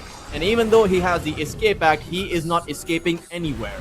I actually think he would have died to the Tendrils if he didn't box himself. He could have neutral denied himself there, but unfortunately couldn't quite do that. And yeah, I mean, there was a lot more deaths than I felt necessary. Quite a considerable amount more deaths than necessary. The good news is Dawn has been free farming, I guess. BKB now available, it looks like, on Dawn, so that's kind of cool. That's actually, yeah. That's okay, but when you say BKB Crash, you have to tell me. You got me excited. You have to tell me that he has nothing apart from a BKB. Yeah. That may not be that good for the Dawn. Like, he may just be the only one alive in that scenario. You know what I mean? Like, the rest of his team clearly can't do it. I'm not quite sure what the idea is here with the BKB first. It's a little crazy to me. We're back to the Centaur situation, except the roles have been reversed. Radiant are scanning. Dire's top tower is under attack. NEMIGA definitely have to play the long game at this point. 5k behind. You're Wind still Ranger able tried to to put make it here moves. towards the top side. So, okay, no one's going to go for him. They are able to make moves. Yeah, you're absolutely right on that. I mean, Solar Guardian follow-up has been there every time the Void Spirit has gone in. So maybe they need to make that happen again. The Wind Ranger Genic would be an awful target. He is just a support. I don't want to see them expend that spell or expend their Yeah. They could probably do it with just like Void Hoodwink. Realistically.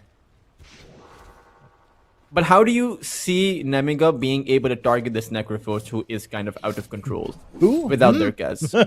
Necro, who's that? I don't know who that is. Sorry. Never met him. I mean, like, literally, that's probably how, though, is you kind of, as much as it sucks, you might just have to ignore him for a bit.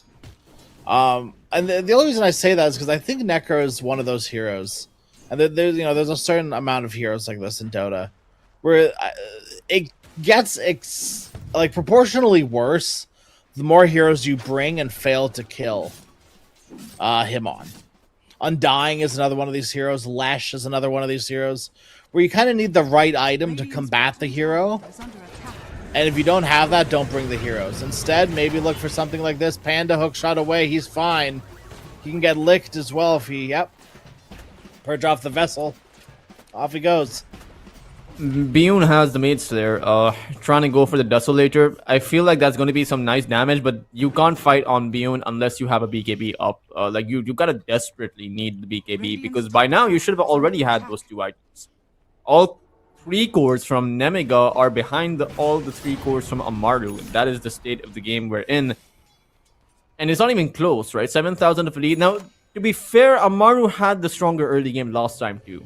Do you see this to be a repeat of the previous game where I don't think comeback is going to be had? I think Kez is in a significantly worse spot and a significantly harder hero to come back on when he's so far behind than Tiny. Tiny was never this far behind. PP maybe bit off a little bit more than he can chew, though. Bushwhack is going to be there, as well as a Solar Guardian. They will drop it all down on PP. Unfortunately, they still lost Biyun.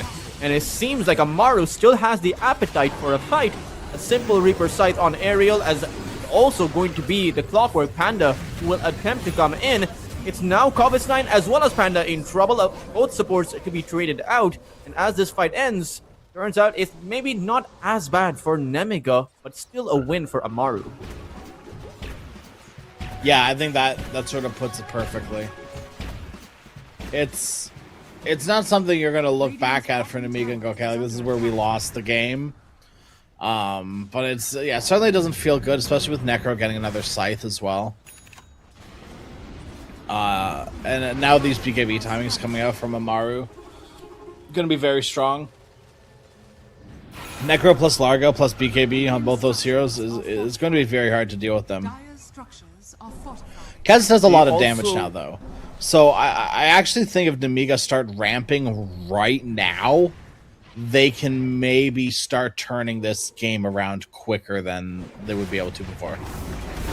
Oh, Necrophos in trouble. They'll be able to potentially burst him, but the BKB comes out. However, Biyun, of all the heroes in the game, it's Biyun, the one shut down, who takes out the Necrophos, but he will eventually go down, but I think he's going to be happy about that trade. The only problem is AMARU Gaming have the Largo in the perfect position, able to run forward. Panda comes in with that hook shot as a Wheel of Wonder gets sent out, but doesn't really do much. It's still going to pop on the Largo, who's still alive.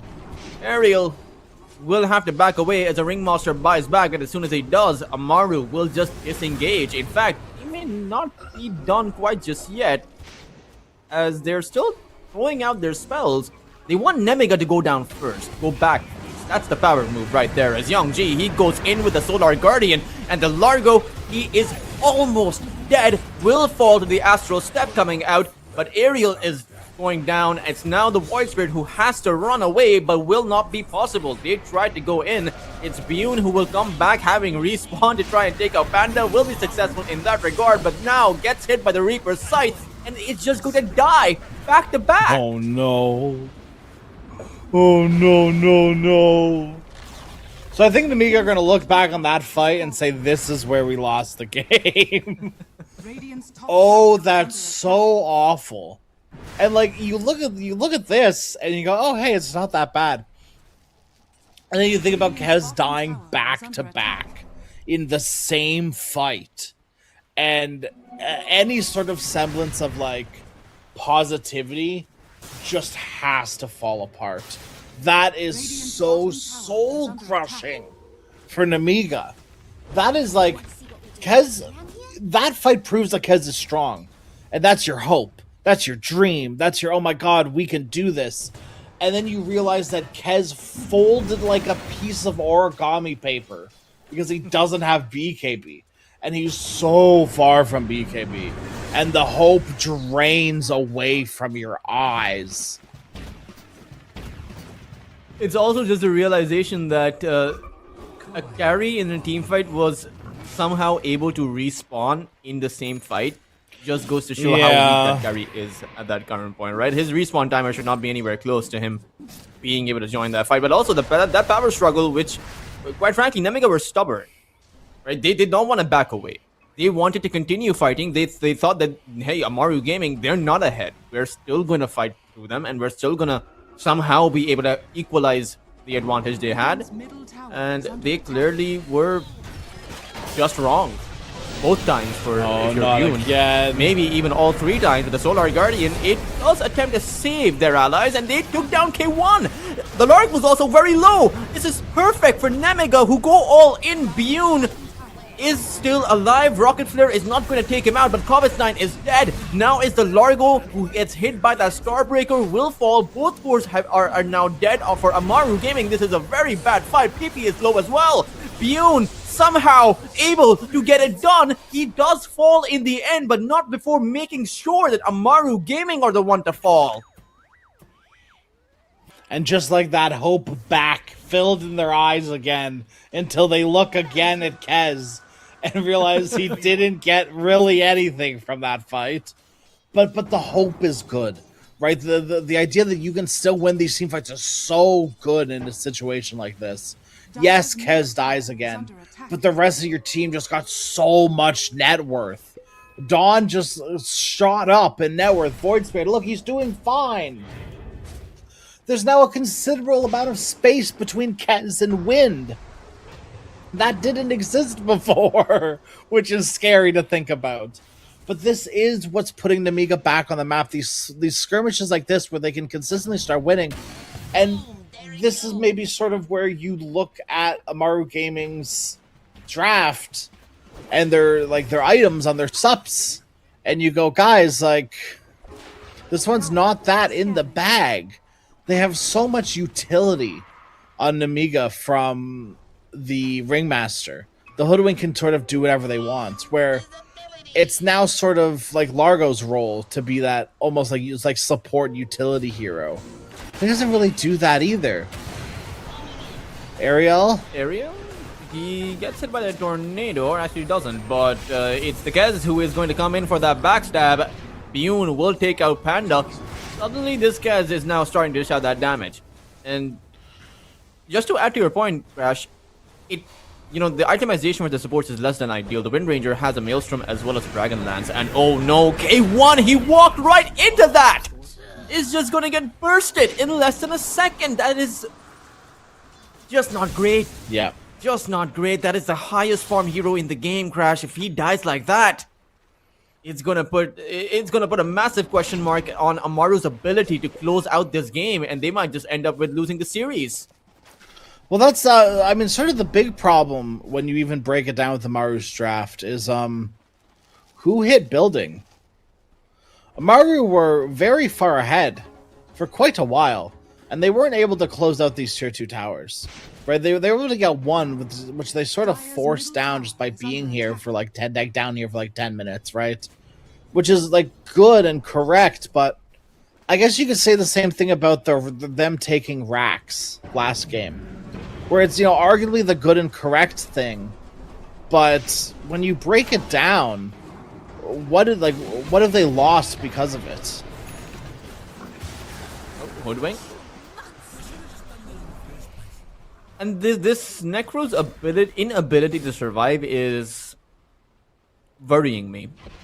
Like there's no excuse to be a Necro that is close to the Dawnbreaker's net worth, or even the Void Spirit's net worth, because Game 1 had an 11-minute Radiance. He's had, I would imagine, the fastest Radiance in the entire tournament, including the play-ins. Probably, yeah. Mass TP's up top. They want to go kill the Kez. Yeah, he's kind of dead.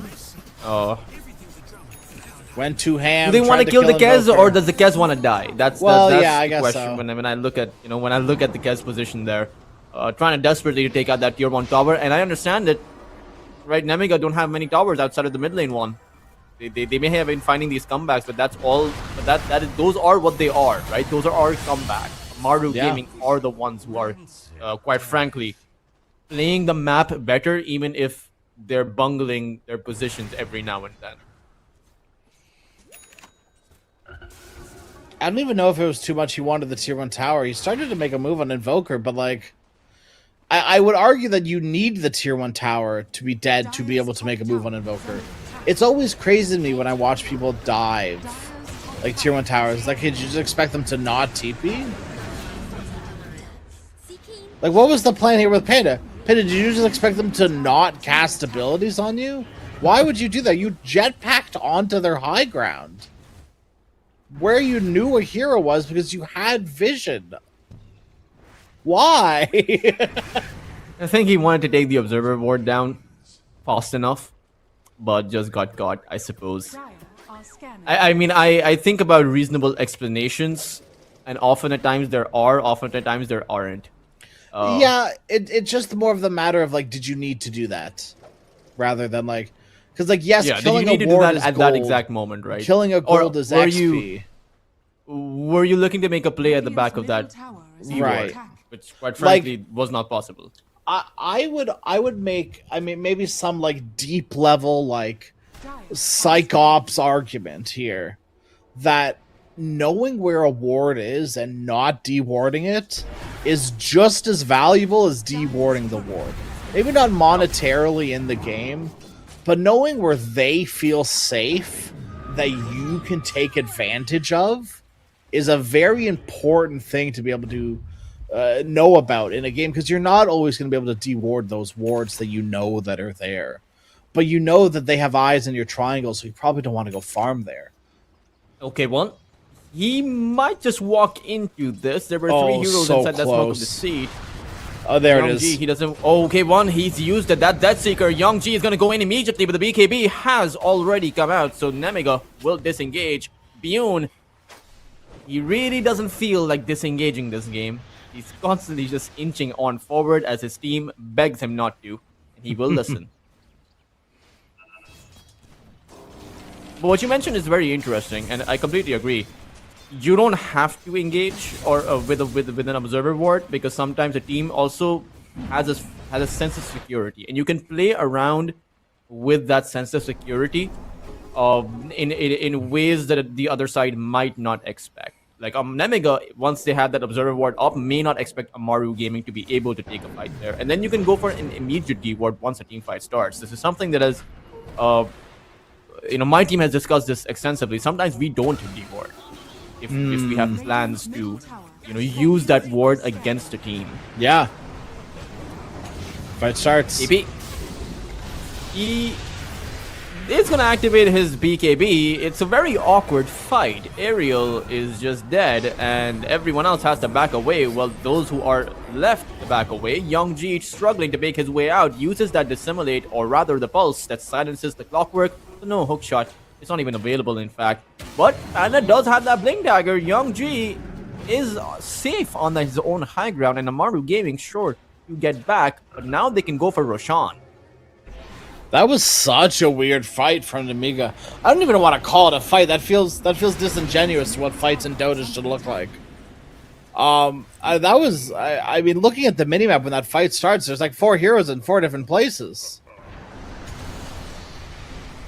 Oh, BKB activated by Bune, but he no. doesn't have his teleport, unfortunately. His BKB will wear off soon, as he will realize it's the Sunstrike that will take him out. But surely you can maybe do something now with the other 3 heroes with 2 people showing bottom. I guess you can't because it's an invoker. You just BOT's in. I'm wondering how many times has Bune died over on that bot lane, that exact position. Oh no. Like, it's at some point, man, you have to learn your lesson. You know, That ain't your lane no more. yeah, like without a teleport. Very deep hook in from Panda.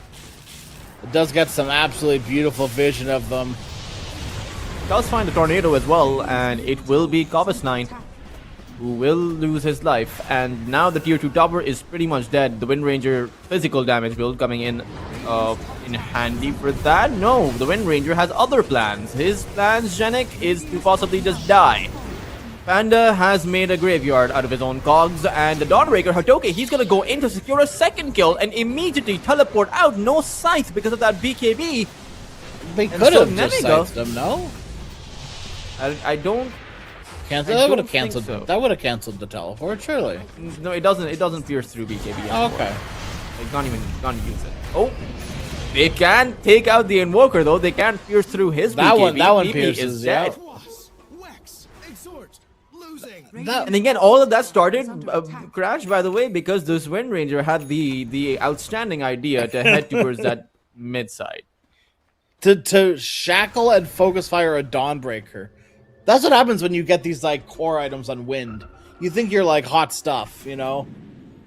And now a Roshan that definitely should have been Amaru's. It's fallen into the hands of their enemies. NEMIGA will gladly clean up this Roshan at a pretty quick timing as well.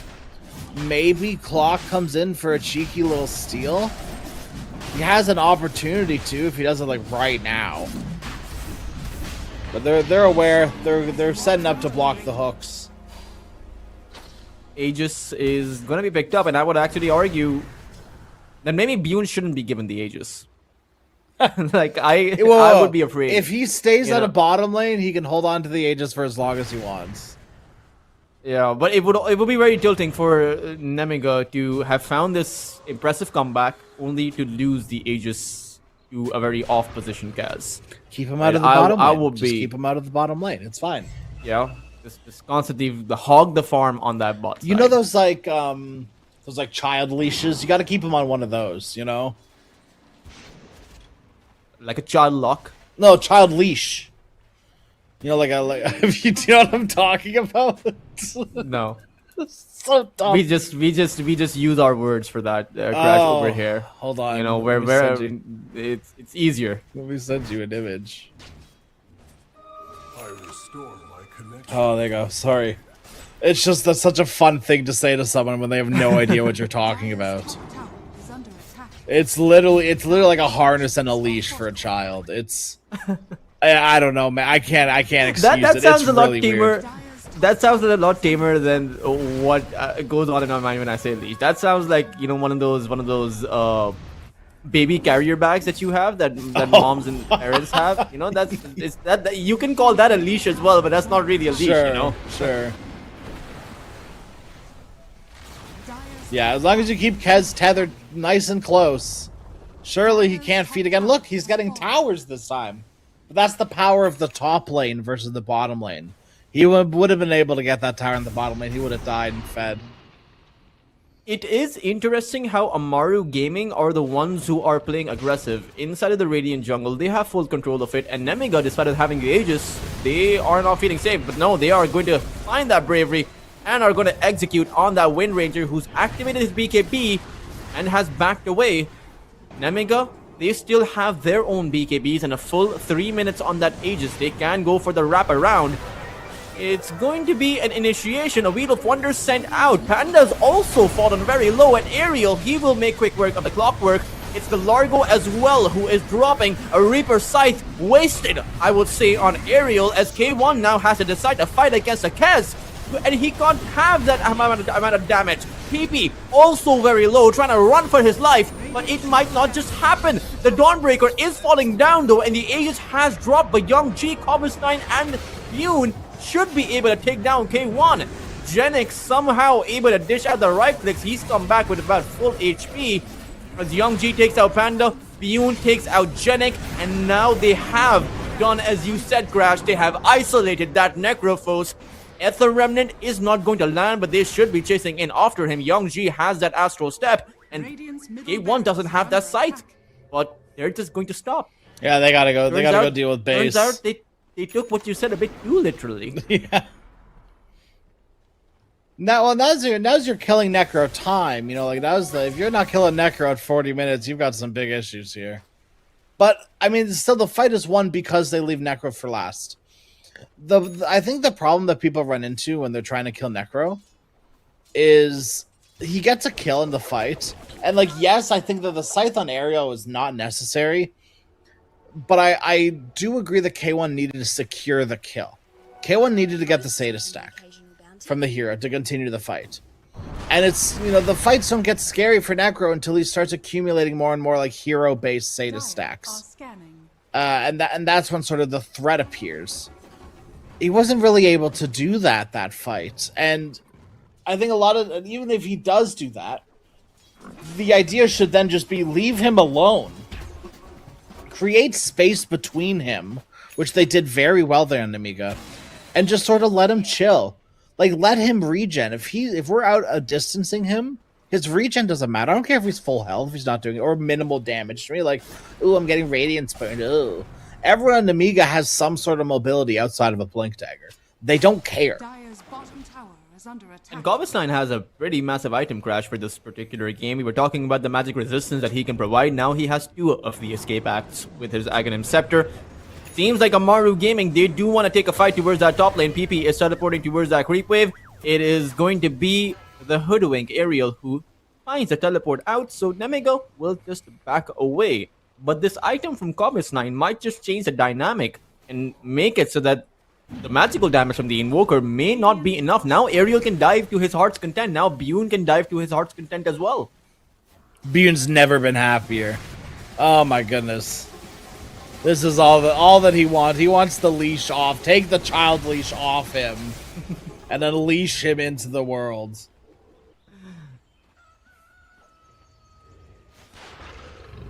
Let's get risky. PP is roaming around, and NEMIGA are playing huddled up together. There's a nullifier on this Dawnbreaker as well, so do you still think you need to save the Necro for Lost, or can you maybe, you know, use the nullifier and burst through him? He does have a BKB, so Yeah, you can nullify or get BKB and then go on from there. BKB activated by Biyun, but the fight is a bit disconnected. It's the Wind Ranger in trouble, but Biyun, he's stuck inside of that ice wall. In the end, though, Biyun will be able to get that Raptor Dance off and turn it around. Genik has fallen. Biyun is okay. Solar Guardian is going to come down, and that Starbreaker is going to wipe out KP as well as the Largo.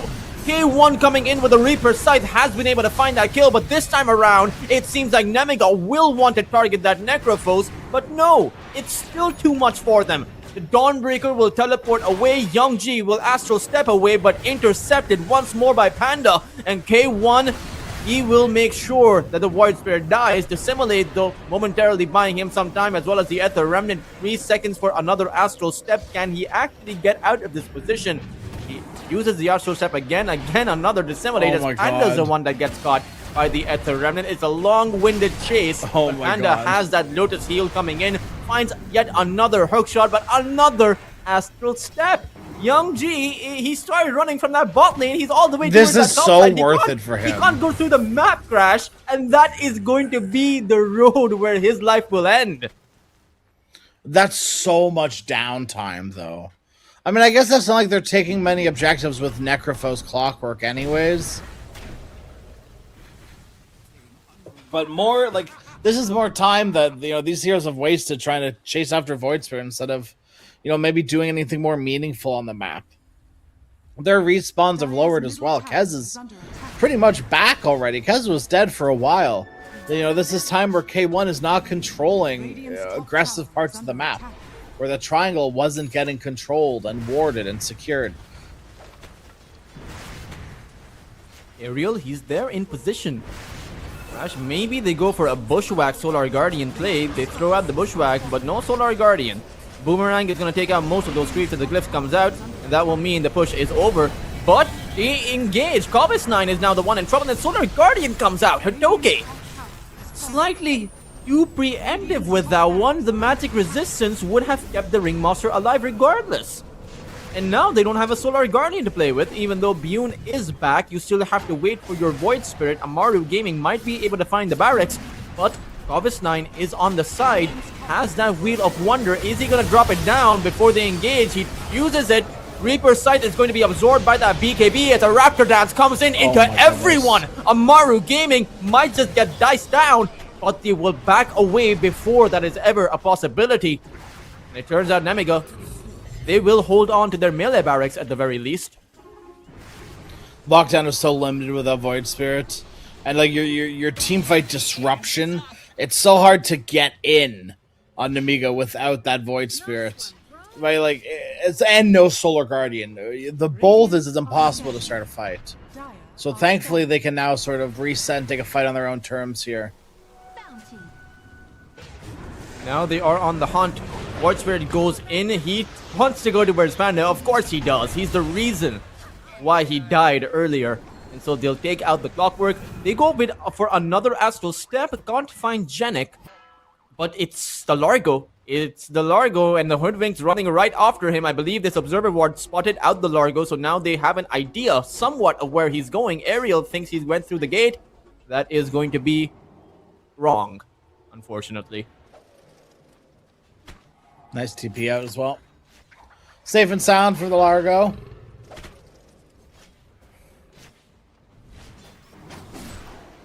It's Hitoge. I don't think they can actually go for him. He'll just BKB and make his way out. I mean, fair enough. This is time where like, Roshan just spawned. You know? And they're gonna go in for him. It should roar. And it has already roared, in fact.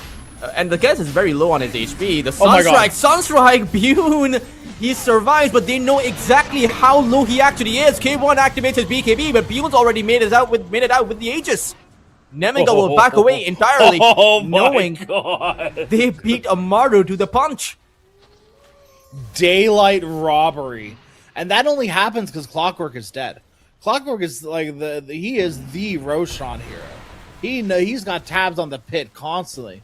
The only reason is because they just don't know how long they have left on the Roche. Even the Sunstrike, it hits Kez, not Roche. They still don't know how close this Roshan is to death. Radiant are scanning. Young G, he wants to go in, knowing that there's a Solar Guardian to follow up. PP, he is inside of that Ghost Walk. Ariel's on the back end of it as well. Oh, Panda went in. He goes in towards Cobus9, who has that escape act. Now the Solar Guardian is going to drop down, and Ariel is going to be a goner. But the Nullifier is there on K1. Can they burst through this Necrophos? PP will interrupt with his Tornado. They go all in, especially with Bune flying in as well, and they will cut through that Necro finally. AMARU Gaming have lost their carry, but they still do have plenty of cards up their sleeves, especially since the Hoodwink is down. They find the stun and disable on Hitoge, who does lifesteal somewhat, but in the end, he too will fall. Young G will go back in towards that Clockwork, but yet another perfect Tornado in this narrow chamber means that PP is going to control all of NEMIGA. They've lost the Aegis now, and they need to back their Kez up, but he's stuck in between a 4. Reaper's Scythe plotted down on him as AMARU Gaming come in from a buyback with the next row, and now they have the barracks in their crosshairs. Maybe a little bit of a misplay there from NEMIGA. They had buybacks, didn't use them when Kez is alive. And now Kez is dead with no buyback. They need to buy their time now.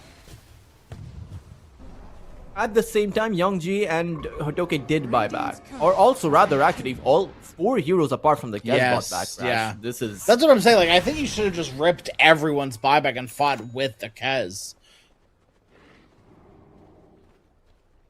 You also have a Necro Scepter now, so the overtime damage coming in is quite a lot. 30, I think it's 30 DPS added into, or rather, actually, no, 70 DPS added into his Heartstopper aura.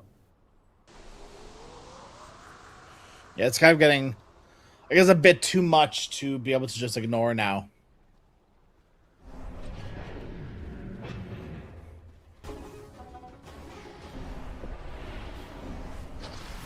Posted outside the Should high be that- ground. Here they go.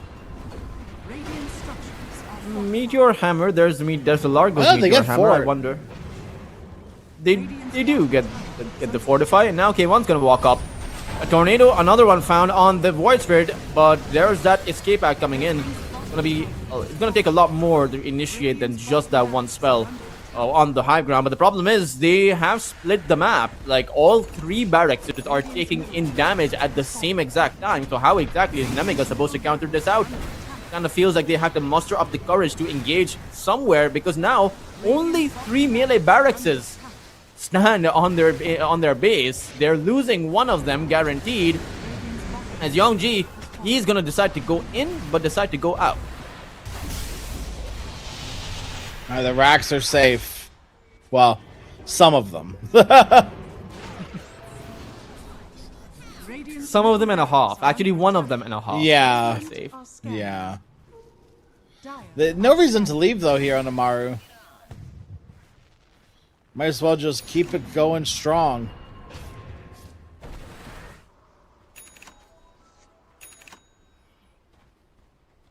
Do you feel like this game is inevitably going to go in the hands of Amaru? 19,000 of lead, BKB is up, no buyback on the Radiant side. counted 4 of them Kez are on out- cooldown. I've counted Kez out too many times in my life. I think it should be. I think it should be. I think the Kez has some potential to do crazy damage. You know, I've seen even Dawn be able to do some pretty crazy things. Necro now having a refresher, Largo having a bloodstone. I'm liking this next round of items for Amaru than I am for NEMIGA. Voidspirit is a BKB, so that's cool too. But like, Wind also has a BKB, so how cool really is it? You know, the Pause 4s are buying it. Oh my Oh, god! hook shot in by Panda. Wheel of Wonder has been sent out, and it doesn't really feel like anything is happening outside of these tornadoes, man, which are so disruptive coming in from PP. But Piyun might just be able to take the Invoker out. He has been able to, but an immediate buyback comes out. PP will rejoin the fight as Youngji goes in with that Solar Guardian. NEMIGA don't have any room for error. They have to beat Amaru right here as it stands. Largo activates his Bloodstone and will start to heal back up. Youngji is unable to take out the Largo, has to get back as Biyun will now come in with a buyback, but it's the Void Spirit in trouble. The go call will immediately come out as the Necro will pause and resume the game. And it's Youngji who gets hit by the scythe. He's down for about 125 seconds. No supports available either. Biyun, who has bought back, goes all in. Wants to take out the Largo, but in the end, his team has had enough. They will just tap out of game number 2, and Amaru will take NEMIGA to game number 3. All right, this is sort of more of what I wanted to see from Amaru, but still a little shaky. Right, there were some shaky moments, and maybe that speaks to the, maybe the bad side of Amaru, but I think it also speaks to the really good side of NEMIGA. For like this team like fought tooth and nail every second, despite being 20k down by the end of the game. Like, it should have been Amaru's game, but it could have been NEMIGA's game too. So I mean, overall, I think really well done. This is a game that I think NEMIGA can look back on, and actually like this would be a game to learn stuff from. So I think Ariel was getting caught out a lot. I didn't even know that Ariel had a sheep stick. I didn't really see Kovis get any like saves with Box on Scythe. Like there are probably some little things like maybe Hitoke shouldn't have Solar Guardian that one time. Like there's moments for this game for NEMIGA to learn from. Amaru, I feel like the same way as well. I think this is a good learning game for both these two teams.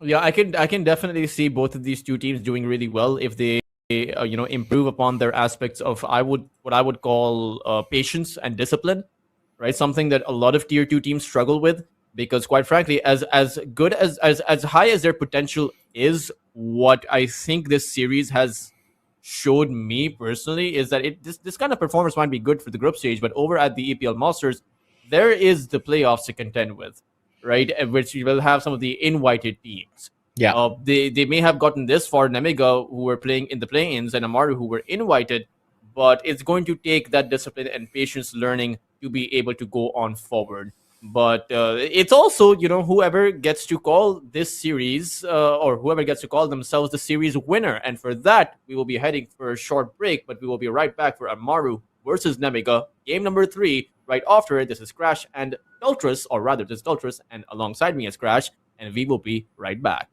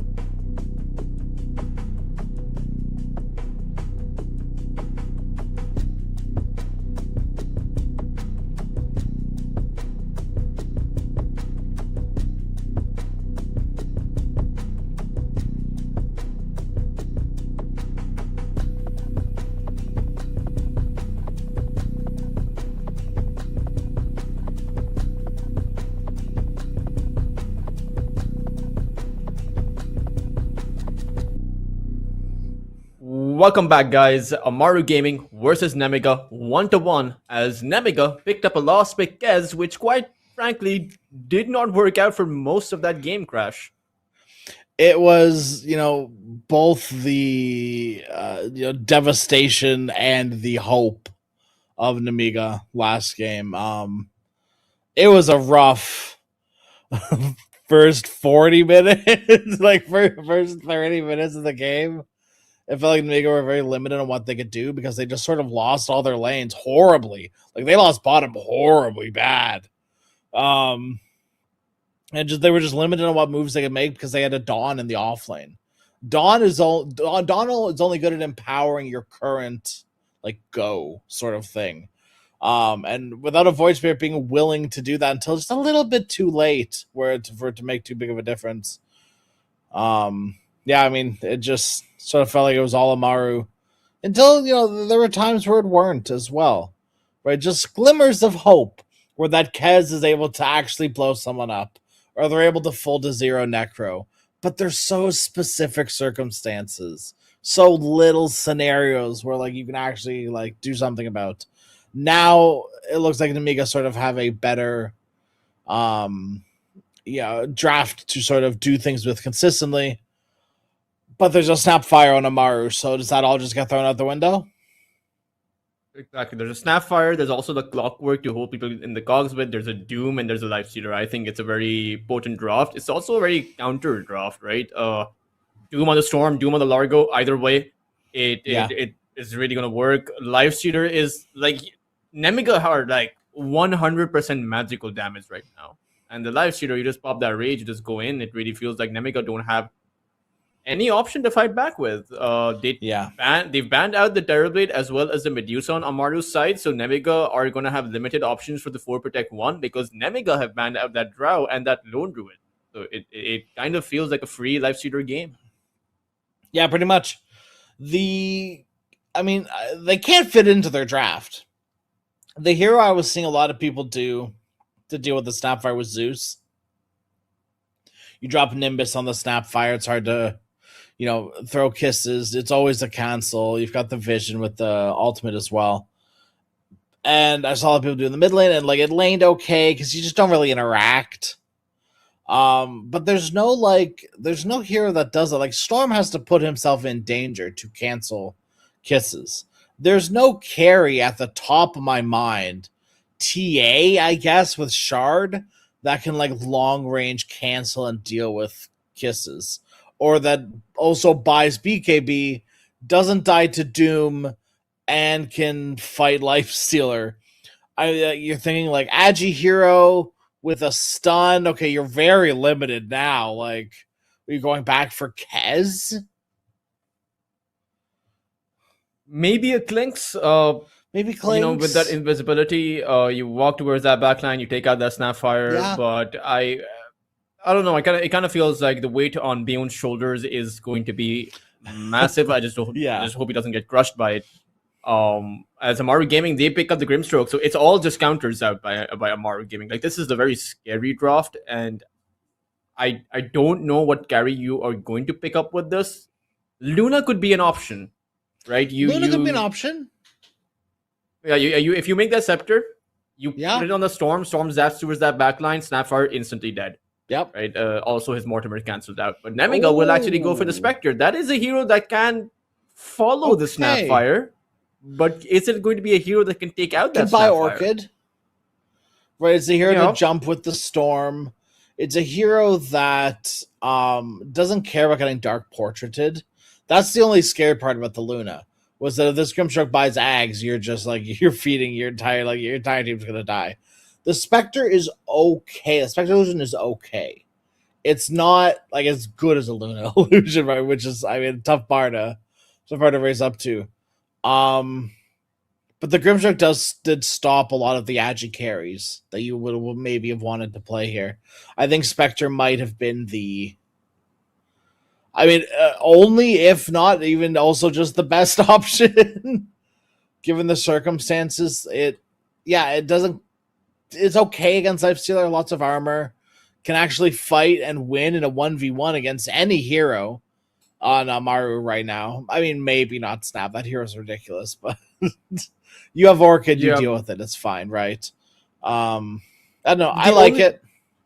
The only worry in my mind is Spectre isn't a hero that does well when if he's behind, right? Spectre isn't a hero that you're playing into a Doom and a Grimstroke. There's going to be a lot of aggression coming out towards the Spectre, and should he have that kind of a game, as he had with the Kez, a very late timing on his items, Yeah. that then he's not going to be able to 1v1 the live stream. True. Right, that rage is really strong against the Spectre, and it's also a lot of follow up. Right, it's not as if like we talk about a 1v1, but it may never be that kind of a scenario because to back up the life stealer, you have the Doom, you have the Mortimers, you have the Inkswell, as well as the Rocket Flare, the hook shot. You have so much that Amaru can back their life stealer up with.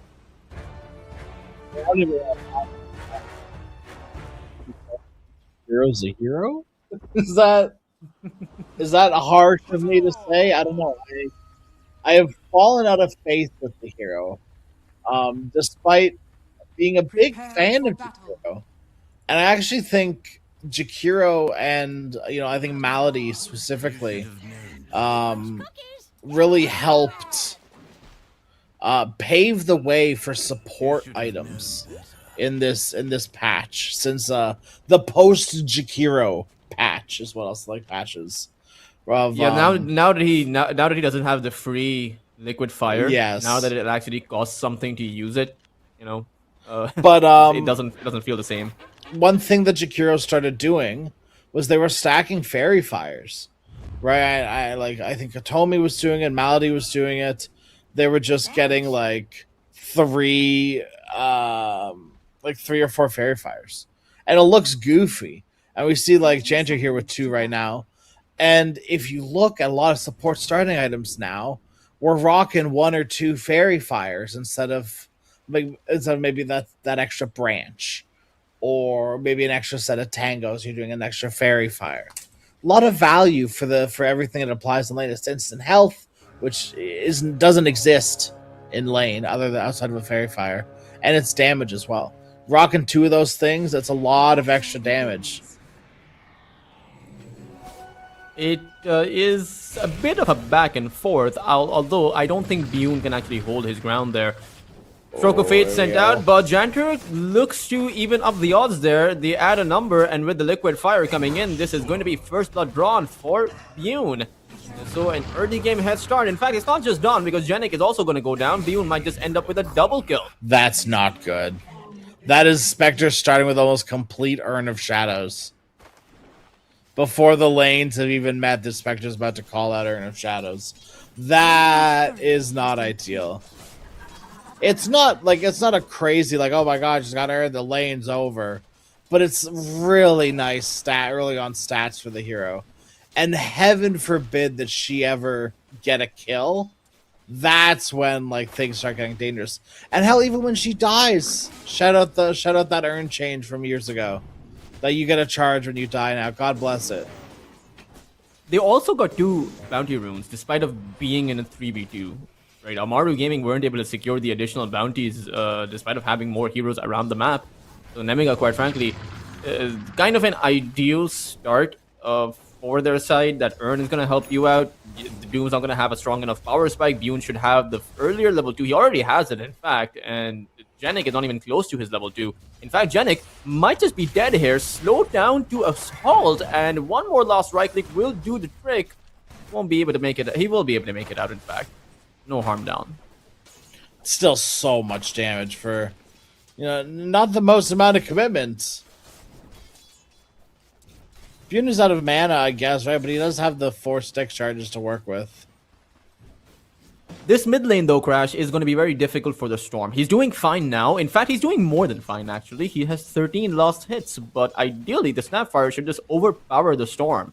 You want to close the gap from the Storm to use your Remnants. Sure, you have the Sliding Remnant now, but you still want to be able to close some kind of gap. But against a Snapfire who dishes out more damage as the gap closes, you can't do that as a Storm. But, I mean, so far, who am I to judge, right? Young G, 15 losses. Way more, 3 more than the Snapfire has at this point. So, doing pretty well against PP. I mean, it might be a hot take. I actually think the Storm lane isn't too bad. I mean, like it's laning against Snapfire. It's gonna suck, but Snapfire being this like pseudo melee hero, it does matter that you're getting free remnants off as Storm as you get more and more levels. I think it's actually the first few levels where Storm should be suffering more. Maybe level 3 is when things start like peaking for difficulty. But if you can get to level 5, I think you're like golden. And laning against Storm, I feel like level 5 is when like you're most susceptible to death. That's when supports are gonna come rotate to your lane and stuff, and I guess that's when like things at the same time start just being okay.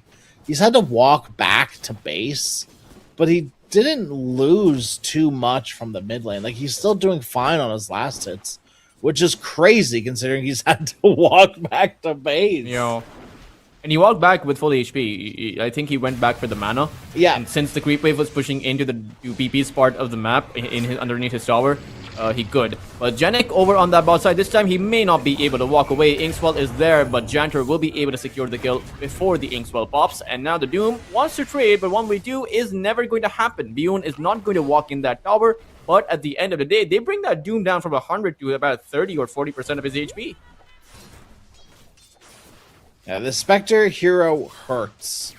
I think people were really sleeping on Shadow Step for quite a while. And Bushwhack doesn't land. You know, the tree cut is ideally Panda. I'm of the opinion that if you're playing against a Hoodwink, you should be getting a Quelling Blade on your support as well. Cut down all the trees that you can. Yeah, no reason not to. Panda did the same thing this game they did last game as we see Doom dying down bottom. Clockwork has the nice perk of just being able to destroy trees for free. He just needs to hit cogs into them. So you plant clogs in like the middle of the trees and you just throw them at all of them. This isn't the kind of lane that I'm sure Amaru were expecting. It's a Doom and a Grimstroke, but they're getting destroyed. In fact, even on that top side, it's not as if K1 is having a decent time against the Largo, who sure has a lot of HP, so the Lifestealer should theoretically do well, but Largo is a very oppressive hero in the lane. Yes. No, Largo actually does not care about Lifestealer. You can't open wounds, Largo. Your support can't really do too much early on. Now the clock has more levels, things can actually start happening for the hero. Like, the damage that he does with cogs, the burn that he does with cogs is considerably more meaningful now.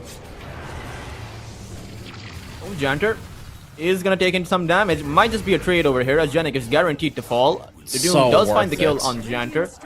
But Oscar... I think that's a return kill, but for Bune, I mean, he's getting way too much. You mentioned the Spurn he was able to build up almost immediately. He'll have the Power Treads now as well. 6 minutes in, has the Power Treads, Wand, Urn, and when he hits his 6, because of how far ahead he is, and with the fact that he has that Urn and Treads, he can make plays towards the map. He can go for the Snapfire, he can go for the Clockwork, or even the Lifestealer. Which is such a nice breath of fresh air. Right, like being able to actually just kill Snapfire is so critical. Storm got a rune too. They're just waiting on Spectre 6 at this point. They might be able to make a move now. Might just be dead here. Haste rune does get activated. Young G walking on forward or sprinting forward. In fact, Panda is not going to get engaged upon. Young G does bait out the Fire Snap cookie, but in the end, both teams will back away. K1 is gonna get hit by the Bushwhack though, and that is just unfortunate. His rage was on cooldown as he looked to trade against Govis Knight. The perfect opening for NEMIGA. That just shouldn't happen. It's one of those, like, you're damned if you do, damned if you don't. Like, you press the rage early, so you can't lane, but like you don't lane, what are you doing? Doom, speaking of not being able to lane, hi Doom. He has 30 lost hits. Now, this is one of those games, Crash, where I would imagine that going for a Radiance on this Doom with the kind of start that he has had is going to be a game-losing decision. Yeah. I have, I don't know if you've heard the Crash Roni Doom rant. I am an anti-Doom person. I think the hero, the nature of the hero is something you need to break and get over as a Dota player. Doom is the biggest one more item hero I've ever met in my entire life. He gets items so quickly, and there was a time where Doom was buying Crimson and Pipe and all these auras and then not joining the team still. It was disgusting. A1's dead again. Dire's top tower is We may under actually get to a point where we're eventually going to start discussing whether even the life stealer should be going for a Radiance. Yeah. About 8 minutes in, he only has about 700 gold with his phase boots, while the Spectre is just too far ahead of, already 1,000 net worth ahead of that of the life stealer. Which is insane. Like for so long, the image of Spectre has been bad laner. Not Bot lane? good. They will initiate on Janik. The Doom will also come out, as it seems like Janik and the Jakiro will once again be traded, but this time around Bune is, or rather no, Young G comes in to assist their Spectre, but Young G has no more mana. Mortimers start to fly out, but the Shield Rune will absorb most of that damage, so again, it kind of feels that even though it's a trade, both the Doom and the Mortimers were wasted there. Yeah. Yeah, doing the Jakiro was certainly a choice. It's probably the most reliable choice to get the Doom used and get the kill. But I feel like you... no, you know what? It's the right choice. Because your chances of killing Spectre go down, even though they're doomed with the Jakiro there, being able to cast abilities on you. I've come full circle. It's fine. It's fine that he uses Doom there. Because at least he died. If Jakiro didn't die and he used Doom, I would cry sitting there with you. But I think I'm on the boat if it's okay. Vector, now to get initiated upon. They would have loved it if they had the Doom right now, Crash, but Yeah. they don't. They will still apply a bit of damage, and Biyun will actually go back, knowing that there's no Doom. Janik is now the one in trouble. Hoodwink comes in. Ariel will That's secure the kill insane. on Janik. And Panda? He is there, hoping to find a straggled Spectre. Is not going to find that. In fact, he's going to find a dagger. A spectral dagger. As No. Ariel will once again drop No down that way. bushwhack. Panda is going to lose his life. Janter will be the one to end up with a double kill. And this is a bit of a disaster. 10-2 on that score line. Spectre at the very top and the life stealer at the very bottom as far as the core's net worth is concerned. Hey, it's okay. That Radiance is going to come super quick for Doom. He's got his Talisman of Evasion flying out right now. They're both making a Radiance, is the thing. Oh, no. You know, I mean, it's might as fine. well make a Radiance on the Snapfire. Double you know? Radiance is burn fine now. with the Mortimers. Think about it, Crash. A triple Radiance. Yeah. Maybe the Clockwork gets a Radiance too with his Battery Assault. You know what? I think Clockwork should be able to consume any item. Forget about just eating a chainmail. Let him consume anything. And he gets armor. Just a flat... Consume, like, anything over 600 gold. And he just gets armor. And that's how you fix the chainmail facet. Or facet, an 8. Novice 9? Okay, I mean... kind of feels awkward. Amaru Gaming, I think they need their level 6s for their supports. Otherwise, they won't be able to make a move. Speaking of, one of the aspects we haven't touched upon, Crash, is that they have a double Doom in their lineup. If they can get it off. They of do. course, but they do have it. They do. They have double Doom, and they have double open wounds. That's about it. But it's still pretty damn good. bottom tower is under attack. Do Trying to allied set up spells bottom. also... Or is it just only your own spells that you Just throw your out? team spells. Dire's bottom Okay. tower has Like, you fallen. can't double lick. Dire's middle tower is under attack. You can make a refresher and double lick. You But, could. yeah, that's... Or you can just get that not talent and double lick. Dire's Yeah. structures are fortified. You catchy lick charges, so you're telling me he'll have 4 catchy lick charges if he makes a Radiance, or rather a refresher. Spectre will engage upon that mid lane. It's going to be the Snapfire in trouble, but Janik is here. They do apply a bit of overtime damage, but the Largo is coming in. Novice 9 unable to find the lick. And Amaru are going to be okay. They get a bit of space because of this move that doesn't work. However, they do find another good bushwhack by Ariel. Sharpshooter will take out the Clockwork, so they get something. Oh. They might get Bune? No. Dire's middle tower is under attack. Doom's setting up. He wants it. He wants it so bad. I can't believe Boone's getting away with that.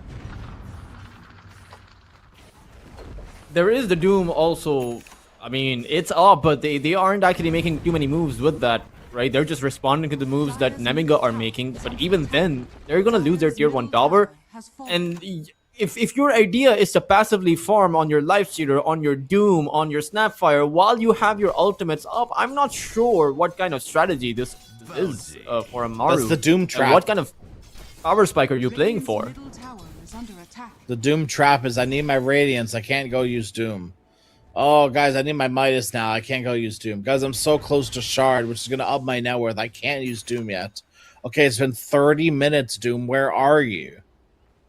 I'm And I think, so close to my next item. I think Quinn spoke about this. It was in, I believe it was ESL Birmingham, or it was at a tier 1. I have to hold that thought. The Doom finally does get planted out. It is a dead Spectre. Bune will give up his mega kill streak to PP. That needed to what- happen so bad. Quinn essentially said that you're always going to be close to a power spike for every hero. You're always going to be close to that next item that you're looking to build. But that shouldn't be an excuse for you not to make a move. And I'm glad that Amaru do make a move. That was, as you Yeah. pointed out, very necessary. Radiant's bottom tower. Yeah, it's is under at attack. some point you need to start start understanding the enemy's game as well, right? Like, it is good for your game to get the kill, but it's also really bad for the enemy game that you get that kill and who you get it on. And this is another really necessary kill too. This Largo has needed to feel the pain of death, and he does indeed get the sweet release. Also, the Meteor Hammer. You know, he likes his meteors. He likes his Largo's also hammers. top net worth, right? So these two back-to-back kills for Amaru were on high priority, high net worth heroes. K1, Oh no, he will infest inside of the creep, but he doesn't have a rage available any longer. Very simple kill found by Young G, who has the Gaia, is going immediately for a Lincoln Sphere pretty early on, so he's skipping the Witchblade. interesting, Dire's top tower is under attack. and he knows what's gonna kill him this game. You know, Dire's top tower has It's, fallen. he's probably not dying unless he gets doomed. Realistically, There's only 3 single target abilities that Amaru have from a distance, right? Infernal Blade is still melee range. yeah. The Open Wounds, the Phantom's Embrace, and the Doom. So outside of those 3, you're going to have to make some items on Amaru to pop that Lincoln when it eventually does come out. Yeah. Yeah, you're probably gonna want, like, I mean, it's not even a bad duels game, but like, who's building it? Force Maybe the staff Clockwork? necessary. I think Yeah. the 4-star would be the better one I agree. against that Frog Stomp. As Panda, Bune is able to pick up the kill. And again, these are all just galvanized charges you're giving away. Every single time you choose to venture in the Radiant part of the map, you are risking a rotation, and it's a global rotation that can come in, right? It's not Yeah. just... It's a Storm who can zap, it's a Spectre who can haunt you down, and you're gonna run into a support. Dire Naturally, has yeah. fallen.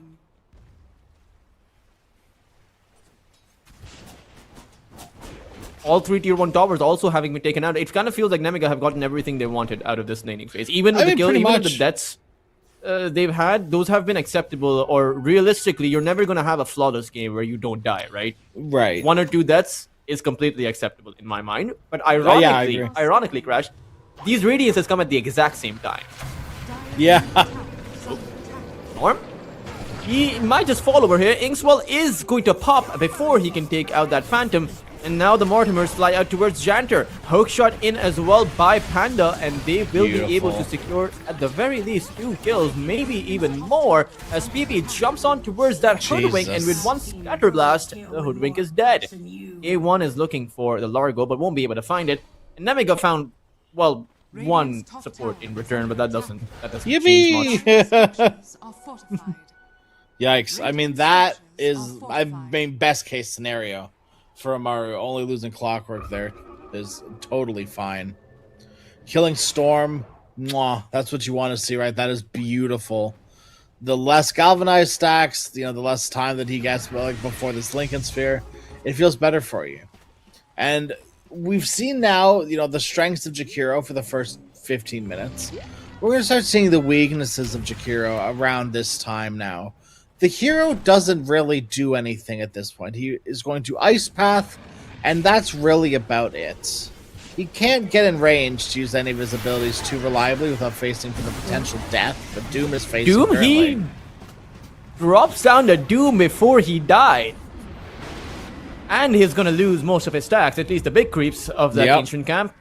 So that is, I feel like that is a big blunder. Now you have nothing to stop the storm with. So for the next 2 minutes, they should just be running around the map, finding as many kills as they can. As Scobis9, he's waiting for the storm to go in with the zap, but the storm won't. Storm is hesitating for some reason. Oh, Bune? This is, you were talking about the 1v1 potential, and we are about to see it. Scatterblast is back as Bune is still able to cut down that Snapfire. Even towards that top lane, Genic is gonna fall. K1 might be able to find 1 kill, maybe even the 2 with the Doom, but still, you lost your Snapfire, your most farmed core, and you lost both your supports. I feel like NEMIGA are very happy with that exchange. Yeah, back-to-back sort of trades for these teams that are like, arguably okay, arguably pretty bad. Yeah, I mean, just pretend that it depends on your perspective. Where like Spectres live in large, and I guess your opinion, depending on your opinion on Spectres, it's either a really good or a really bad thing for you. I think this is a almost completely free Spectre game. If you're getting doomed as Spectre, it means your Storm's not getting doomed. That's a win.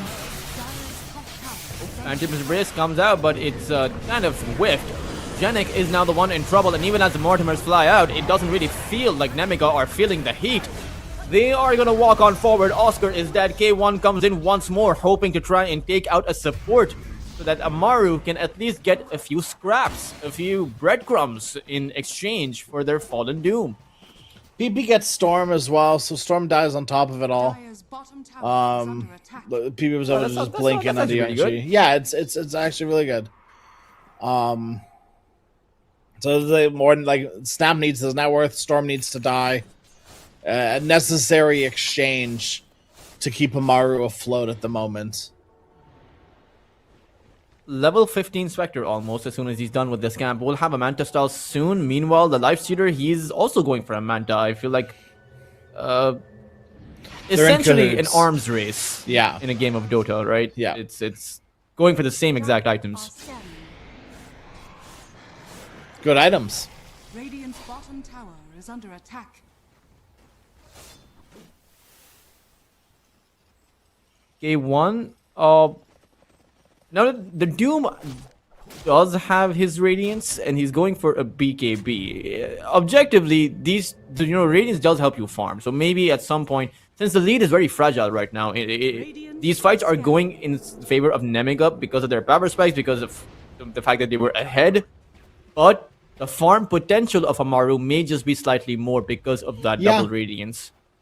Yeah, absolutely. Their supports are pretty good at farming too, and by supports I do just mean Grimstroke. They see him.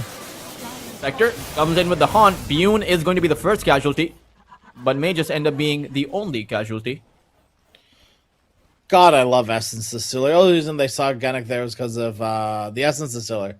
They throw it up on the high ground, and it reveals smoked units. Not reveal them as you can see them, or like click on them, but reveal them like you know when Ricky is spectral daggered and you can sort of see his outline running around? It's like that. And so for some reason, that's how Essence Distiller interacts with smoke, and it might as well just give you vision anyways. And a Spectre Haunt, I mean, completely ruins it, because then all of a sudden you're there on top of the hero, and the smoke breaks, and you're sad. And yeah, it's a very addictive item for a support. It's like a support. I love Essence Distiller so much. I cannot begin to describe to you how much I love this item. And I still get people in my pubs, and it hurts me so deeply that I'll put like an Essence Distiller on the ground, and someone on my team will ping me and go, "What is this, brother?" It's been months at this point. Come on. Tormentor for in ages though, Crash, as I think this trade happened the exact same way Look last at Clockwork. Oh, he's gonna boy hookshot in. Panda yes! will snatch the Aegis away from NEMIGA.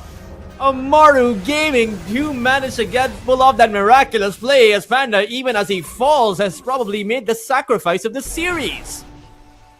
Absolutely. Well, a Clockwork's dream. There have been many, changes in Roshan's pit throughout Dota history. Clockwork's always been good. Clockwork's always been good at dealing with Roshan. You have Flare, you have Jetpack to work with. I think the worst time for, or the best time for Clockwork players were when Roche was in the corners, because you could Jetpack off the map and still have vision. It was wonderful. I mean, the possibilities for Roshan stealing as a Clockwork player is, immense. You'll love to see it. This is what the hero's been made for. And not to mention, the hookshot, like you pointed out, right? It's made for that. Hookshot stuns. It's literally it's perfect. And you can't do anything. You can't stop it. Even if you had a BKB in that scenario, you still get stunned. As I'm not sure what K1 is doing there. He is stuck in between the 5 heroes. He thought he had that raid, so he was pretty much safe, but the overwhelming damage is going to take out that lifestealer. Amaru Gaming need to be careful about how they approach this scenarios. At the very least, back your lifestealer up. He's just trying to make sure that he feeds away all the hard work that Panda's worked towards. As PP dies, Yeah. we saw the last time Bune went for that to be a bit of a struggle, but now we see the Spectre getting so far ahead that there was nothing that PP could do in that scenario. He has, and quite frankly, he has a Kaya and a Blink Dagger, that's it.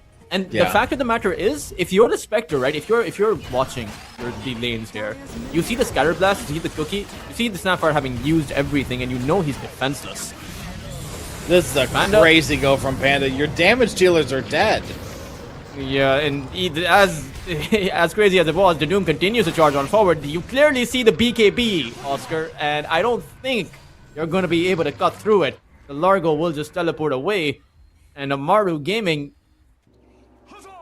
they get a Jakiro. I feel like this entire game crash has just been NEMIGA finding cores and Amaru finding support. Yeah, more or less. The Storm has died a few times, and that's been pretty much the outlier. Is that almost an Ags too, Inspector? Oh my goodness. Manta's already like from bad Spectre for 2 news. seconds and have their movement speed slow 25 seconds. As Ariel, he does die on that top side. Young G is able to find a solo kill, and I feel like now that the Storm is empowered with this Sanjin Kaya, has the Lincoln Sphere also at the ready. He needs 400 gold with it. Almost. So he can essentially just zap anywhere. He can take out that Grimstroke and that Clockwork every single fight, and there's not anything Amaru can do about that. Yeah, Amaru have sort of missed their opportunity, but I don't think they could have. I don't think they were in a position to seize any sort of opportunity to begin with. There's the Ice Path, there's the Clockwork. I feel like Amaru are desperately trying to create the space here. Gate 1 tried to go for the tier 1 tower on that mid side. Snapfire plus the Clockwork, they're trying to go for the top lane tier 1 tower. But NEMIGA are responding very quickly to these rotations because they know that Amaru can't create that space so easily. They don't have those tower hitters. It's also one of the struggles of going double Radiance and BO3's first item on your mid lane is there's no defensive items in your future. And it's very hard when you start getting behind like this in an even game. It's a risk. All of a sudden you've built Radiance and you've got your BOTs and your Blink and your Kaya. You're like, okay, but now I'm just getting haunted and getting killed. Because the Spectre is double my net worth. But what are you supposed to do? Because you've teched into being stronger than them. And you're no longer stronger than them. Radiant's courier has Now, this entire advantage is just between the Spectre and the other two cores. The Storm is, the Storm is even up against the Snapfire, and the Largo is 2,000 net worth behind the Doom. That's to be expected because Largo doesn't exactly flash farm. It has to use a Right. Frogstorm for that every single time. But Panda, I hope he's not thinking what I think he's thinking. Surely not. Pandas are not good at surviving on their own, Crash. That I've seen will- several videos. That's why Panda explicitly hooks shots into Roshan to die alone. Yeah. You He's give a actually- panda an apple, the panda will let you take away their kids. That's what I've seen in the videos. But of course, they're in their sanctuary, of course. Well, R.I.P. Panda. Clockwork? He's dead. Genek He- is dead as well. Beyond didn't even need to be there. They let the illusion finish him off. The amount of disrespect. Dauber also falls. Like, they get 3 objectives around Yep. the map, and They can just get I this don't- tier I 2 don't- bottom too. Dire's middle I don't see tower is what's stopping them. Now, the thing is, K1 can split push. I think at a certain point, he's going to have enough HP that he can pop the rage, teleport away. There's no BKB piercing stun on NEMIGA, so they won't be able to take him down. But, okay, we kind of see it in action. But I don't think that's enough. Dire are scanning. I'm taking it slow, I think. NEMIGA just want to... You know, they're in no rush. You know, they just got this gem on Storm. They've got their Spectre farming, considerably more farmed than anyone else. Just gotta make sure they don't throw it area. away. Or rather, it is the Jakiro Janter. He is gonna drop a hook shot coming in by the Clockwork, and they won't be able to get more. But I guess an opening. Amaru Gaming do have the BKBs. I suppose we'll only see the real potential of their team fight when they actually take a team fight. Because Yeah, that's NEMIGA, true. they don't necessarily have to give Amaru that fight either. Well, Largo now also has a Lincoln Sphere, so your Doom targets are severely limited. Lifestealer has a Shadow Blade. He's going to be working on a Silver's Edge, which will be very nice. The items are coming together for Amaru. Right now, both Doom and Snap have those BKBs. We're getting somewhere, you know? We are definitely getting somewhere. I'm just not sure if it's good places for Amaru. Like, there is no happy place to be found, especially not for this Grimstroke. Very easy pickup. In fact, it's an illusion chasing him. It's not even the real Spectre. The real Spectre is busy with his own priorities. He wants the creeps more than he wants the Grimstroke. Young G just had to make sure he got that galvanized stack, you know? Very important. And how many is he up to now? He has 17 galvanized charges. Dire's top As the Witchblade will have the Parasma soon. And what do I see here? They have 2 Lincoln Sphere, not just the one. Yep. Radiant's middle Well, tower and- is under attack. As long as Largo has his shard, you've got 3. Dire's top tower. Because you can just apply Lotus to someone else, or Lincoln to someone else, and it'll apply it to you as well. So you've got to go through now, what, 2 layers of Storm's Lincoln Sphere? Good luck. Radiant's bottom tower is under attack. Dire's Could even top go for the tower is 3. under attack. Like, why not? Why not go for Yeah. one on the Spectre? Just depends on the threat level, or rather the threat assessment. Radiant's bottom It's- tower is under attack.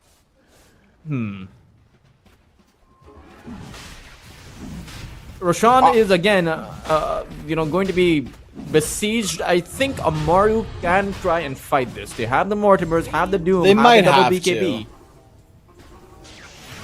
I think the Miga, yeah, they're aware of this. It's not going to be free, at least, especially because Clockwork's up. They know what happened last time.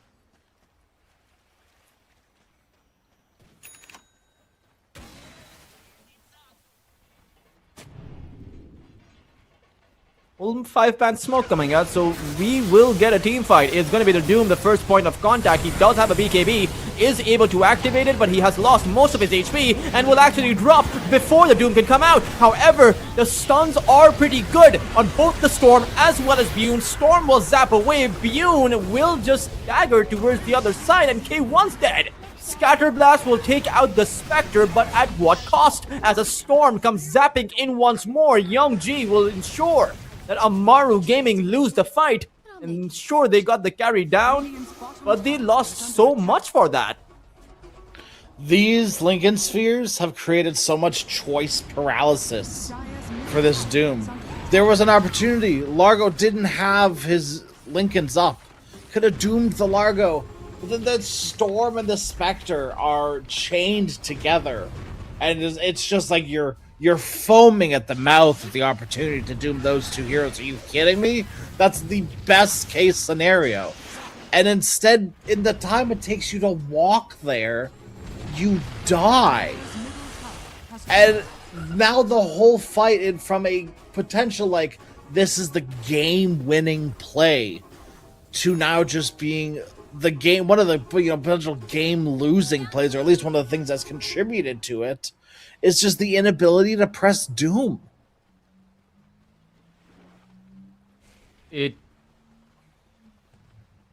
even if he pressed Doom on that scenario, I actually do think if you were to get over his paralysis of choice, I think with how low the Storm and the Spectre were, you could have found the kill on the Storm. Like, he zapped away. He wouldn't have been able to do that. Young G, I feel like Jennings died here a few minutes ago.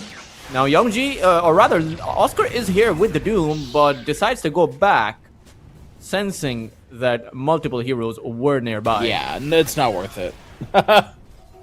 Way too risky. Silver's Edge for the Edge Life done. Stealer. Yeah, that's your Spectre Killer right there. Spectre Killer 9000, that's it, but you need more than just the Life Stealer on the Spectre, though. That's the problem. Especially with the item that he does possess. He also has an Orchid, and that means no one is surviving from that. You'd have to pop the BKB if he goes on a core, but the Grimstroke, as well as a Clockwork, like you pointed out, don't really have defensive build-ups. Grimstroke has the Ghost Scepter, but that is not enough. Yeah, it's. I feel like you're dead before you can even use the Ghost Scepter. Usually, yeah. Yeah, that's how that's been working out so far.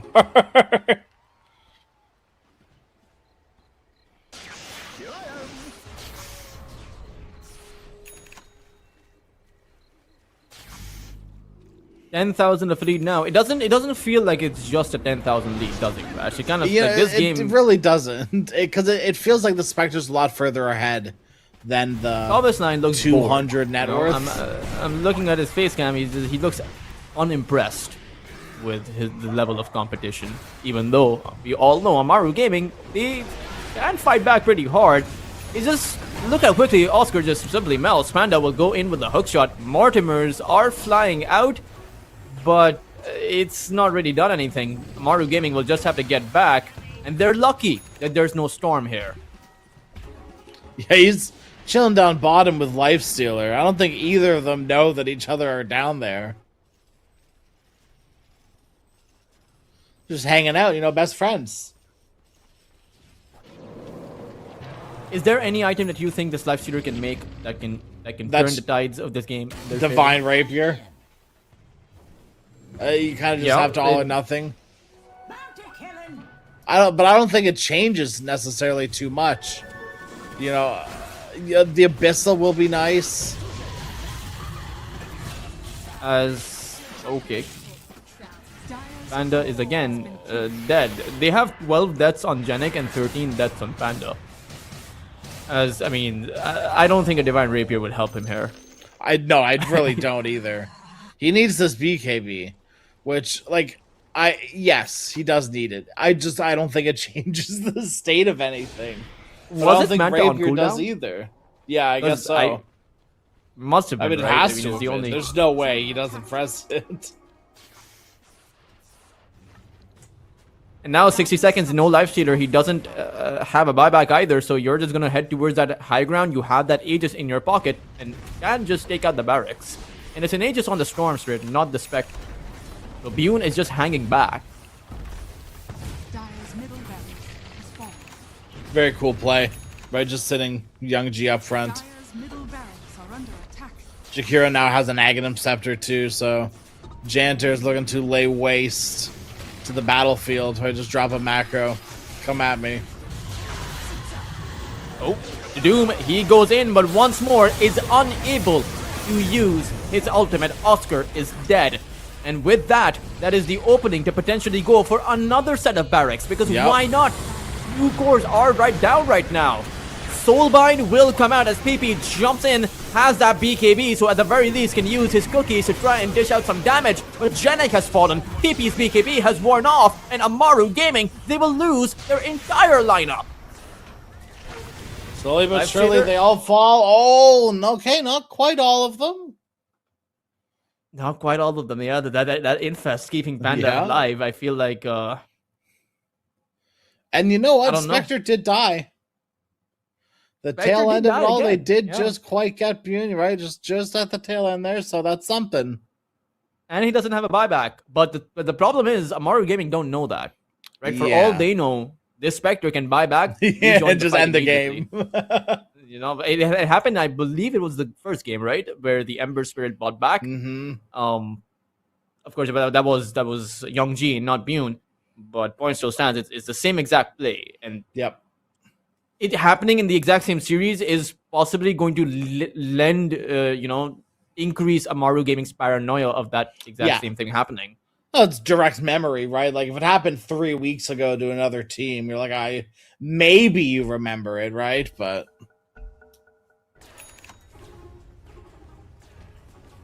The game will be unpaused as Young G, he is walking it back. he's got pretty limited mana, but with the Aegis, he's not going to go anywhere. It's not worth for him to leave right now. He might as well just instead die. Yeah, like I would actually, the Storm is weird as an Aegis carrier because he would, in some cases, want to die so that he can restore his mana pool. Dire's structures are fortified. And unfortunately, without the Doom, Amaru Gaming don't actually have much choice. They kind of just have to wait out 14 seconds. Yeah. Hope their melee barrack still stands by the end of it as soon as the Doom respawns, and then maybe you look for a play while the Spectre is dead. Dire's top barracks has fallen. Radiant's turret Okay, one cheeky little play in. Panda is able to make it out. Okay. Yep. He's just keeping them on their toes, making sure they're awake. Very important. Now, could he have gotten sheep sicked and died immediately? Yeah, but Young G's hunting. I feel like Young G's standing in this position because he can zap towards that top lane or zap towards that mid lane for whoever shows, but no one will. he's also in a And game decent one? smoke breaking position, right? If they all decided to do something for some reason, he's in position to not just go anywhere, but sort of receive. A1, he doesn't have a Manta again. In fact, it wouldn't have mattered even if it did. He just dead. Blink Hex He can't be beat. doesn't have a buyback. And that might just be the game here. NEMIGA, they don't know he doesn't have a buyback, but they will realize it soon enough as they start to break through that second lane of barracks and realize no one's coming in for the defense. It is a smoke of deceit as Amaru Gaming, they hope to go fit in for a backstab, but this is a Hail Mary play. This is the only fight they are going to get. And a Yule Scepter on Aerial to start things off as the Hoodwink go back.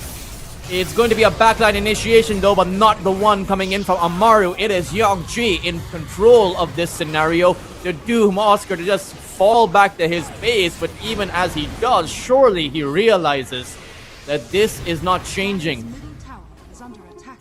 This Yeah. game is pretty much done. Yeah, they beat KBTP, but like, what are you gonna do now? I mean, I guess there's a tier 2 still alive, so you can stay in the game. Maybe one more, right? Maybe one more fight. They will get the buff. I suppose the idea is that you TP BKB TP back so that you have your life stealer respawn, and because your supports have died so many times, they'll also respawn. You know, that's one of the benefits of being this far behind. That's true. And it is something you should take into consideration, right? When you are playing from behind, is sort of what is the value of your support's life? Because let's say Amaru are able to get something off of that. Maybe it's worth it. They go in for a full initiation. Amaru Gaming are losing Oscar, and I haven't seen a single Doom in any of these team fights, and it doesn't seem like there is going to be one, but Bune, he has fallen once more. So they have taken down the carry, but Panda's gone down. K1 still trying to apply the right clicks, but Kovestein doesn't really seem to budge. Largo is in fact going to get back. It's Janter to go in with a dual breath as Ariel is there, but silenced by Janik, who is going to fall himself now, just down to the two heroes. It is PP, whose Mortimers are on cooldown, and K1, Bottom tower is under attack. who wants to farm the neutrals. Dire's bottom tower has Well, I mean, that I'm going to should, give... I mean, surely be as close to it as they can get. These bouncing overload charges have been insane, too. Keep in mind, they're croaked, too. Amaru Gaming are going to respawn once again. I feel like the supporters don't really die. Yeah, they're all undying, right? With the respawn of supports, they're gonna respect and back up on NEMIGA. I really don't think they need to, but the problem is with that fight, Doom once again gets the opportunity to go, and he has to wait for Lincolns to get popped. Okay, Lincolns get popped, they get chained together, Spectre and Storm. Yes, it's great. I go in, I blink in, he immediately gets hexed. Within like the second of him blinking in. He gets hexed, and then he gets silenced, and then he gets killed by the illusions because he's bloodthorned in a frog stomp in Macropire. Silenced with a bloodthorn getting hit by spectre illusions. He just died to random crap on the floor. Oh, It was like a Third Home Roshan Alone almost up. trap. Oh my god. in about 30 seconds, as some, you know, they are holding on to their base, even if it's because of the fact that they respawn very quickly. Like, you know, doesn't matter how you get the objective done, you get the objective done, and they find a way to take Bean out, despite of losing Oscar without having him expend the Doom. So if they're only able to get everything out, find the right targets, maybe the fate of this game changes. Maybe they have some sliver of hope, but I don't think that there's much room for optimism if you're Amaru Gaming.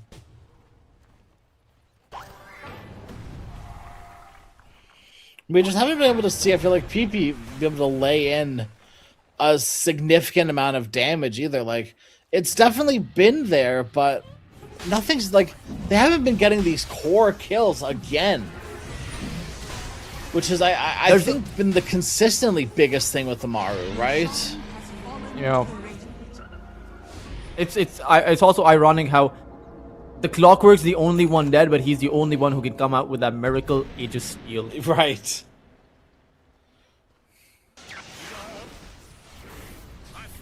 Here's a quick, like, maybe coach question for you.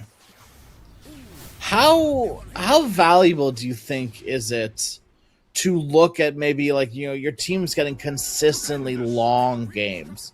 Like, this is maybe the second NEMIGA game that we've seen that's like gonna be 50 minutes.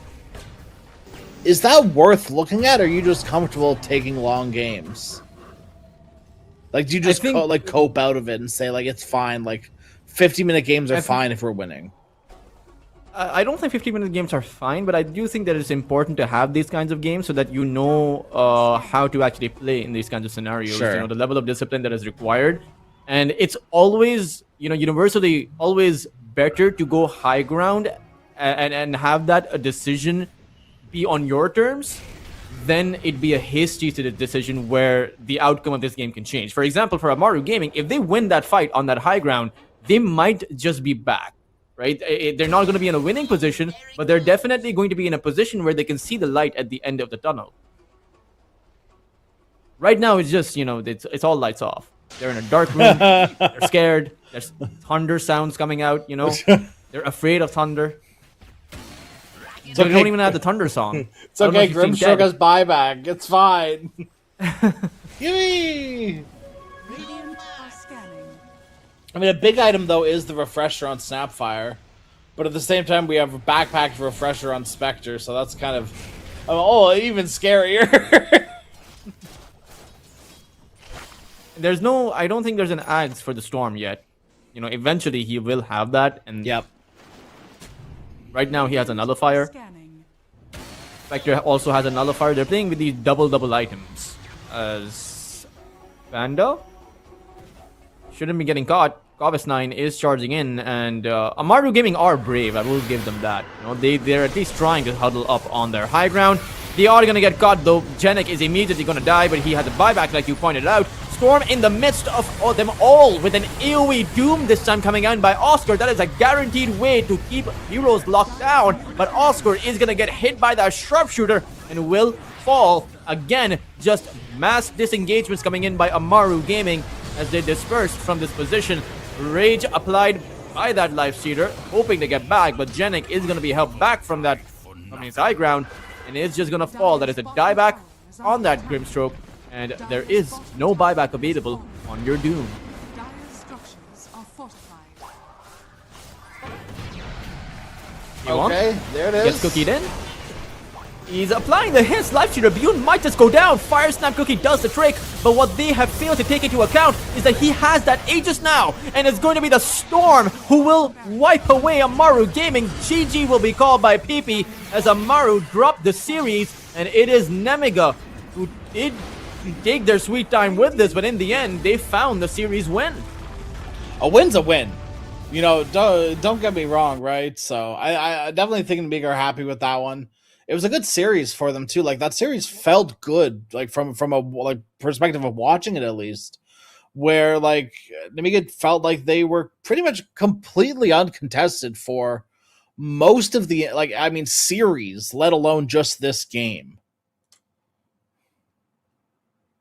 Do you think that there is something that maybe Amaru Gaming need to adapt into, because this was their very first display? They were invited into the group stage. This was their first showing, but it didn't quite go their way. Man, I don't know. It's hard, right? Because I feel like on paper this draft should do well, but there just seems to be some disconnect between when they want to play Dota and who are the support's going to play Dota with, and who is doing what. I don't think this Doom hero fits the type of Dota they want to play. I would argue that I don't think Dawn fits it either, necessarily, unless they put PP on a very high mobility action hero like Ember or Storm, which in this sort of meta is a crapshoot if you're going to get it or not. It is definitely NEMIGA who, should be very happy about the fact that they've just taken down an invited team. That is something to be proud of. They now need to continue the momentum and take this forward as they look towards, some of these other series. And, they have a good shot against taking down some of the qualified teams out there. Before we head out, of course, a special shout out to Rayon Rain, whose birthday it is. So happy birthday to him. But we will be tuning off, but we'll be back in about 10 minutes. So we're not actually tuning off. We will be taking a short break before we come down to a very coveted series, Crash. It is going to be Syntax playing against Amaru Gaming. So Amaru, they're not going to get any rest. They are now going to have to play against a team that plays very fast. They're playing against a team who is at the very top of their group stage with 2 series wins, 0 series loss. A team that has taken down Parker and Noob twice now in the group stage, or rather in the plane and in the group stage. So can't wait for that one. Do you have any predictions for that series, Crash? No predictions, but I think Amaru definitely need to step it up in the next 10 minutes if they want a chance to play up against Syntax. I definitely agree, but without further ado, this is Tultras and Crash with you, and we will be just off for 10 minutes, but we will be right back for Syntax versus Team Amaru. Don't go anywhere and stay tuned.